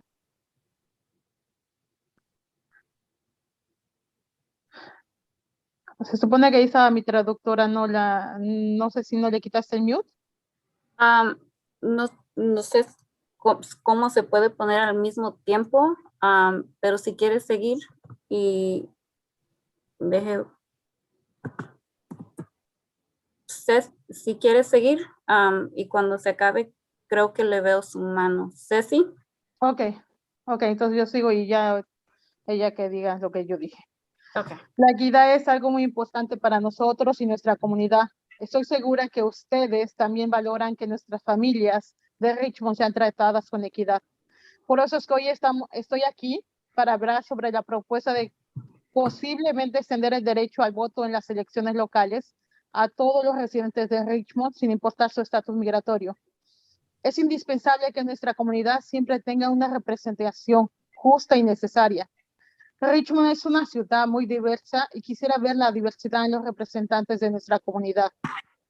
Y eso puede lograrse si todos los residentes de Richmond, sin excepción, pueden votar en las elecciones locales. Mi sugerencia es que la investigación sea exhaustiva y explore las implicaciones legales para que las personas en proceso migratorio para legalizar su estatus podamos votar algún día y tengamos voz y voto. Y a la vez queremos asegurarnos que nadie fuese perjudicado negativamente. Por eso les pido que apoyen una investigación a fondo para permitir a los inmigrantes de Richmond votar en nuestras elecciones y así buscar tener una representación más equitativa. Con esto lograríamos hacer una gran diferencia. Muchas gracias y espero contar con su voto. Muchas gracias. I'm pulling up her translator. Her name is Ceci. Ceci, you'll have 2 minutes to translate for Tomasa Espinosa. You can go ahead and start. Good evening, council members and city staff. My name is Tomasa Espinosa. I have been a Richmond resident for over 15 years. I am a mother and the co-chair of the West County Regional Group sponsored by First Five Contra Costa. In the WCRG, we work to create healthy, safe, and equitable communities for families and children. Equity is very important to us and our community. I'm sure you also value that all Richmond families be treated fairly. That is why I am here today to discuss a proposal to possibly extend the right to vote in local elections to all Richmond residents, regardless of immigration status. It is essential that our community always have a fair and necessary representation. Richmond is a very diverse community, and I would like to see the same diversity in our city representatives. And that can be achieved if all Richmond residents, without exception, can vote in local elections. My suggestion is that the investigation be conducted in depth and explore the legal implications for people who are in the process of legalizing their immigration status. We want a democracy in which we all have a voice and a vote. And at the same time, we want to ensure that no one will be negatively affected. This is why I'd like to ask you to support an in-depth investigation to allow Richmond immigrants to vote in our elections and thus seek to have a more equal representation. This will make a great difference. Thank you very much, and I hope to have your support. Thank you. The next speaker is Carrie Contreras. Carrie, you'll have 2 minutes to speak. You can go ahead and start. Hello, my name is Carrie Contreras. I'm here speaking tonight because my husband is from Guatemala. So we are a blended household, but I also understand the value of, we'll call them immigrants, but really they're native people of this land. Okay, so the immigrants technically would be myself, Euro-blooded, My family immigrated here. They came here once upon a time, probably just like Mr. Wasserberger's family did. Maybe even Mr. Tom Butt's family came here just the same way. Once upon a time, they all loaded up on a ship and they just came here. So we're talking about the native people of this continent now here supporting this community. Quite frankly, most of us do realize that we would have no food in the grocery store if it wasn't for the immigrant community. We would really have they're our nannies. They tend our yards. They build all the buildings around. I mean, the value of what we get from the immigrant community is beyond measure. So for us not to include them in voting is just insane. I also think that for all the people who speak on here saying they don't have a right to vote, they don't belong here, they should come here legally. Well, it is part, I do agree with what Claudia said. US policy has created such a disaster in Central America that we can't even question why people come here. If you have never been to Central America or been to poor parts of Mexico, then you never understand. So for us to have created this policy of a disaster and why people come here, well, now we need to do right by the people we share space with. And I know that I'm an immigrant on this land. This is native land. So I'll be clear about that. And I support L1. I think we need to move forward. And, I want to just say to the mayor that if you're not happy with the proceedings and you don't, to me, you come across just so disrespectfully. That's all I just want to end with, because I was disgusted with your behavior. Your time has expired. Thank you. The next speaker is Letty. Letty, you'll have 2 minutes to speak. You can go ahead and start. Hello, good evening. My name is Leticia Chavez. I am a Richmond resident, a mother, and the secretary of the West County Regional Group. The WCRG is a group of parents advocates working to create a healthy, safe, and equitable Richmond for young children and families. As a parent, leader, and community advocate, I, along with many other parents, have volunteered my free time for years to make Richmond a community where our children can thrive. Tonight, I'm speaking before you in support of the proposal to research extending voting rights to non-citizens and undocumented Richmond residents.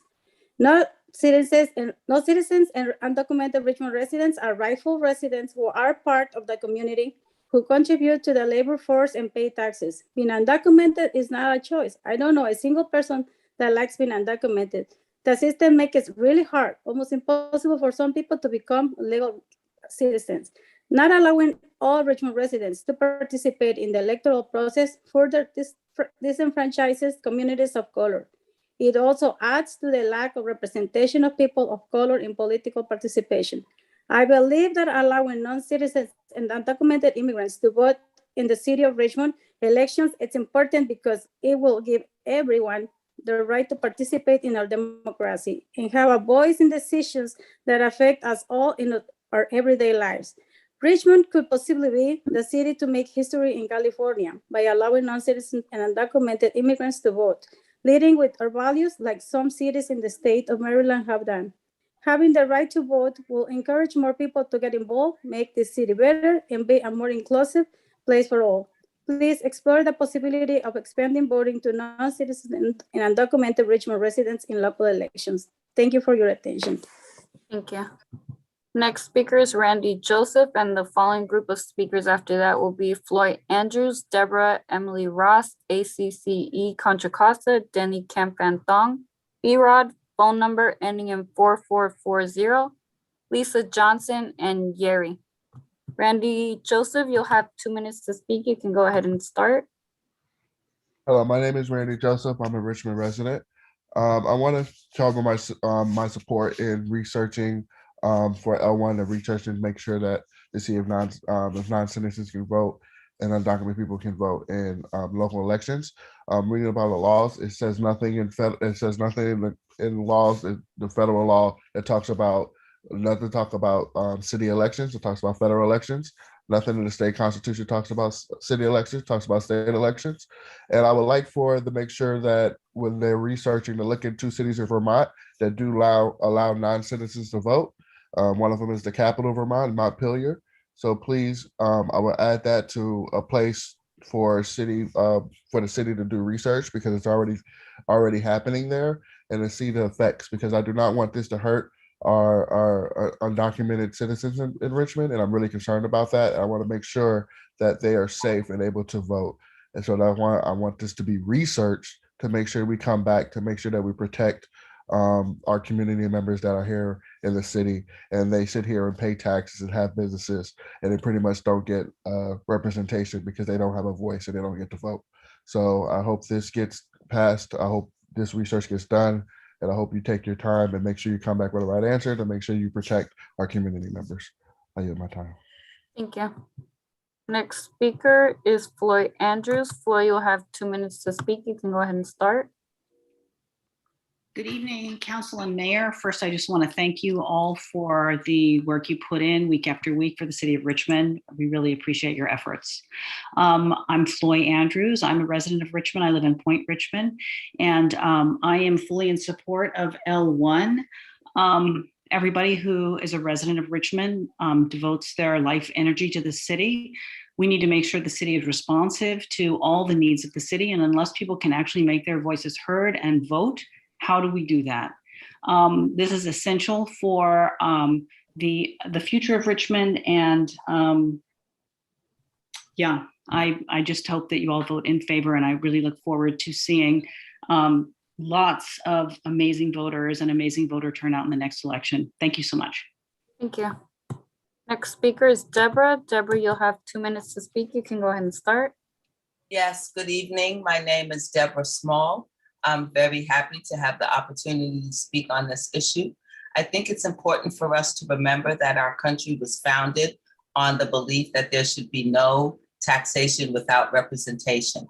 There's no doubt that immigrants pay taxes. So the idea that they shouldn't be able to vote goes directly against the foundational principles of our democracy. I want to also point out that this whole conversation about citizenship and voting, ignores the fact that for more than a decade, more than 150 years, women were not given the right to vote, even though they were citizens of this country. Black people were not given the right to vote, even though they were citizens of this country, which means that we have not had a commitment to having democracy that is inclusive of all the people that are part of our country. I really believe it's important for us to really live up to our principles around expanding democracy, around the things that we teach our children in school, that that we are only stronger because of the participation of everyone. So I am very much in favor of this resolution. And I really think it's important for people in thinking about how they vote on this, the kind of xenophobic rhetoric that we've heard about who should vote and who shouldn't vote. It's the same kind of rhetoric that surrounded the issue of African Americans voting, of women voting, of Indigenous people voting. California is better than that, and we should show that in our decision making. Thank you. Thank you. Next speaker is Emily Ross. Emily, you'll have 2 minutes to speak. You can go ahead and start. Good evening. My name is Emily Ross. I'm a Richmond resident calling in support of this item. I want to thank the sponsors for bringing this forward, Vice Mayor Johnson for including this issue in the large package of racial equity items you presented last month, Councilmember Martinez for your regional work in support of immigrant and refugee communities. And I especially want to thank Councilmember Jimenez, with whom I've worked closely on a number of issues. And we actually first met through the Contra Costa County Racial Justice Coalition, through which we worked on this issue of expanding voting rights to people regardless of immigration status. You listen, you work hard, and you are committed to values of inclusion and equity, not just in your words, but in your actions. Your leadership is seen and appreciated. I also want to thank the presenters who only had minimal time to share their expertise, and the previous speakers, naming that we're on Indigenous land and that perceptions of citizenship have always been racialized and at times gendered. Voting has particular significance as far as how we think about civic engagement. Many of us are inspired by voting as a central tenet of democracy, in which people have power in the selection of elected officials. And yet we do not have a full democracy when residents are excluded. Racial discrimination continues to be expressed structurally, including through the exclusion of immigrants from electoral participation. This item offers us a first step to mitigate that in our small community. A lot of research has been done, connections with municipalities doing similar work has been done. The concerns of undocumented residents and green card holders are being heard. I hope that our council supports this, and if so, thank you in advance to city staff for helping us determine what our options may be. Thank you. Thank you. Next speaker is ACCE Contra Costa. You'll have 2 minutes to speak. You can go ahead and start. Please state your name for the record. Good evening. My name's David Sharples with the community group ACE, and I'm a Richmond resident. Immigrants are an integral part of Richmond, participating in neighborhood and community life and contributing to our service system, economy, and tax base. In spite of the significant contributions of undocumented immigrants and the policies they are impacted by, they are denied public voice via voting rights. There is no state law in California that prohibits non-citizens voting in local elections. Several municipalities outside of California allow for some form of non-citizen voting. Research is needed at the local level to determine if and how local provisions impact the feasibility of extending voting rights in city elections to undocumented residents. The recommended action from this item is for our city attorney's office to review relevant research and provisions to determine if city council has the authority to extend voting rights in Richmond. This is an issue that the immigrant community has been working on for years, starting with advocating for a municipal ID. Our undocumented community is an essential part of Richmond, and they deserve to have a voice to direct the way our city is run. This is a good way for the city to demonstrate that our undocumented community fully belong in our city. Thanks very much, Council Members Jimenez, Martinez, and Johnson for bringing this important item forward. I yield the rest of my time. Thank you. Next speaker is Jenny Campantong. You have 2 minutes to speak. You can go ahead and start. Hello, can you hear me? Yes. Good evening, Mayor and Council. My name is Denny Campatong. I'm a lifelong Richmond and San Pablo resident and the Richmond Community Organizer for the Asian Pacific Environmental Network, and I support item L1. My family, along with all the other Laotian families that came to this country, came as refugees because we had to escape our own country due to the violence the United States-funded war, named the Secret War. Families were separated, loved ones were murdered, and Laos was left in ruins with no support or accountability from the United States government that started the war. We had to start our lives over from nothing and found Richmond a place to call home, along with so many other immigrants and refugees from all over the world who were also displaced by US policies and war. What separated me, a natural-born citizen, from many of my family members was only 6 years of life. If I was born in the 80s, I would have been born in Laos or in a refugee camp instead of Brookside Hospital. It makes zero sense to deny people who have lived here their whole lives the basic right to choose what policies they want to move forward and what elected officials they want to represent them, especially when you have corporations like Chevron polluting our electoral system. As many of you know, APEN has been organizing the Laotian community for over 25 years now. And throughout that time, our members and leaders have come to countless city council meetings and engaged in city politics in multiple ways.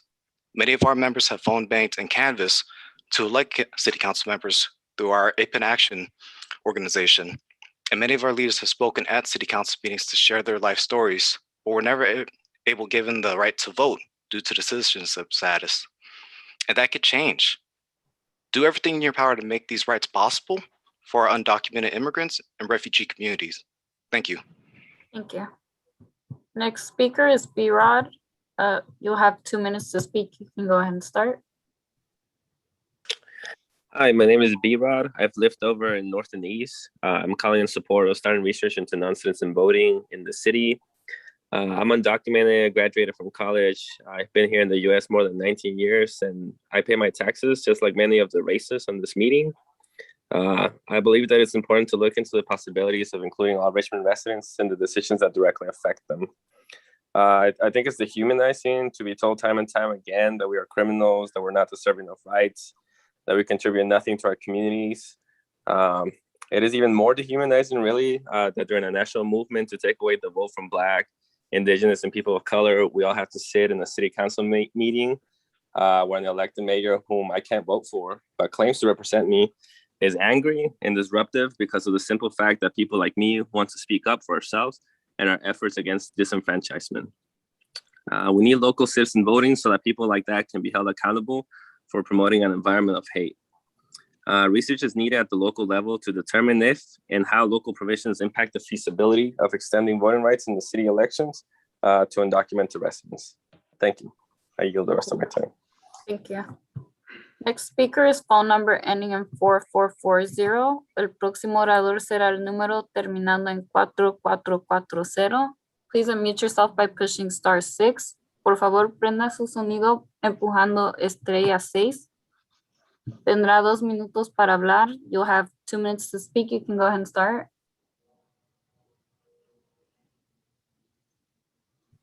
Phone number ending in 4440. Número de teléfono terminando en 4440. Okay, I will move on to the next speaker. I will move on to Lisa Johnson. You'll have 2 minutes to speak. You can go ahead and start. Hi, good evening, Mayor, Council, and staff. I believe it's imperative that we ensure the safety of our undocumented residents. To that end, I think it's critical that our city attorney seeks several independent legal opinions regarding how such a law would continue to protect undocumented immigrants from ICE and preserve their future right to obtain legal residency. I also think it's critical that our city attorney seeks several independent opinions that will clarify if the California state constitution would overrule local law in this particular case, which states that you must be a US citizen, 18 years of age, and a resident of the state to vote. Specifically, the Constitution of California, Article 11, Section 7, states that a county or city may make and enforce within its limits all local police, sanitary, and other ordinances and regulations not in conflict with general laws of the state of California. This provision applies to both general law and home rule cities and counties. Note that the constitutional provision expressly gives the state law precedence over the local ordinance. Of note, this agenda item does not restrict undocumented voting rights to school board elections only. As one of the gentlemen spoke to earlier, the vast majority or all of the 12 cities across this country that have passed undocumented voting rights as of June 2021, those voting rights have been restricted to school board elections, not all local elections. San Francisco is the only city in California to pass such an ordinance, which they did in 2016. This ordinance allows undocumented immigrants who must also be parents or legal guardians of a child currently registered in the San Francisco Unified School District the right to vote in local school board elections only. As Richmond is part of the West Contra Costa Unified School District, where 4 out of 5 districts span cities outside of Richmond, how could such an ordinance be allowed if these other cities don't have comparable legislation passed? I hope you seriously consider all of these points and more and put the well-being and safety of our undocumented residents first. Thank you. That's expired. Thank you. The next speaker is Yeri, and the following group of speakers after that are Chandra Davies, Evelyn Perez, Marisol Cantu, Osmar Huerta, phone number ending in 1383, Isaac Myers, Andres Soto, Diana Diaz Noriega, and I'll go ahead and start with Yeri. You will have 2 minutes to speak. You can go ahead and start. Can you hear me? Yes. Perfect. Hello and good evening. My name is Yuri Caesar, Richmond resident. I'm calling in support of further investigating and researching whether or not non-citizens can vote for the city of Richmond. I'm definitely in support as these are members of our community, both physically and economically. They are our neighbors, they are our friends, they are our students, they are different ages, different nationalities, and represent the great diversity in the city of Richmond.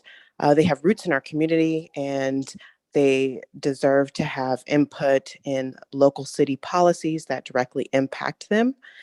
And also just to sort of echo some of the other comments about, thoroughly researching all of the outcomes that may either harm or put them at risk, and just making sure that everything is just researched thoroughly and that all of the information is accurate so that we can make an informed decision. Thank you. Thank you. Next speaker is Chandra Davies. Chandra, you'll have 2 minutes to speak. You can go ahead and start. Thank you. My name is Chandra Davies, and I would just like to quickly voice my support of extending the right of Richmond residents to vote in local elections, regardless of immigration status. Thank you. Thank you.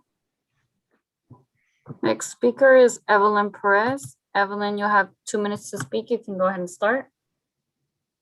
Hello, good evening, Mayor, Vice Mayor, and council members. My name is Evelyn Perez, and I work directly with an immigrant community here in Richmond. Most of the people that I work with are undocumented, and I work in a setting as a faith leader.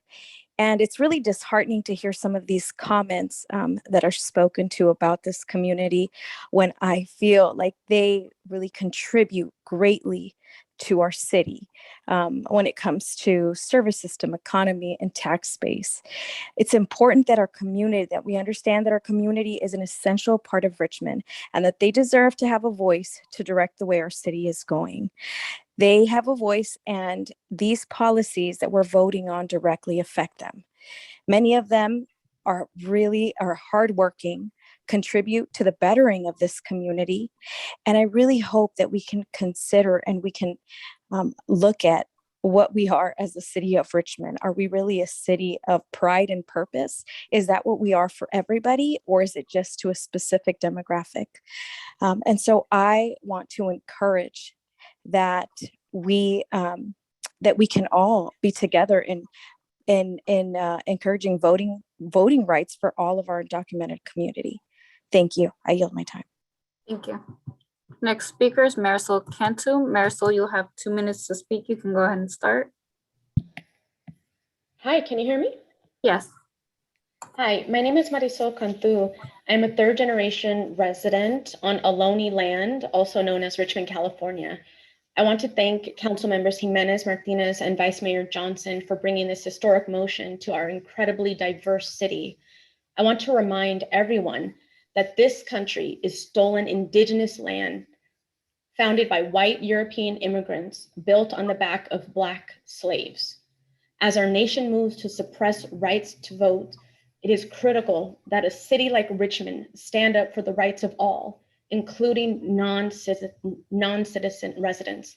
In Richmond, we have a huge immigrant population made up of Latinx, Indigenous, Southeast Asian, and Middle Eastern residents, just to name a few, who are workers, taxpayers, and community members who all deserve a voice in local elections. If all these patriots, also known as racists and xenophobes, are so upset about allowing people to vote, they need to be reminded of one of the most basic American principles: no taxation without representation, as a fellow commenter already noted.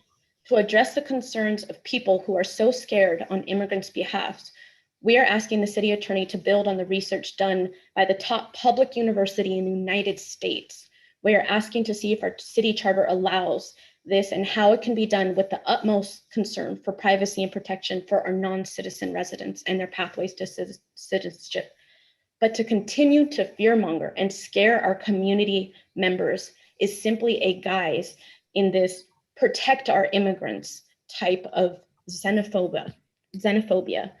We have immigration rights attorneys and civil rights attorneys looking into this, and I urge all of our city council members to vote yes on this. And I also want to say I'm very disgusted with Mayor Budd and how these proceedings have been continued.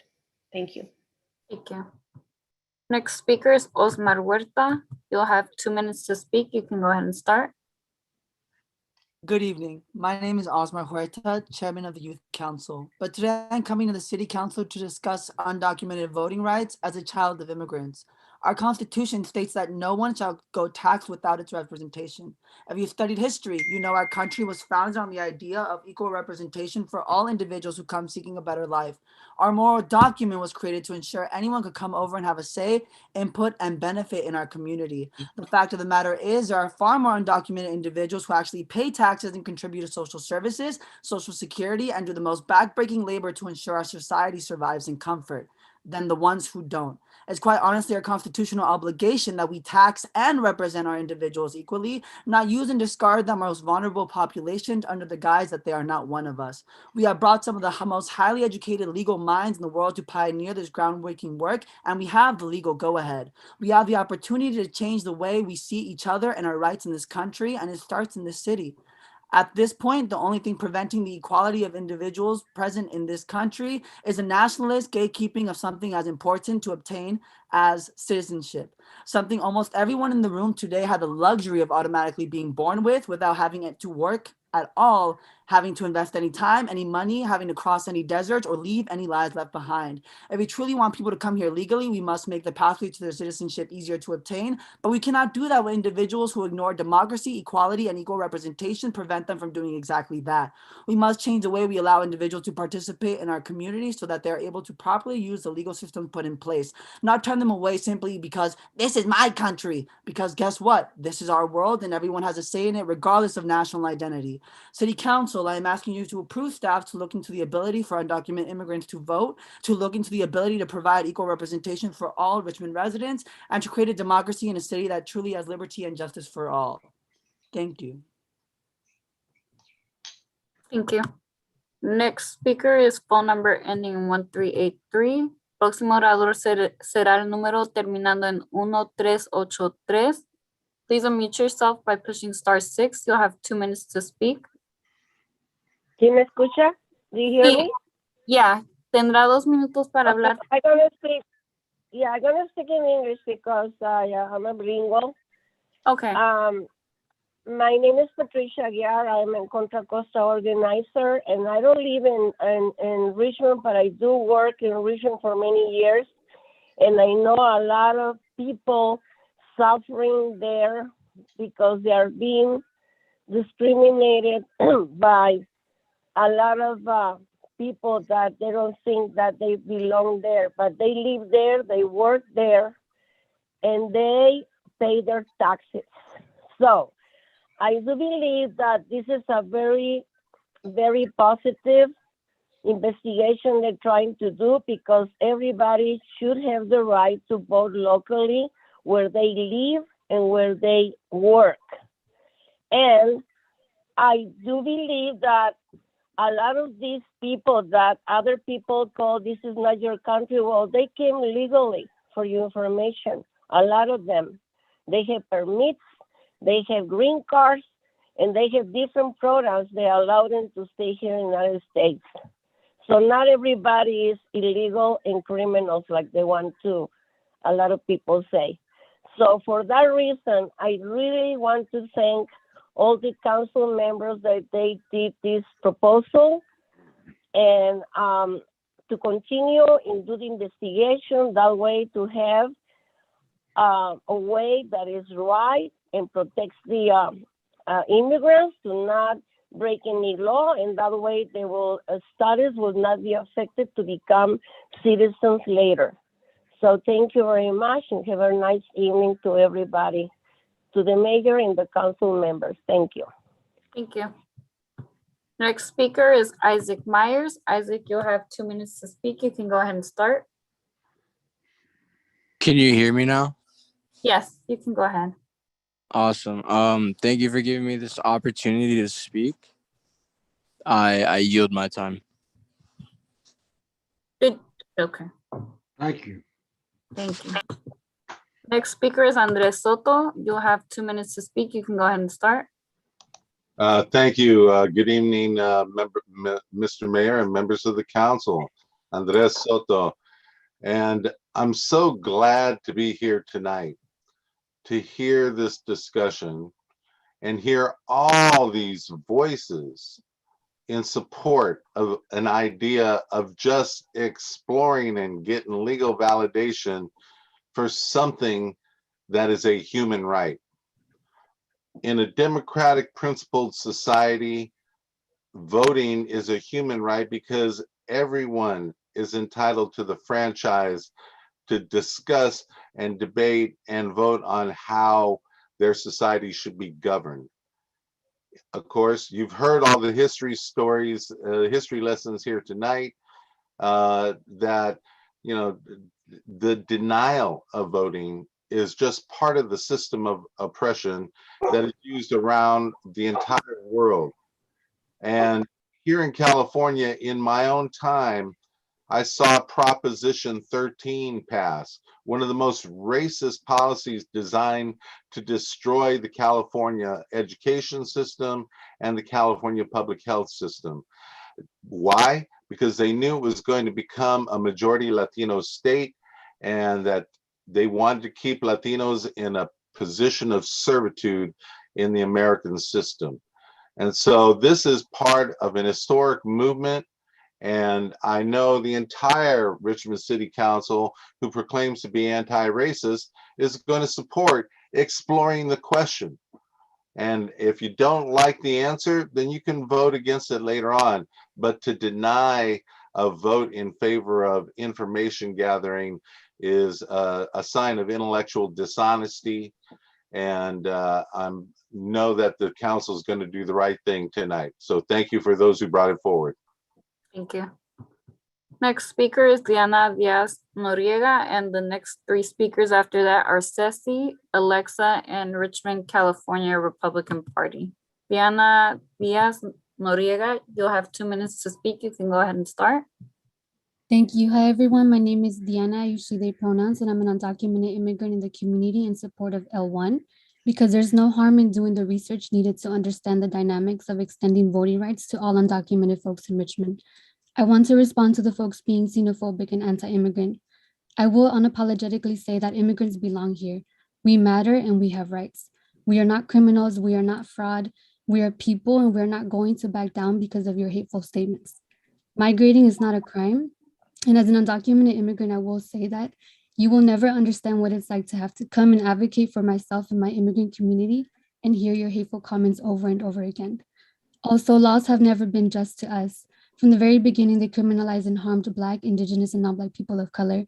And I hope you all don't replicate that history of violence by staying silent or by not being open to stepping away from the norm that we've lived under for many years. I invite everyone listening to take these comments seriously, because undocumented immigrants deserve to feel and be safe here.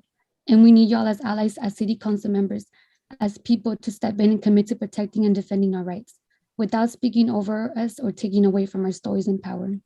Lastly, we are unoccupied and unceded Ohlone, Muwekma, and Chochenyo land. This is not your land. I hope we can work together to co-create the Richmond that we want and see, the Richmond we deserve, and that we do it with love and build with each other. Thank you. Thank you. Next speaker is Ceci. Ceci, you'll have 2 minutes to speak. You can go ahead and start. Good evening, council members and staff. My name is Cecilia Perez. I am a community organizer here in Richmond.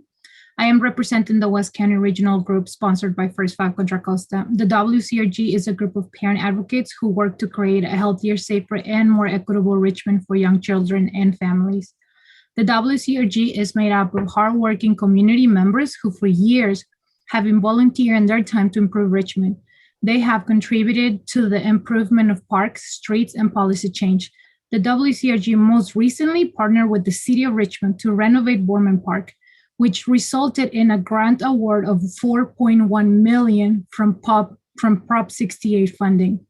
Undocumented immigrants not only contribute civically, but also contribute to the labor force, local taxes, and federal programs like Medicaid and Social Security. Here in Richmond, the undocumented community also volunteers countless hours at their children's schools, local events, churches, and contribute to our city's overall well-being. The problem is that our current voting system doesn't allow for equitable representation or inclusion of undocumented Richmond residents. Not allowing all Richmond residents to participate in the electoral process not only contributes to and exacerbates underrepresentation of communities of color, but it also contributes to residents not speaking up at council meetings or feeling they do not have equal rights to engage in our democracy. Furthermore, and unfortunately, some elected leaders blandly support the disinvestment and disenfranchisement of immigrant communities because they count on them not having a vote. If council members are able to represent all residents regardless of immigration status and get to make decisions for them and their families, then all residents should have the right to decide who can best represent them. All residents are part of the political community in which they live and should therefore have a say in their local elections. Thank you. Thank you. The next speaker is Alexa. El próximo orador será Alexa. You'll have 2 minutes to speak. Tendrá 2 minutos para hablar. Mi traductora se llama Ceci y Okay. va a traducirme. Ok, si quiere hablar primero, le doy sus 2 minutos y después dejo que Ceci traduzca. Gracias. Buenas tardes, señor alcalde, concejales y personal de la ciudad. Mi nombre es María Teresa Franco y soy la presidenta del Grupo del Oeste del Condado, patrocinado por los primeros 5 de Contracosta. Estoy aquí para hablarles sobre la propuesta de que investigará la posibilidad de permitir a los residentes no ciudadanos votar en las elecciones de Richmond. Así como ustedes, yo también valoro la diversidad y la opinión de las diferentes culturas. Richmond es una ciudad rica en diversidad. Celebrar esta diversidad quiere decir incluir a todos. Todos los residentes de Richmond deberían de tener el mismo derecho de elegir no solo a los representantes de la ciudad, pero también aprobar y rechazar nuevas leyes y medidas que nos afectan a todos.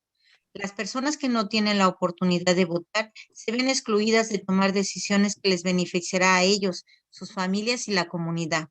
Tengo amistades que no pueden ejercer su voto y por lo tanto su voz no está siendo escuchada. No pueden participar en las mejoras y cambios de nuestra comunidad de igual manera que otros residentes de Richmond. El dar un comentario público no es lo mismo que poder votar, ya que un comentario público se puede simplemente ignorar.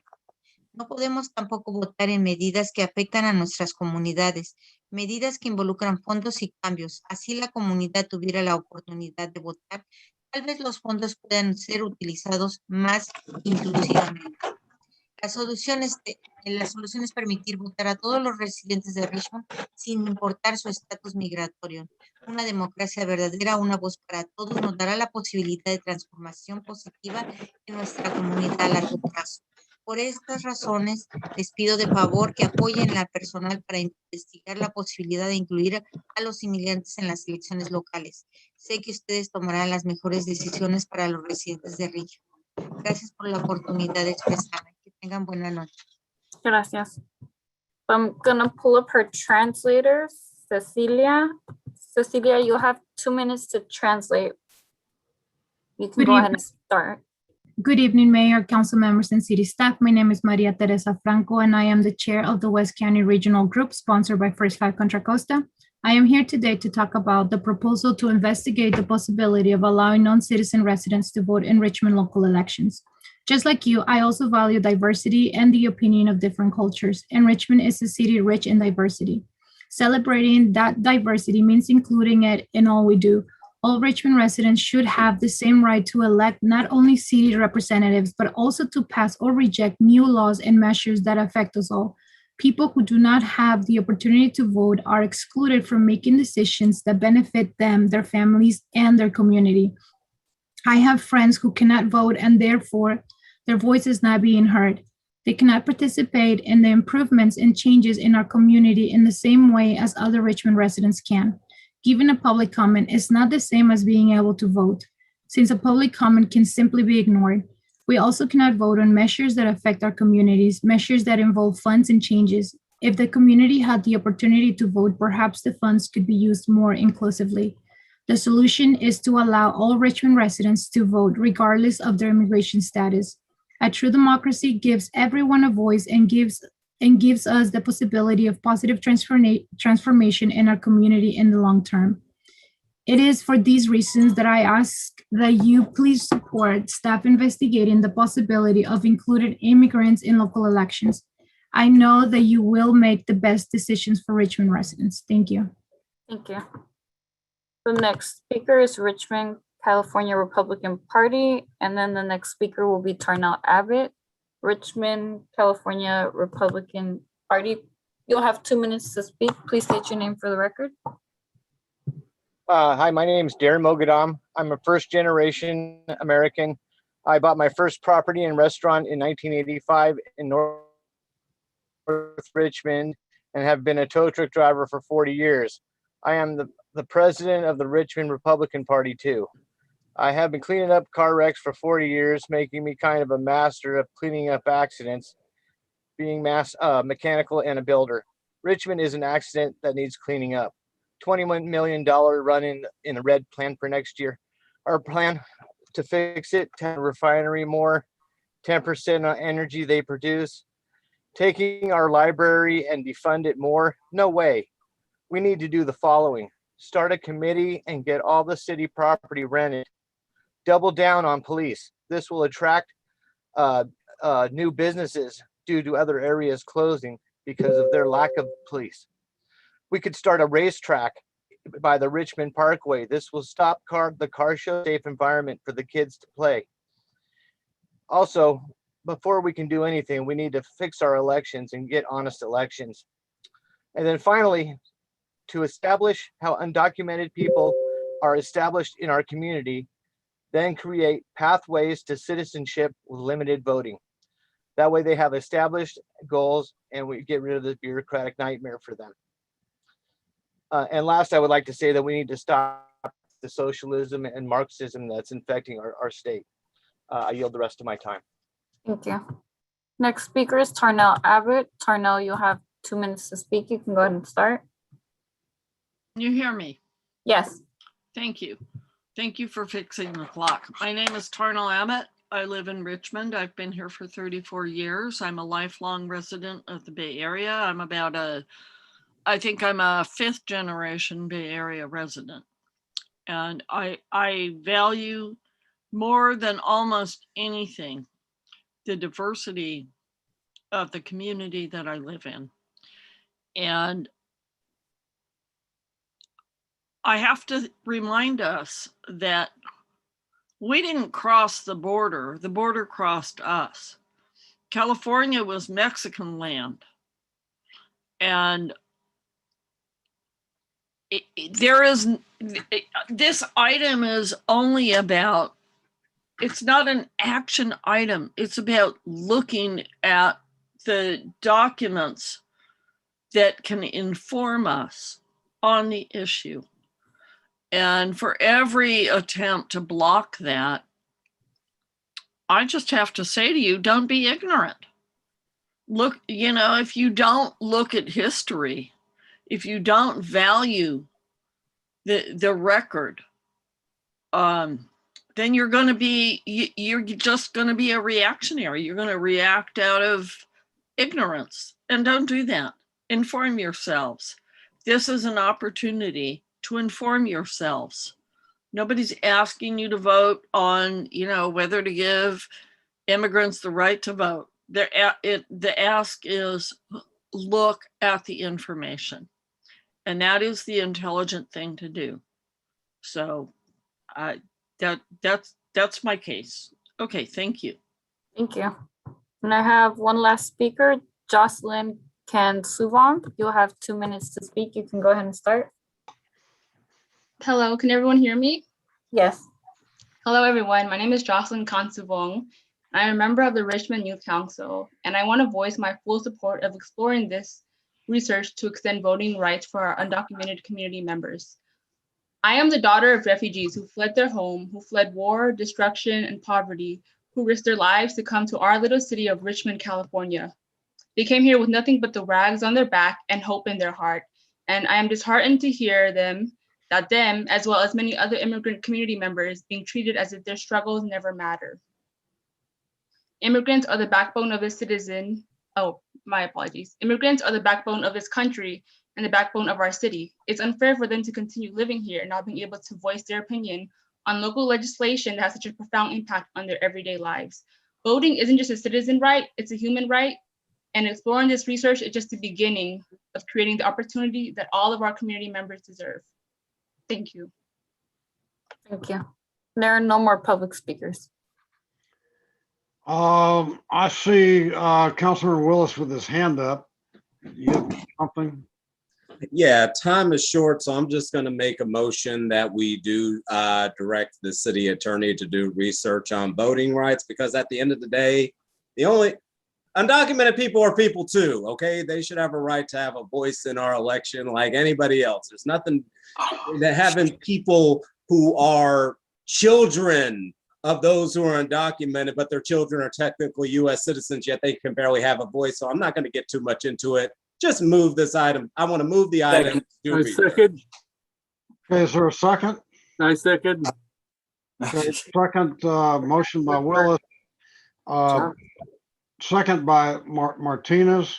And And, Johnson too, yeah.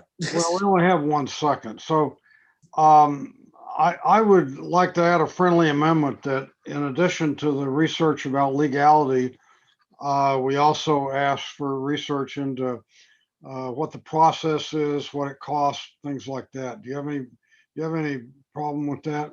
That's fair to me. Okay. And the other thing I'd like to say is, you know, I got criticized by several public speakers, you know, for for what I did earlier on this item. And I just like to say, you know, part of my job is to make sure the council follows the rules and procedures. We have rules and procedures, and it limits speakers to 2 minutes. And I know you guys are passionate about this, but just because you're passionate about it doesn't mean that you can make up your own rules and bring in speakers and ask for 5 minutes for them. There's a process to go through. And I don't know why it has, you know, why it has to turn bitter. It's just a process. If you want to have a speaker speak for 5 minutes, ask that we change the rules and do that and go through the processes. That's all I ask. Okay, let's call the roll, Madam Clerk. Councilmember Bates. Councilmember Bates. He's absent. Councilmember Jimenez. Yes, and I just wanted to add that Alice Saidid from Stand Together offered to free Know Your Rights and free legal consultant for folk registering if this goes through. And they can refer to other legal services partners. And also that CHIRLA, the Coalition for Human Immigrant Rights, is offering also to work with the city on legal advice for free. This doesn't need any money to work with the city and further this research. So I vote yes. Vice Mayor Johnson. Yes. Councilmember Martinez. Yes. Councilmember McLaughlin. Yes. Councilmember Willis. Thank you, Vice Mayor Johnson, Councilmember Jimenez and Martinez. Yes. And Mayor Butt. Yes. Okay, the motion passes with Councilmember Bates absent. Okay, the next item we take up is item I-19. Is that right? Yes, yes. And so it's almost it's 5 minutes until 11. And I wanted to make a motion to extend the meeting to hear item I-19, followed by K1, followed by L5, and to at least extend the meeting until we get those 3 done. They're all very, very important. So that's my motion. Can you repeat the item numbers, please? I-19, which we're about to hear, and then K1, which is the public hearing, and then L5, which is the rules change. Okay, is there a second? I second that. Okay. And it means suspending. If we go past 11:30. I'll add to this motion that we suspend the rules to finish those 3 items at least. Okay, who seconded that? Claudia Jimenez. Okay, all right, so let's call the roll, Madam Clerk. Councilmember Bates is absent. Councilmember Jimenez. Yes. Vice Mayor Johnson. I'm going to have to ask that we be very concise, both on our council side and on the staff side. I am allowing for, I'm going to get beat up by the youth council for not putting theirs in this as well. So let's be as concise as possible because there's a lot of people who deserve to be heard tonight. So let's be as concise as possible. Absolutely. Got my word. Yes. Okay. Councilmember Martinez. Yes. Councilmember McLaughlin. Yes. Councilmember Willis. I don't want to be here till midnight. Yes. And Mayor Butt. No. Okay, the motion I guarantee you'll be here at midnight, but let's go ahead. The motion passes with Councilmember Bates absent and Mayor Butt voting no. Okay, so This is now the we're, price that we pay for canceling a meeting before. So- okay, so now we're moving to item I-19, right? Okay. Yes. Okay. So City Clerk, will you read it? Oh, that's Councilmember McLaughlin or Jimenez. One of you want to frame this? I'll get it started. Yeah. Do we, City Clerk, do you want to read it? Yes. Item I-19 is to approve a sole source contract for rebuilding together East Bay North in an amount not to exceed $983,975 for a term ending on June 30th, 2022 for SOS, Richmond, to provide outreach and support services to unsheltered people who reside in encampments and safe parking sites in the city of Richmond. Okay, thank you so much. And thank you to everybody for the previous items as well and for the great speakers. This item is, let me just say one sentence about the big picture. The county has said at least 1,000 people are unsheltered in Richmond. And we have an ongoing crisis that keeps getting worse and will get worse once the eviction moratorium ends. So we need to do something and we need to do it fast. And that's why the Reimagining Public Safety Initiative recommended to the council, and the council approved money for unhoused intervention. And they approved 3 parts to this intervention. One is a scattered sites program. We already approved that ordinance and some funding associated with this, and that program is moving forward. We're getting faith-based groups to agree to house a small number of vehicles. We have an online forum on August 5th. If you want more information, contact either me, Gail McLaughlin, Councilmember McLaughlin, or Michelle Milam. We have this program that this item is all about, the SOS Streets team. And we also have a transitional village program. So this streets team is very important. It's important to the scattered sites program because it helps serve people that are in these, who will be in these scattered sites. Excuse me, Mr. Mayor, would someone please remove that at this point? It's kind of distracting. So what happened here? Am I? Okay. We can hear you. Go ahead. I don't know what the Okay. problem is. All right. Yeah, for some reason my screen went somewhere else. Okay. The streets team is very important because it helps with providing services and it provides employment to unhoused people. It's a very unique model. And this contract is for 1 year. Now, a sole source contract is needed since this work is a continuation of work already provided by SOS Richmond through a previous contract with grant funds. They're subcontracting of housing consortium, and that's to work at the unsanctioned sites of Ryden Road and Castro. And we need to thin out the vehicles from those sites, and that needs to happen ASAP because those vehicles need to be cleared out as per council direction by the end of the year. So we're working fast on the scattered sites program, and the streets team is absolutely essential for this. I want to state that the bulk of the funding goes to the streets team staff. The streets team staff right now has 23 unhoused members who are employed and ready to work, and they intend to double that over the course of the next month by way of this contract. Now, some of the reasons, additional reasons why a sole source is necessary is because SOS has been an operational organization and provided essential resources for the city since 2019. It has deep roots with public agencies and has developed a culture of collaboration and mutual response. It's independently secured in-kind support to develop its capacity to deploy mobile showers and distribute drinking water and food. It has a unique model of mobile encampment and neighborhood engagement that no other organization has.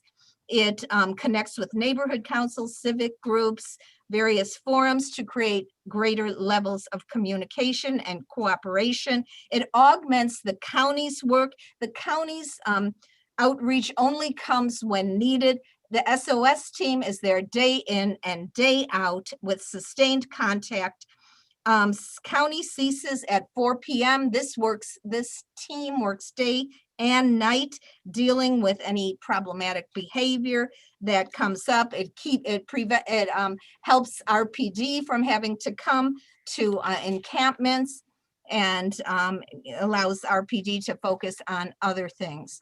It provides safety, health issues. It's fire extinguishers. It's basically the managed encampment process that SOS puts forward. They have a combined mobile and local teams of these unsheltered employees that have a natural, unique approach. They are hoping and they expect to have 60 unhoused employees as a result of this contract. Like I said, 23 already. They expect to double that in the next month, and over the course of the year, they will have 60 individuals providing services and giving themselves the dignity of working and providing help for our community and other unhoused residents. Rebuilding Together, it has had 30 years of organizing experience. It's a 501c3. They are the administrative support for SOS, and they are Rebuilding Together is opening a branch in Richmond. So they are extremely essential, this contract. There's a substantial risk if we do not contract with them. There exists a threat to public health, welfare, and safety. We're in an emergency shelter crisis. It's getting worse. So there is an urgency to address this. And as I mentioned, we need to thin out the sites, the Castro and Ryden Road sites. So let me just end by saying this contract needed to move forward yesterday, but moving it forward today will give them that momentum to keep the work going and provide the sanitation, the hygiene, the management, everything that will help this community, this vulnerable community, get their needs met. There's a housing navigator that's going to help them get into, and that's through the Housing Consortium contract. They will help them get into permanent housing once we get them into more transitional housing. In terms of how they will be accountable, they will be giving reports to the Homeless Task Force, to the Ad Hoc Committee, and to the council over the course of this year-long contract. And this contract has been created and reviewed by city staff. Thank you, Lena. Thank you, city manager. And it is ready to go. So that's my, I hope that was fairly concise. Okay, are there questions from council members? I don't see any, but Martinez has his hand up for a while. Just seen it on my screen. Go ahead, Councilor Martinez. Go ahead, Councilor Martinez. Yeah, actually, I think this is something that is essential to have, and I would just call the question. Mm-hmm. Yeah. But we may have speakers. I don't know. One thing I forgot to mention is that we did research into other groups, and I could share with you some of them if you want, but there was like 6 or 7, and they do not offer the same services. First of all, you can't call a question because we don't have a because we don't have a motion. Well, are there any speakers, Mr. Mayor? Well, I don't know. You know, you guys are in such a hurry to get this done. You don't even want people to have an opportunity to speak. No. Well, I was just trying to help Melvin along because he doesn't want to stay longer than 12. Well, look, we have a procedure. I think that typically we have questions. We recognize that, and we're calling for speakers. Okay. Did you want to speak, Councilor Martinez? No, I said what I had to say, which is that this is the proper thing to do. Okay, well, I have some questions. You know, first of all, I have no problem with this program. I have no problem with the money being spent on it. But I do have a problem with the money being taken from the police department to pay for it. And that's water under the bridge. So there's no use in going back there. I also have some concerns about the process. This item was submitted by council members McLaughlin and Jimenez, which is highly unusual, probably unprecedented. I don't think, certainly in my 26 years of being on the city council, I've never seen council members draw up an agenda item to spend $1 million without staff input. Now we have we have an ordinance that governs procurement, and one of the things it does, it says only items submitted by city staff have been reviewed and approved for this agenda by the finance director or designee, city attorney or designee, and city manager or designee. Now, we did get an email this afternoon from the city attorney's office saying they reviewed it for form, but they reviewed the request for sole source for form. That's all they reviewed it for. They didn't look at the legality of it. Now, for a sole source contract, and maybe Councilmember McLaughlin can answer this. The ordinance says it may be awarded without competition when the city determines in writing, after conducting a good faith review of available resources, that there is only one source for the required goods or services. So I guess my first question is, who conducted a good faith effort, and what resources did you look at other than the ones you decided to sole source contract with? Mhm. Well, first of all, this has had input from the city manager, input from the city attorney. It's been reviewed. The contract was created by Lena, and you yourself were saying you were in support of it and wanted to see the contract. Let me tell you the groups that we researched. Catholic Charities East Bay does not provide outreach services, does not provide employment to homeless individuals, does not provide mobile showers. Hamilton Families does not provide employment to homeless individuals, does not provide mobile showers. Downtown Streets Team does not work in Richmond, does not provide mobile showers.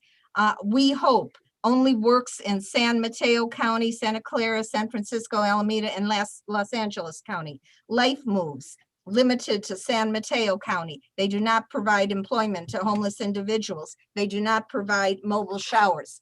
We did the research. Staff had done research prior for the Housing Consortium organization, and it's clear that Housing Consortium and SOS as a subcontractor have worked together already. They're working, they will, their contract, Housing Consortium, ends at the end of December. We need this contract. There is no other organization. Staff has been very helpful, and I appreciate it. So you contacted all these people?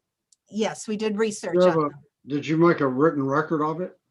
I could provide a written record. Okay. And then another provision of the ordinance says the city manager shall conduct negotiations as appropriate as to price, delivery, and terms. City manager, did you negotiate this contract? So I did not negotiate the contract. We had some clarifications to understand the scope of service, but I would not call that negotiations.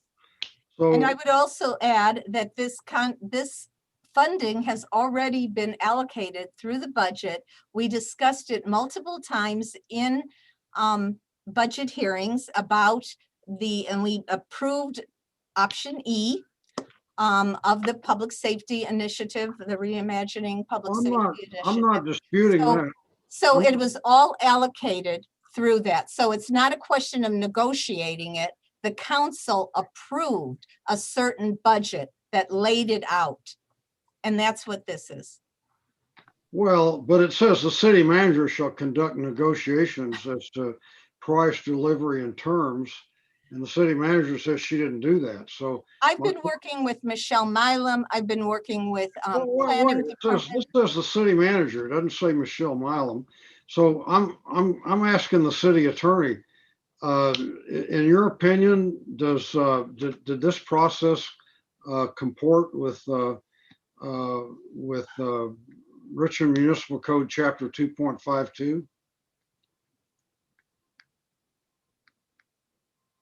Well, I think I'm taking the questions here, Mayor, Sounds like it. on this item. So yeah, the municipal code says city manager, but on items like this, the city manager, of course, doesn't negotiate all of the agreements. So other people can negotiate it and still comply with the requirements. Why didn't it say city manager or designee, or city manager or other staff people? The ordinance says the city manager. So does that mean the city manager or whoever else wants to do it? Is that what it means? No, of course not. Okay. It could be just one other thing that we have on our list of things to fix. Okay, well, you got a long list. We do indeed. Okay, well, that's the extent of my questions. If you still have your hand up, Councilmember Martinez, do you have something to say? I take that's a no. Do we have public speakers? Yes. Would you call the public speakers, please? Here we have 4 public speakers: Mark Wasberg, Lisa Johnson, Deborah, and Tarnell Abbott. I'll start with Mark Wasberg. You'll have 2 minutes to speak. You can go ahead and start. You hear me? Yes.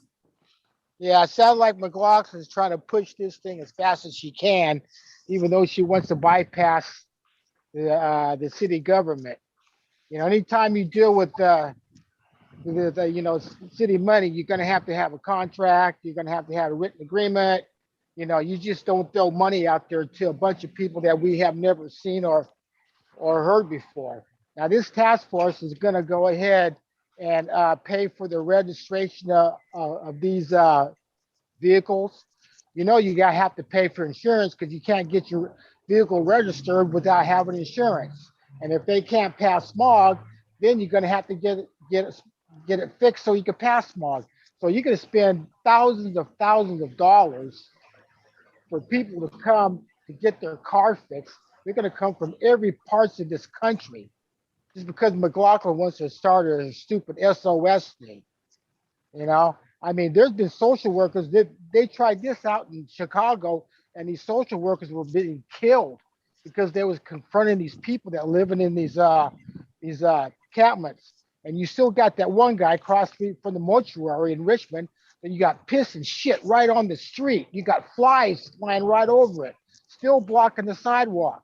Yeah, that's what McLaughlin wants, because she wanted to turn the parking lot, the city across the street from the city hall, into a homeless camp.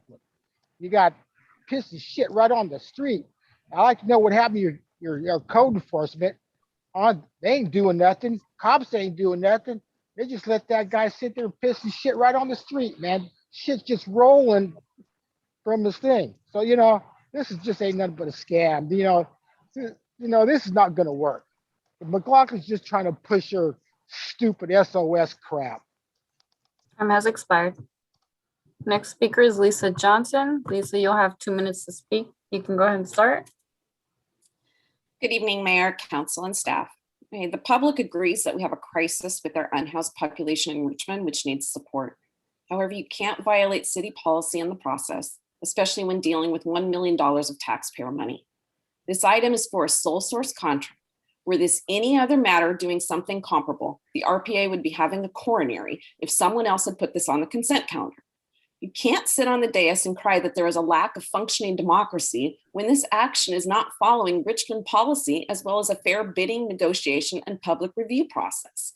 As per the Richmond Municipal Code, which the mayor just went through, a contract may be awarded without competition when the city determines in writing, after conducting a good faith review of available sources, that there is only one source for the required goods or service.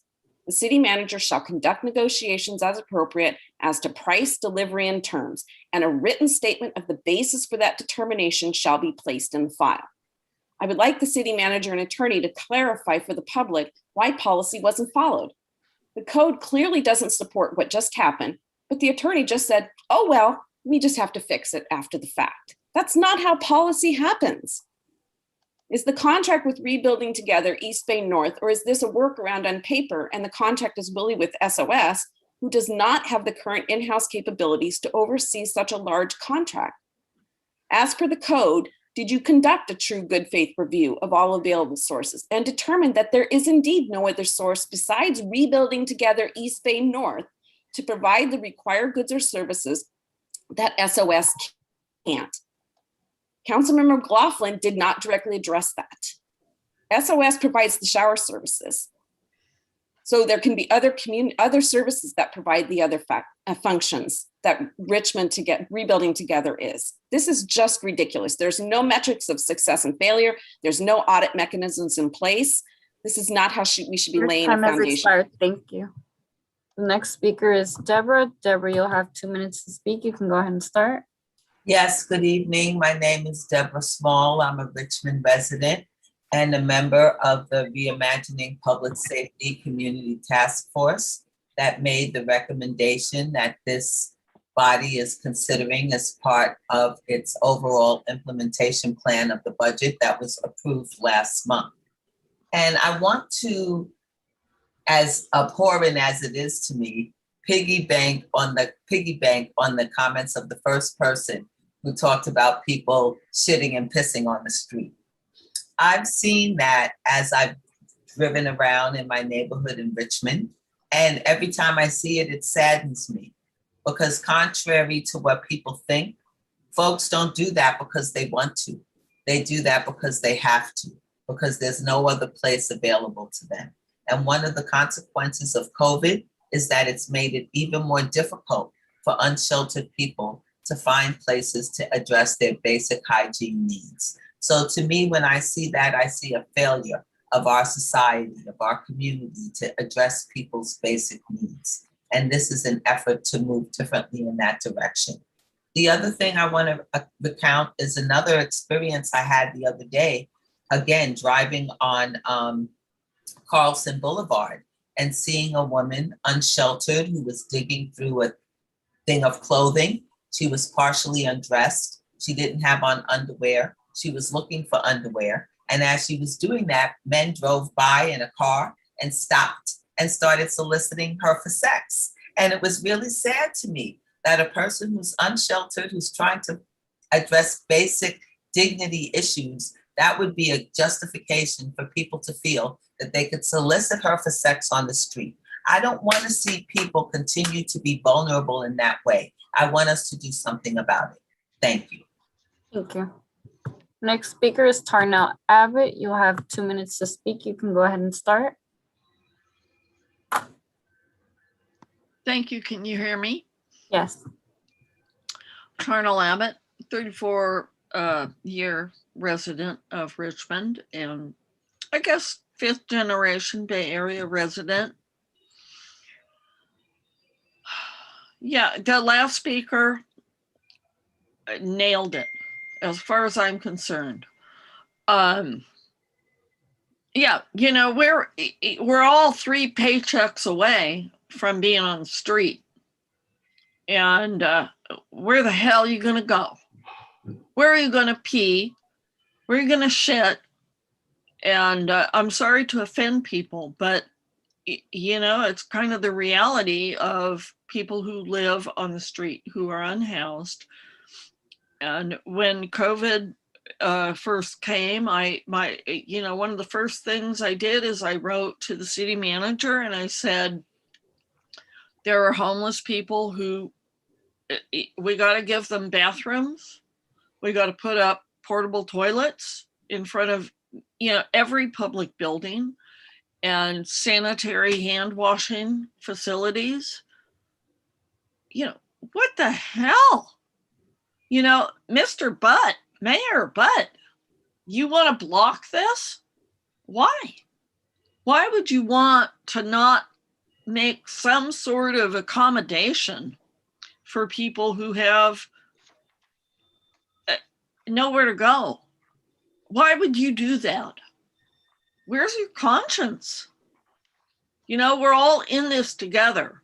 And if we don't make some sort of reasonable way for people who are unhoused to live a sanitary life, we're risking all of our lives because COVID is going to keep on adapting.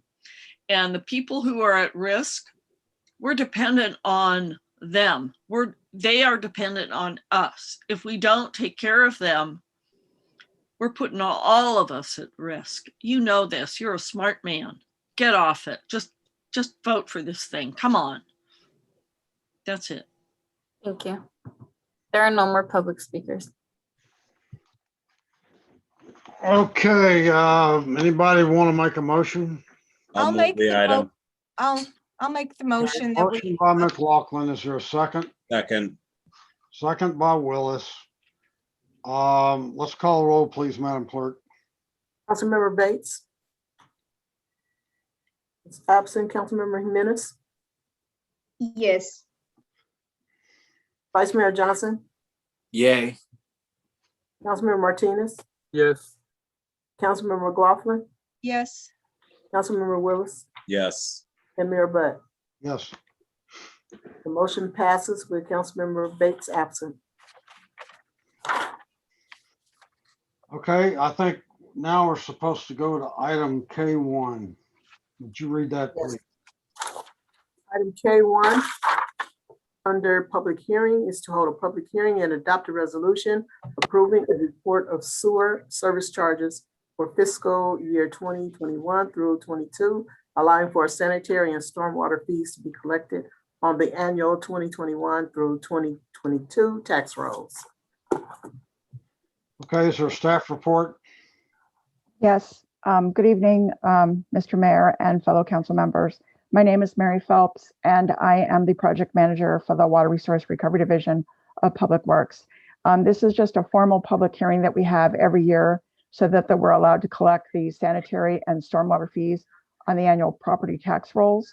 In the interest of brevity, I'll basically just hold this to where you can open the public hearing and call for questions. And then we basically close the hearing if there are no questions and then hold the vote. So if you have any questions, I'll allow for them now. Any questions from council members? I don't see any. I will open the public hearing. Do we have any public speakers? No, we do not. I will close the public hearing. Do we have a motion? So moved. Second. A motion by Johnson, second by Willis. Call the roll, please. Councilmember Bates is absent. Councilmember Jimenez. Yes. Vice Mayor Johnson. Yes. Councilmember Martinez. Yes.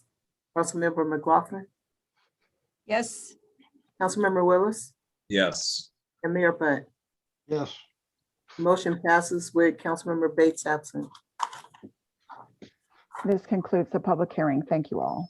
Okay, the next item is item L5. That's sponsored by council members McLaughlin and Jimenez. Would one of you like to introduce it? I'll start.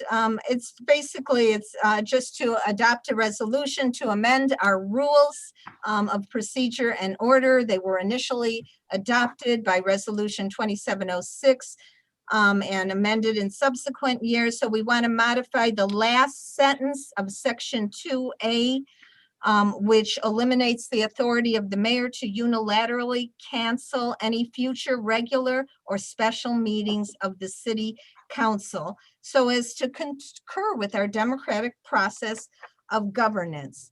And the way it will change is to say any future regular or special meeting may be canceled by a vote of the majority, by the vote of a majority of the members of the city council during a regular or special meeting.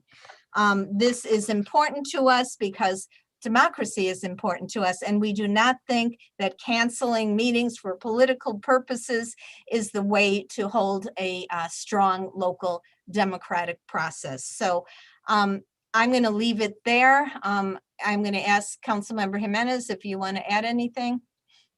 I just want to be brief, and I said that this was a vote of the majority of the council last week, last city council on Thursday, because based on the unprecedented move by the mayor to cancel last city council meeting, and it put not only the city council but staff to kind of like ramble, because there were a lot of items, and this is why we are here trying to finish all the things to make sure that we don't put in a financial jeopardy the city. According to the city manager, is we will have canceled tonight's meeting. That was some attempt to do that by the mayor. This will put at the stake 50 million in city revenues and other financial matters scheduled for discussion. So I think what Council Member McLaughlin said is that is the city right to function that is at stake, but also democracy. And I think if somebody is abusing these powers, I feel like we need to reconsider and see how we can address that. So this is why this motion is putting tonight. Are there questions from council members? I have some. Is the city attorney here? Yes, I am. Okay. So I wasn't going to bring any of this up till Councilmember McLaughlin said that it was political, but that piqued my interest. So I have some questions for the city attorney. So city attorney, prior to the July 22nd meeting, you and Councilmember McLaughlin had a conversation about the motion she proposed to add an item to the July 27th agenda regarding the mayor's discretion to cancel meetings and to preemptively suspend the rules to prevent the mayor from canceling any more meetings. Is that correct?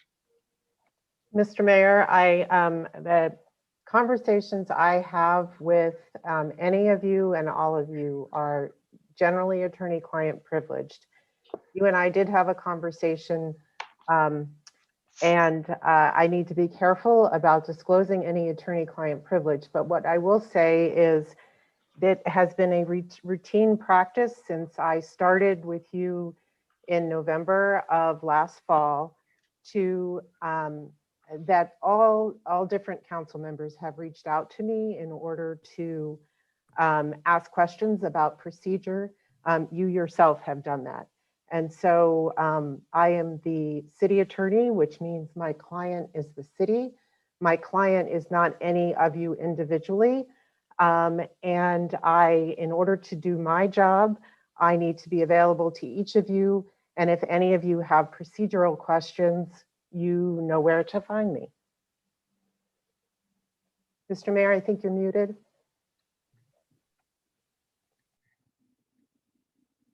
You're muted. Mayor, you're muted. Mayor, you're muted. Okay, I'm sorry. So I'm not asking you what your conversation was. I'm just asking if you met with her. And that answer was what? Did I have a conversation with the council member? Yeah. I had a conversation with many council members last week. So you're not going to say whether you even talked to her or not? Mr. Mayor, you're asking me the contents of conversations. I'm not. I'm just asking you if you had a meeting with her. That's all. You're asking me if I had any occasion to speak with Councilmember McLaughlin last week. I had an occasion to speak to many council members last week. Okay, well, and subsequent to your meeting, did you advise her that what she planned to do was correct?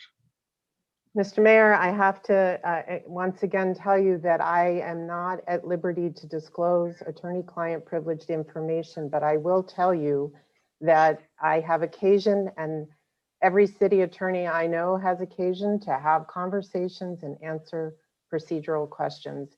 And that's Okay. something I do with each and every one of you when you ask. Well, let's move on to something that's on the public record. And during agenda review at the July 22nd meeting, Councilmember McLaughlin requested to add an item to the agenda to, quote, discuss a scheduling matter, unquote. Is that correct? So Mayor, I'm just going to interject here like I do with any other staff member in terms of a public meeting is not an appropriate place to ask questions that make somebody feel like they're on trial. Look, it certainly is. First of all, she's a city attorney. She's a professional. She should be able to answer some legal questions, you know, without feeling like she's on trial. Second of all, I don't believe these are legal questions. well, they're questions about how this came down. Councilor McLaughlin accused me of doing something that was political. I'm just trying to get to the bottom of it. So, and nobody asked your opinion, city manager, anyway. So let's move ahead. So I'm going to repeat this. No, we're not doing that tonight. City attorney. Yeah, and I want to make sure that we are, You can't. I move we end No, debate. you cannot stop me from asking questions. That's No, part. but I want do. to make sure you are respecting No, the staff and the you- women here. Councilor Jimenez, you're out of order. Nobody called you. I have the floor. You're out of order. Point Okay. of order, Mr. Mayor. I move that we end debate. And Well, there's no discussion. No, we're not debating. We're not debating. I move that we move the question. We don't have a motion. The motion is that we adopt the rules as stated. And it's been seconded by me. I mean, as a point of order, we have to go to the public speakers first. So I just That's make a motion that we go to the public speaker. Well, we're not going to go to the public speakers until the council members have an opportunity to ask questions. So I'm going to continue with my questions. So, city manager, Mr. Mayor, Councilor McLaughlin requested to add an item to the agenda to quote, discuss a scheduling matter. Is that correct? Mr. Mayor, I would like to point of order to end debate and go to the public speakers. We're not debating anything yet. We haven't even had public speakers yet. Yes, we are. We're to the point of allowing council members to ask questions. Well, I believe we need to end debate and go to the public speakers. Well, you may believe that, but that's not. That's my motion. We're not going to do that. We're going to allow Mr. Mayor, there is. No, we're not going to do that. Mr. Mayor. No, we are not going to do Mr. it. Mayor. No, Mr. it's Mayor. not going to happen. Mr. Mayor. No. Mr. Mayor. Mr. I Mayor. have the floor. Mr. Mayor. I have the floor. Mr. Mayor. I do not recognize you. I have the floor. I will continue asking my questions. Okay. Question of clarification. City attorney. I have a question of clarification. City attorney. Point of clarification. And then Councilor point of clarification. And I quote. Takes precedence. City attorney, could you let us know? I have a if discussing point a of scheduling matter clarification. is fine, even if it is on the agenda, even if A it is point of not on the agenda? clarification Is that correct? Is takes that correct, city precedence. attorney? Let the record reflect the city attorney refused to answer. Okay. Mr. Mayor, Mr. Mayor. The city rules Mr. of Mayor, procedure and order state. Every member desiring to you are speak out of order. chair and upon recognition by the presiding Mr. Mayor. officer shall confine Mr. himself Mayor. herself to the questions under debate. Mr. Mayor. Councilor McLaughlin addressed you without. I had a question point of chair clarification. And being I have recognized. the floor. You did not Point of hesitate to respond. Is that The correct? point of clarification takes takes Let the precedence. record reflect the city attorney refused to respond. Are Are you aware? has her hand up. City attorney, are This you is aware of not the stage for Matlock. Rosenberg's rules of order or the city council rules of procedure and order that Okay, allows let city the council record members show to that the bypass city attorney tried to chair and respond. Raise her She's hand, raised her yeah. hand and the mayor did not give her a chance to Okay, respond. I okay, go mean, ahead, city attorney, you have your hand up. Go ahead and respond. Mr. Mayor, I have not been able to understand or comprehend the last three questions because there have been multiple people speaking. Well, I'm sorry. And I raised my hand for each one of them. There's also, Mr. Well, Mayor, I a can, point of order on the table. And so we can I'm go not back, sure we can who's go heard back and what. try again. So I'll go back and re-ask this question. And during agenda review on the July 22nd meeting, Councilor McLaughlin requested to add an item to the agenda to quote, discuss a scheduling matter, unquote. Is that correct? Mr. Mayor, my recollection is that that is what happened. I do not have the transcript in front of me, nor do I have the video in front of me, but Okay, my well, that's okay. recollection matches yours. That's fair enough. And then Councilor McLaughlin asked you, city attorney, could you let us know if discussing a scheduling matter is fine, even if it isn't on the agenda, unquote. Is that correct? I had the same answer. I Okay. don't have it in front of me, Mr. Mayor. My recollection is that is And then vaguely you, what happened. okay, and then you replied to Councilor McLaughlin, quote, yes, scheduling items can be discussed whether there is on the agenda or not, is unquote. Is that correct? I don't know if that's exactly what I said, but certainly that is a true statement. And my recollection is that is how the conversation went, Okay. Mr. Mayor. But having previously discussed her intentions with Councilor McLaughlin, you knew that she intended to move beyond simply a scheduling matter. Is that correct? Mr. Mayor, I do not agree, as I said last week, that the item was improper and that it was anything other than a scheduling matter. Okay, that's what you If you're thought. asking me what I said to to Council Member McLaughlin last week, my answer is the same as before. I am duty bound under the State Bar rules not to disclose the content of my conversations with any one of you because those matters are attorney-client privileged and only the council as a whole and not any individual council member may waive the privilege that it exists because the privilege belongs to the city and the city and not any of you individually are my client. And so your questions are asking me to disclose attorney-client privileged information in a public setting, and I am not able to do that. I'm not able to do that because under state law, it is privileged, and to do so would be to violate my rules of ethics under the California State Bar. So are you aware of the Practicing Ethics, a handbook for municipal lawyers published by the League of California Cities that says, quote, that the city itself and not any particular official or subordinate board as the city attorney's client is important because the city attorney typically advises individuals along the entire chain of the city's hierarchy. Since these individuals are the embodiments of the city and not separate and independent clients, the city attorney has no obligation to keep information obtained from one individual confidential from others in the hierarchy. Are you familiar with that? Mr. Mayor, that is a longer summary of the concept that I just explained. I'm very familiar with that concept. It says here the city attorney, well, let's move on. So in any event, Councilor McLaughlin proceeded to make, she proceeded to make two motions. One of them clearly had something to do with scheduling. The other one didn't have anything to do with scheduling. Is that Mr. Mayor, point of clarity, it was one motion, No, you had a two-part motion. but it was one motion. Well, okay, but it was two parts. And the first part had something to do with scheduling because she wanted to put something on a future agenda. But the second part, which was to quote, peremptorily suspend the rule that gives the mayor discretion to unilaterally cancel council meetings and have that decision remain in place to the earlier of the end of September or whenever the city council makes a decision to change the rule, unquote. So what does that have to do with scheduling? city attorney.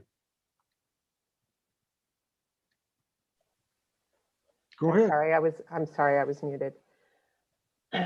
What does that have to do with scheduling? Mr. Mayor, the matter was a scheduling matter, that the motion was to schedule this very item that we're on right now and to put it on the agenda. We understand In that, addition, but the second part of the motion, what did it have to do with scheduling? she was asking to suspend the, let me try again, to suspend the rule that allows you to cancel that meeting so that the scheduling matter could actually be scheduled and stay on the agenda and not be subject to being canceled by you. The entire conversation was about how to schedule a matter on the agenda that would appear today in a way that you did not then have the power to take it off. But I had not. My opinion, that pertains go ahead. entirely to scheduling. But at that point in time, I had not made any move to cancel the meeting, right? Wrong. Mr. Mayor, I think there were lots of conversations with staff members, and there may have been conversations among council members last week. So I do not think it is a true statement that you did not make any suggestions about canceling this meeting last week. Okay. Prior to the council meeting. Okay, I'm trying to get done here. So why don't you just stick with me and we'll go. So I want to move, I want to move on to the meeting cancellation that actually led to this whole thing. So you caused to be agendized for the morning of July 20th, a public hearing to consider terminating the development agreement with Campus Bay. Is that correct? Mr. Mayor, I communicated to the city clerk that the council had just made the decision in a closed session to create that special meeting. That information was given to the clerk's office. The clerk's office is responsible for scheduling meetings. That's not something that the city attorney's office does. Okay. And the reason for that public hearing was an expectation, or at least an anticipation, that the developer might or would breach the development agreement by failing to take title to the property by the prescribed deadline of July 19th. Is that correct? Mr. Mayor, I believe that the agenda speaks for itself. I'm not sure where we're going with this. There was an item, it was a public hearing, it related to the Campus Bay development. I think if we get much further on that, we're starting to have Brown Act issues and talking about Campus Bay, which is not on this agenda. But the agenda item itself said that it was for the purpose of considering termination. I'm just asking you if you agree that that was the purpose of the meeting. I think the agenda speaks for itself. Okay, all right. And so, and anticipating a potential breach, the city council desired to move as quickly as possible. In this case, 9.5 hours later, so that the developer would not have time to cure the default. Is that correct? Mr. Mayor, I'm not going to disclose any sort of attorney-client privilege information. There's a public hearing, there's an agenda item, and a public hearing requires a notice in the newspaper that had to be in the newspaper for 10 days. I think it's a matter of public record what that item was about. I think you summarized it in the prior question fairly accurately. And I am not going to go into and am not and am duty bound not to go into any further. Okay, all right. But in fact, the developer did take title in time to avoid the breach. Is that correct? Mr. Mayor, I think that the developer has asserted that position, and the city council has not decided to reschedule. The developer took title to property and has presented that information. Beyond that, that is all I can say in public. There is no hearing. Public. Okay. Have you advised the city council that the developer has, in your opinion, fulfilled his obligations related to taking title? So, Mr. Mayor, Mayor, I cannot disclose I'm sorry, go ahead, go ahead. well, I just think we're getting nowhere fast. She's already advised you several times that we cannot disclose the attorney-client advice that we've given. And at some point, this is just becoming abusive. So, Well, I've got about 5 more questions and then we can move on. well, Mr. 5 more Mr. doesn't Mayor, make it any better. Mr. Mayor, I just, to save everyone some time, I will not disclose the content of any advice I have given to any one of you. Okay, that's fine. So the next question I have is, so you did tell me that well, I'm not going to go there, but so the actions I took to cancel the public hearing and avoided a meeting that had no reason to occur. Do you agree? Mr. Mayor, Mayor. Mr. Mayor, Yeah. the council majority had scheduled a meeting. Apparently you decided that that meeting was not wise to have go forward. And you decided to cancel it Okay, then. against the will of the majority of the council. Okay, then after I canceled the morning meeting, Mr. Mayor, I can't hear you. Mayor, you muted yourself again. Thank you for reminding me. Then after I canceled the morning meeting, you moved the public hearing to consider the Campus Bay termination to the evening meeting of July 20th. Is that correct? I was directed by the council majority that if for some reason the morning meeting couldn't go forward because, for example, there was a lack of a quorum or other problem, that the meeting should go forward at the regular time on that same day. You had a regular meeting that evening. So you asked the clerk to re-agendize it for the evening, right? Based on direction I had previously received from the majority. But at that time, you had in your possession all of the documents the developer had provided to show that title had been taken. Is that correct? Mr. Mayor, there is a 24-hour notice requirement for agendas. You had directed that a meeting would be canceled.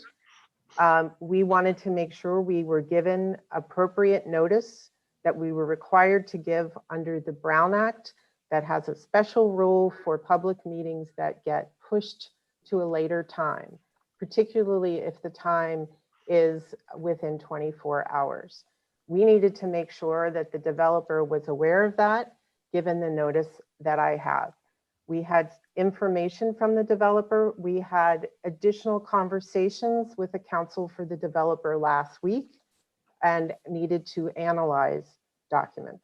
That's all I will say. I will not disclose attorney-client privilege.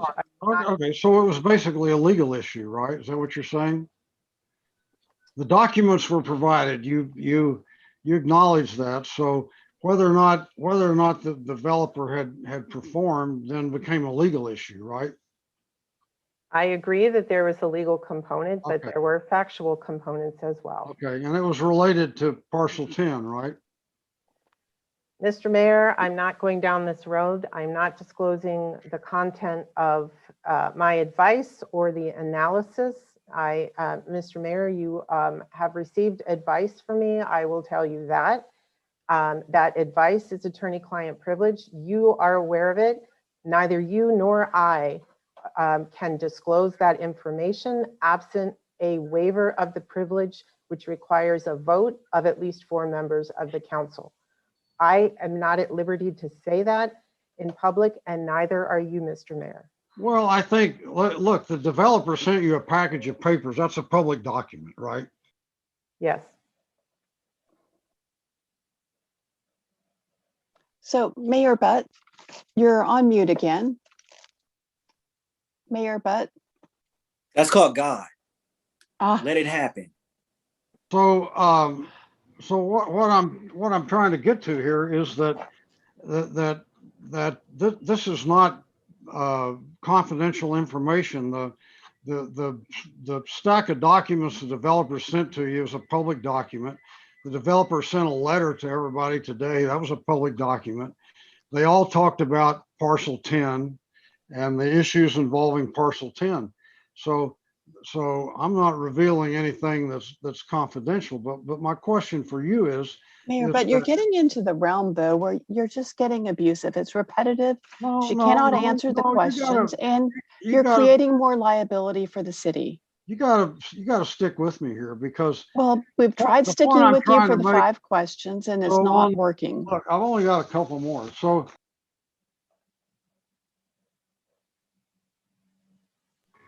when I saw the agenda item move to the evening agenda, I contacted you and asked you why you had moved it to the evening agenda and asked you to consider not doing it because the legal issue had been resolved. And you refused, right? Mr. Mayor, I did not have that conversation with you. Well, that's my I right. believe you had the Maybe I had it with Heather. with someone else from my office. But And it's my understanding that you were asked not to do that by our office. so do you plan on scheduling any more public hearings on the termination issue? So Mr. Mayor, but she's already answered that question. She doesn't schedule hearings. Well, are you planning on asking the clerk to schedule any more hearings on the Campus Bay termination issue? Mr. Mayor, that's a question for the full council, and the full council will make that determination. But you don't plan to. There aren't any scheduled. Mr. Mayor, you're muted again. Mr. Mayor, you're muted. Mayor, you're muted. Damn. It seems like the mayor can't I handle the hate this. technology to run this meeting today, I so I hate would this. like to. I hate this machine. So this is my last question, my last statement, and that is, you know, this whole motion turns on an allegation that somehow what I did in canceling a meeting was political. And my point is that I think all of you know this. All of you know that all of you know that Campus Bay fulfilled their commitment, their contractual obligation to take title to the property. You know that, okay? So there was no reason to have a public meeting to have the public come in and weigh in on this issue.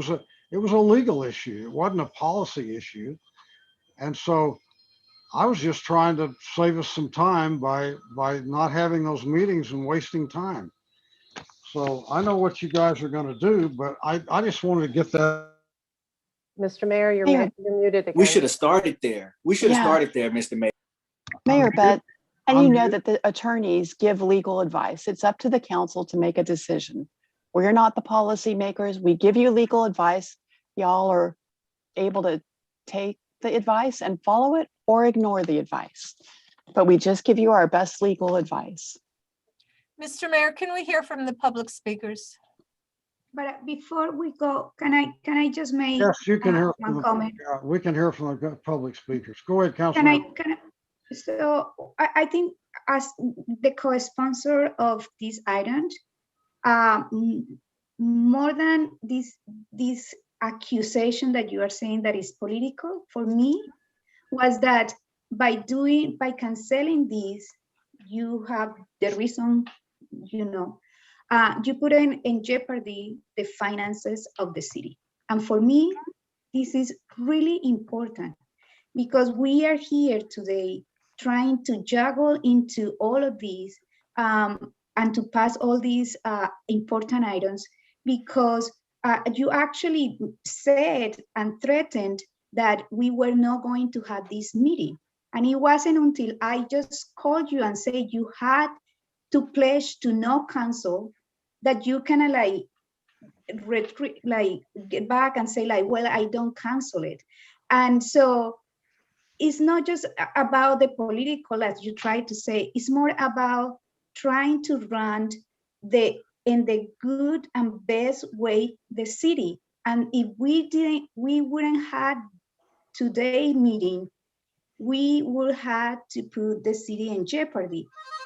And the reason why we are not, like, we didn't, like, for me was like the youth were having a presentation today and they couldn't do it because we didn't have the meeting last time where the item of non-voting citizens were going to be listened and all the speakers were going to be in the last meeting. So we had to take that time in this meeting because you canceled that meeting. And then all the other things that were going to put in jeopardy over $5 million the city finance, like the city revenues. So it's not just political. It's just that by doing all of these things, you are putting at risk the city well-being and managed. And just wanted to say that. So let's go to public speakers. It all got resolved, right? After a lot of concern, stress, and an aversion and a interruption of the democratic process. No, Now and it didn't get done because we didn't get to hear the youth council or any other That's right. That's right. items. So no, we didn't get everything done that we could have done if you would not have canceled the meeting that we have. Councilor Willis, you have your hand up. Yeah, no, a quick message. Y'all don't have to listen to me and the public speakers, and I'm sure a lot of you, some of y'all don't like me anyway, but just a suggestion. I personally find this whole display from the mayor very deplorable. And by the way, Laura, Heather, Teresa, me personally, I am sorry that y'all had to deal with this evening. Y'all don't need to deserve this. And I'm sorry to the rest of the staff and the city hall itself that has to deal with the chaos that is happening from the disorder happening here. That being said, I want to advise the public just to keep this to the office and process and not make it about personal attacks, because I only view it personally as adding more fuel to the fire. So let's keep it about the practicality about why nobody should have this power and the unintended consequences it brings, like the tens of $millions we could have lost if we didn't have any more special meetings. So I'll shut up. I'm ready to hear the public. Okay, well, I did note before that Councilmember McLaughlin, when she was mayor, voted for it. So she must have thought there was a good reason when she was mayor, but that's a mischaracterization of events. It's not. Go look at the record. It was a resolution voted for in 2013 and she voted for it. Okay, so let's call the public speakers. Okay, I have 10 speakers right now. Elsa Stevens, Tarnell Abbott, Jeannie Quartz, Evan Serchuk, Sally Tobin, Mark Wasberg, Don Gosney, Deborah, Jacqueline Thalberg, Randy Joseph, and Marisol Cantu. I'll start with Elsa Stevens. You'll have 2 minutes to speak. You can go ahead and start. Can you hear me? Yes. Great. I had to put off what I was going to say on the other issue for a whole week. It is after midnight. All I have to say is we do not need a one-man filibuster, which is what we have now. The city of Richmond has too much important business to conduct on our behalf. Thank you. Thank you. Next speaker is Tarnell Abbott. Tarnell, you'll have 2 minutes to speak. You can go ahead and start. Can you hear me? Yes. Tarnell Abbott, Richmond resident. I support the motion, and Mayor Butt, you are acting like a despot. And if you profess a respect for democracy, then you will vote for this motion also. It is unconscionable to have one person hold up city business for whatever reason. And in your particular case, as an architect, you have a vested interest in what happens with Campus Bay. And your whole blah blah to blockade the entire meeting is because you have that vested interest.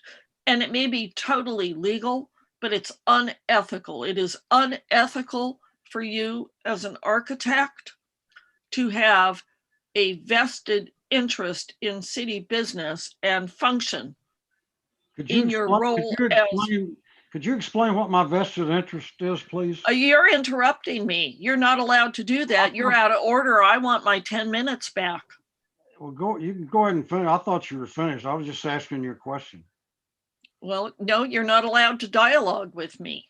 I sure am. Any council No, member you're can not, Mr. Mayor. No, any council please. member. Point of can ask order. Can we continue with the speakers, Mr. Mayor? Fine. Mr. Mayor, I suggest the clerk give back the speaker. Nobody called on you, city attorney. Okay, so would you like to? Mr. Mayor, you Oh, Miss no. Abbott, out of order. Excuse me, Miss Abbott. City attorney, go ahead. I'm suggesting that I don't know when the clerk stopped, but if. I stopped the clock when the mayor started talking to. Perfect, thank you. very much. Well, I thought you He has 50 seconds. Go ahead, you can finish, Tarnell. Tarnell? You have 50 Tarnell? seconds, Tarnell. Sorry. Tarnell?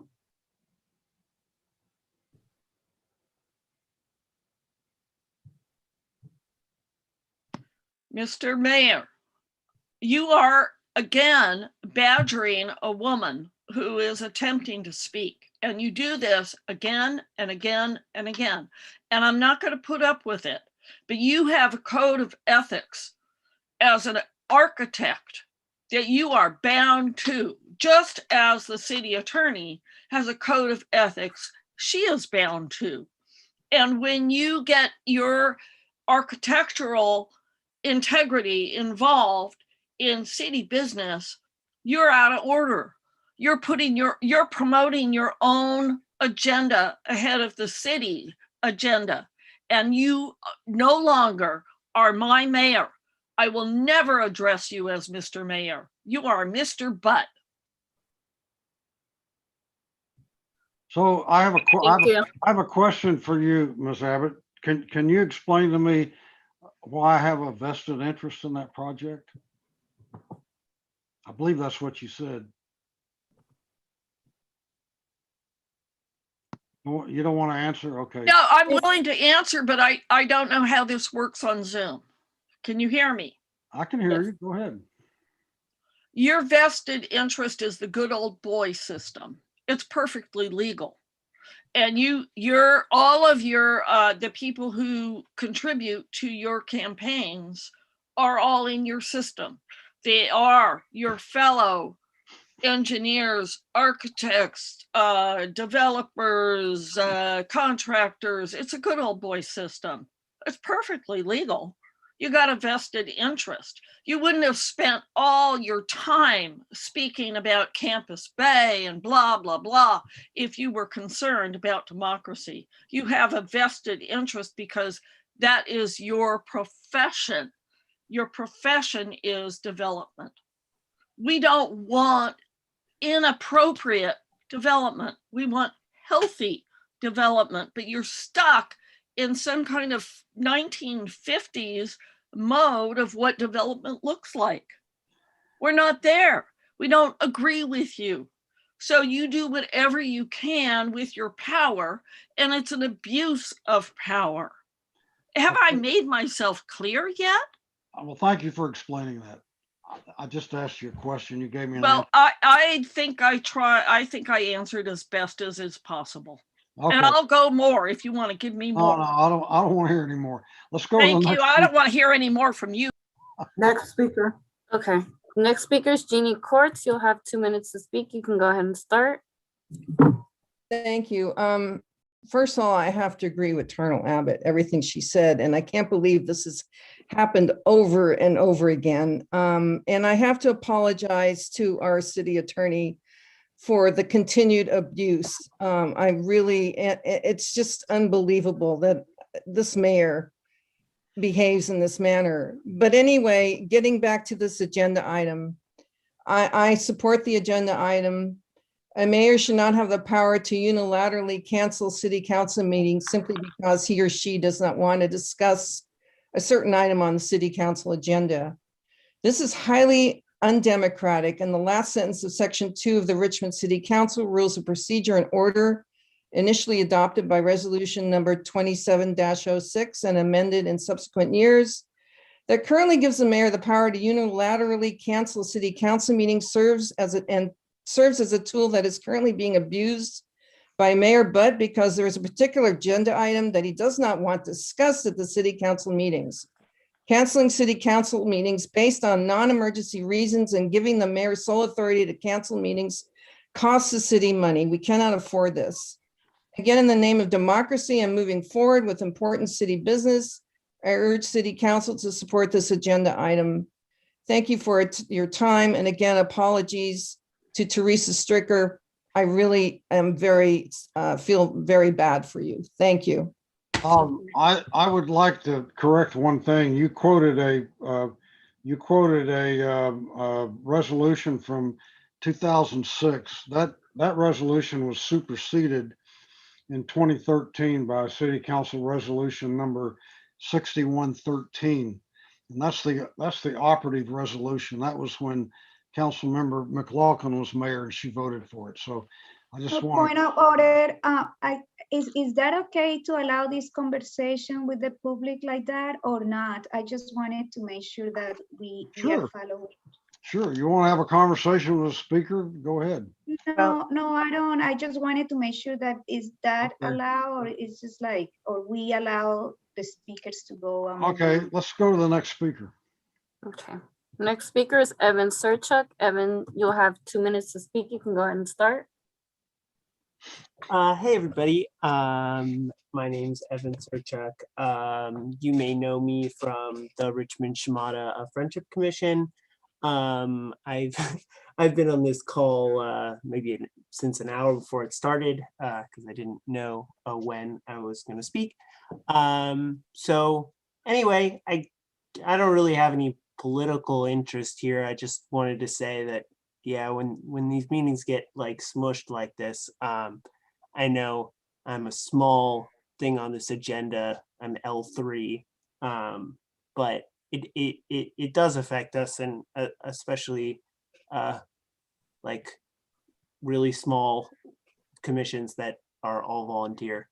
So anyway, I don't have any prepared statement beyond what I was gonna say, but I'd like to invite you all to be involved with small commissions and hopefully future engagement. And I guess I'll talk to you all when my thing shows up on the meeting next time.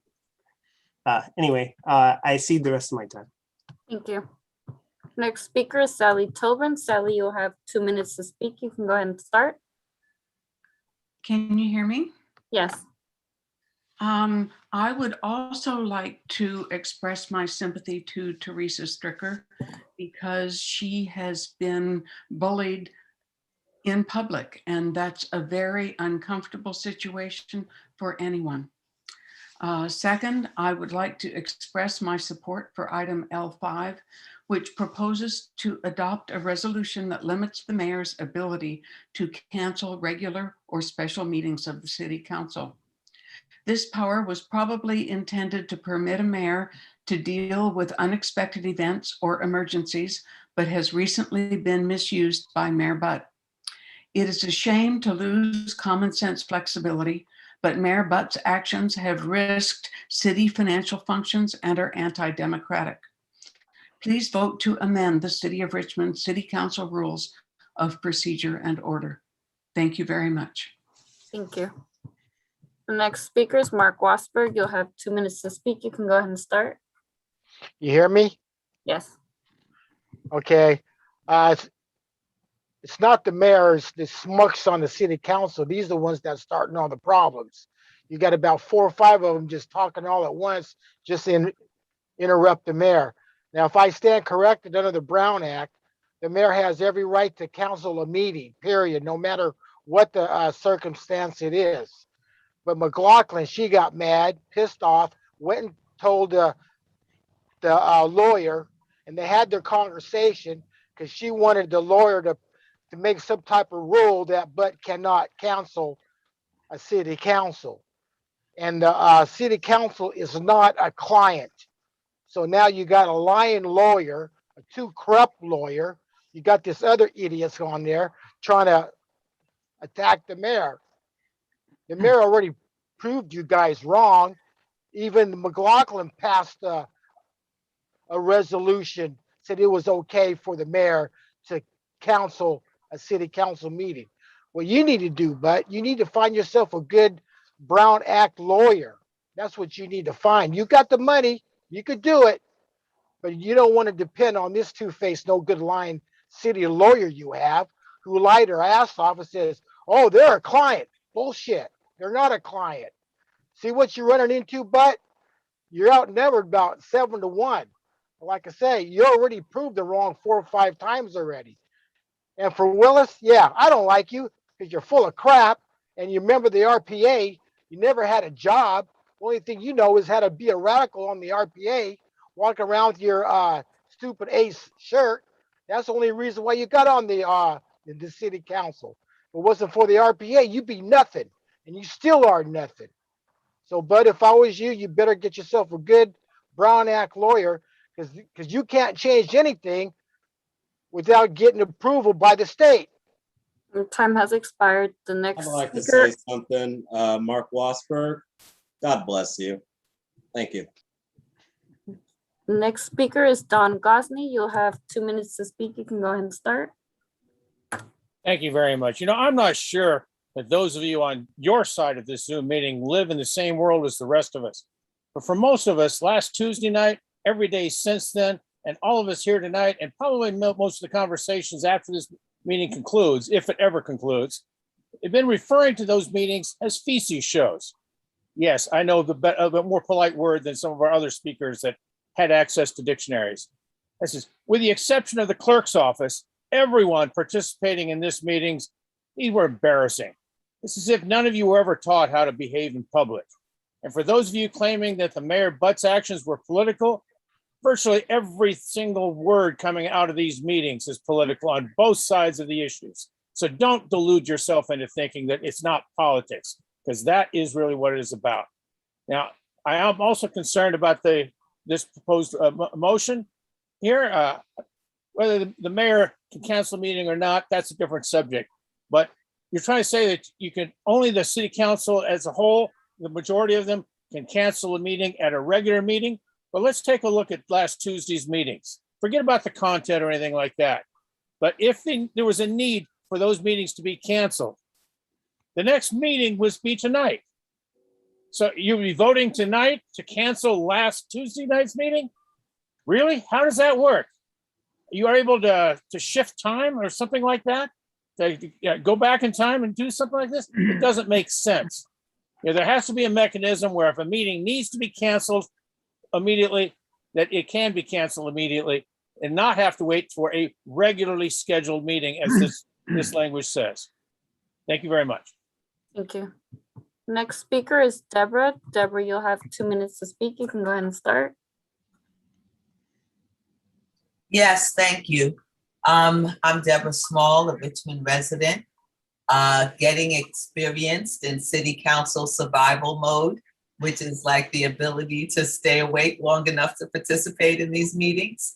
I want to just like acknowledge that the last 45 minutes have been the best argument in favor of the motion, because quite frankly, what we've seen is what I've seen over the last months of participating in these meetings, which is listening to a mayor who is alternately racist, misogynist, xenophobic, and overall ignorant, and who prefers to use the tactics of bullying as opposed to persuasion.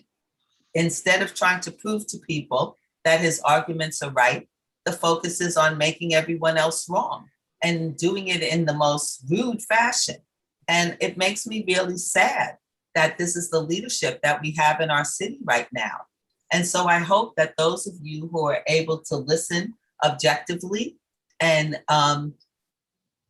uphold civic virtue and values would actually support a motion that would not allow a person who obviously is drunk with power to continue to be able to use that power in ways that are anti-democratic, anti-inclusive, and actually are insulting to the basic principles of democracy. I yield the rest of my time. Thank you. The next speaker is Jacqueline Thalberg. Jacqueline, you'll have 2 minutes to speak. You can go ahead and start. Thank you. Yes, a lot of what I wanted to say has been said already by previous speakers, so I'm very grateful for that. I just need to say that, yes, I would say the past 2 hours, or maybe the whole city council meeting led by this mayor, has shown the necessity of doing something against a autocratic, undemocratic, and really abusive and out of control mayor who is stalling in order to obfuscate the fact that he's doing the same tactic as Mitch McConnell in the Senate. So I just urge you to adopt the resolution, and it explains itself why. Thank you. Thank you. Next speaker is Randy Joseph. You'll have 2 minutes to speak. You can go ahead and start. Hi, name Randy Joseph, Richmond resident. I just want to point out, one, I want to shout out to Councilmember Willis because he saved me from coming over here and acting a fool. So I appreciate what you said and not making it personal. Two, I just want to show the difference between how a youth council and how they can be professional and they can run meetings without these things, and to show that we're grown-ups and this is what we're going down to, and this is the dribble that we get into. Like, this is utterly ridiculous, and it's embarrassing for a city to Richmond that we have to go through this and see. And I agree totally with everything that Deborah said, that this bullying tactic to try to get your point across without using persuasion rights is utterly ridiculous. I know as a chair of the police review commission, I've gone through things where I may have disagreed with the outcome, but my job as the chair is to make sure those things go through, and because that is the process and that's the democratic way. There's no way that one person should have a power to cancel a meeting for any reason just because he sees fit. I don't even know why this was made in the first place. If it's an emergency shutdown, all the council members should come together to have that conversation before canceling a meeting. I hope this goes through, and I hope that we can go back to just professionalism and treating people with respect and dignity, even if you disagree with them, even if you don't like them, and still treating people with disrespect and dignity. I know a lot of people don't like me, but I try to make sure that I speak to them with respect because they deserve it, because they're a human being and they're a resident of Richmond, and I should listen to them. I hope that we can get to that process. Thank you. Thank you. Next speaker is Marisol Cantu. Marisol, you'll have 2 minutes to speak. You can go ahead and start. Hi, can you hear me? Yes. Hi, my name is Marisol Cantu, third generation Richmond resident. I would like to echo what Deborah and Randy and Tornell and so many others have said tonight. I also want to point out really and lay this out for people that may not know what's really going on. Our mayor is really abusing his power. He really is a racist. You have a majority Black and brown community, a BIPOC, a queer, indigenous community. You have youth, you have disabled people. We have so many people that need help, and we were not able to move so many of the agenda items out today. We could have listened to a report back from the Friendship Committee, and the Youth Council was waiting. This is what we are missing. We're missing a city that it's run by its community. Instead, we have a dictator. We have somebody that is like Trump running our city here in California, in the Bay Area. We can do better. I support this motion, and I also really look and ask and demand a recall of this mayor. He is not serving our community. He is starving our community. We need a democracy. We need to be able to engage in these city council meetings. And yet we have somebody that has just abused women. I am sorry to every woman in this call that had to deal with what he was saying. No human being should have to say that this is their mayor of a community.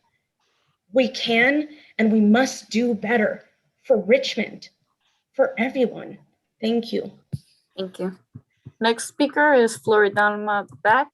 You'll have 2 minutes to speak. You can go ahead and start.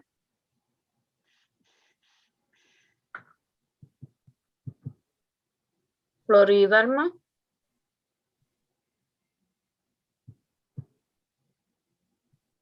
Hello. Okay. And they're not responding, and that was the last speaker. Okay, I will make the motion to adopt the resolution as it is written. Second. Okay, I have a motion by McLaughlin, second by Willis. Heather McLaughlin, you had something?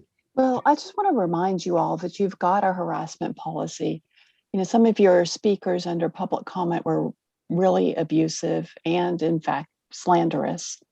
And under your harassment policy, which prohibits discrimination for all the reasons that everyone knows, the presiding officer, after the speaker speaks, is supposed to remind them about the harassment policy. So y'all need to keep this in mind and be a little bit more proactive. You know, you're setting yourselves, the city, up for a lawsuit if you're not adequately protecting your employees. Surely the public has the ability to comment, and you can't stop everybody, but you can take steps and remind people to be civil and respectful. Would you like to be a little more specific? I don't have a clue what you're trying to say. Well, at the front of your agenda, you've got the city harassment policy, and it says that you invite public comment and critique about your operations, including comments about performances of employees and officers at public meetings. But then it goes on to remind y'all that, you know, you can create a hostile work environment if the discrimination or harassing comments are so severe and pervasive that they create that hostile work environment.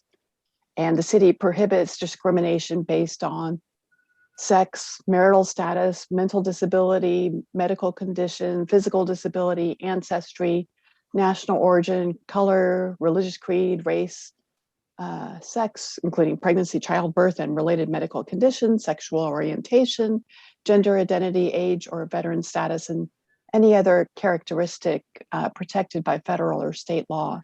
And certainly we've heard a lot of comments here that many of the speakers believe that the comments are directed at women. So you have a policy here that acknowledges the right of the public to speak, including comments that could violate the harassment policy.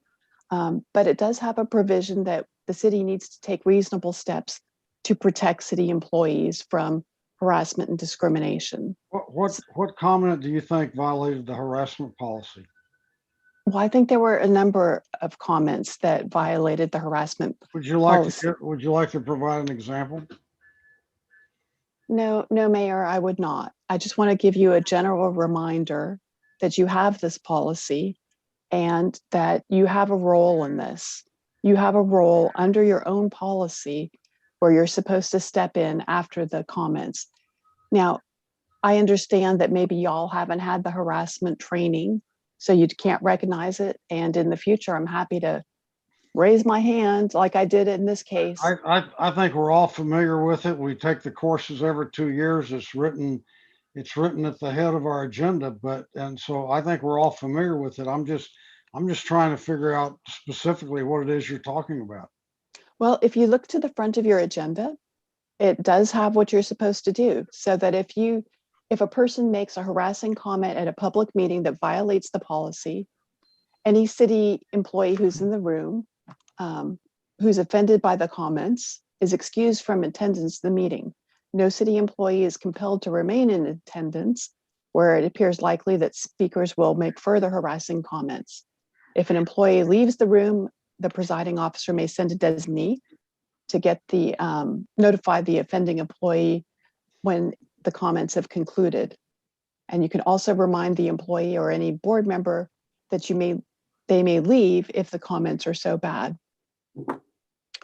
So okay. We're familiar with all that. I'm just trying. And if a person specifically what it is if a person makes a harassing comment at a meeting, the presiding officer of the meeting may, at the conclusion of the remarks, an allocated time, remind the public of the policy. And that I think is important. You need to set a good standard for your employees and let them know that you're not going to tolerate this sort of behavior. It starts at the top. Okay, I still don't know what you're talking about, but let's go ahead. I think we have a motion and a second, right? Yes. City Clerk, why don't you call the roll on this vote? Okay, we have a motion by Councilmember McLaughlin, second by Councilmember Willis. Councilmember Bates.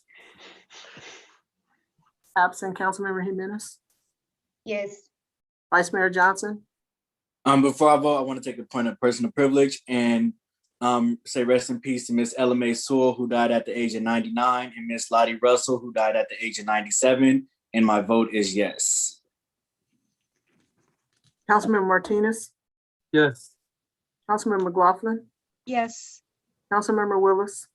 To add to that memorial, I don't know if this was done last week, but Antoine Whitney as well. And yes. And Mayor Butt. No. Motion passes with Mayor Butt voting no and Councilmember Bates absent. City Manager. I just want to let the council know that we do have some items of business that we need to get to. So we will be trying to work on adding some of the items that did not make this agenda to the special meeting agenda. And if you all would like to add everything from tonight that didn't make it through, we could do that on August the 24th at the special meeting. City Manager. Councilmember Willis and then McLaughlin. You need to do that in a formal motion right now because I can make the motion to add unfinished business from today on our special meeting in August. You know, you don't have to do a motion. Any council member can put anything on any agenda. So No, Mr. all you have to do. That's not true. That's not true. On a special meeting, it has to only be the items that were stated that will be on it. We could, so an emotion, I think, would be in order. Maybe the city attorney has something to say. Okay, well, I'll accept the motion. Is there a second? Can we hear from the city attorney, Mr. Mayor?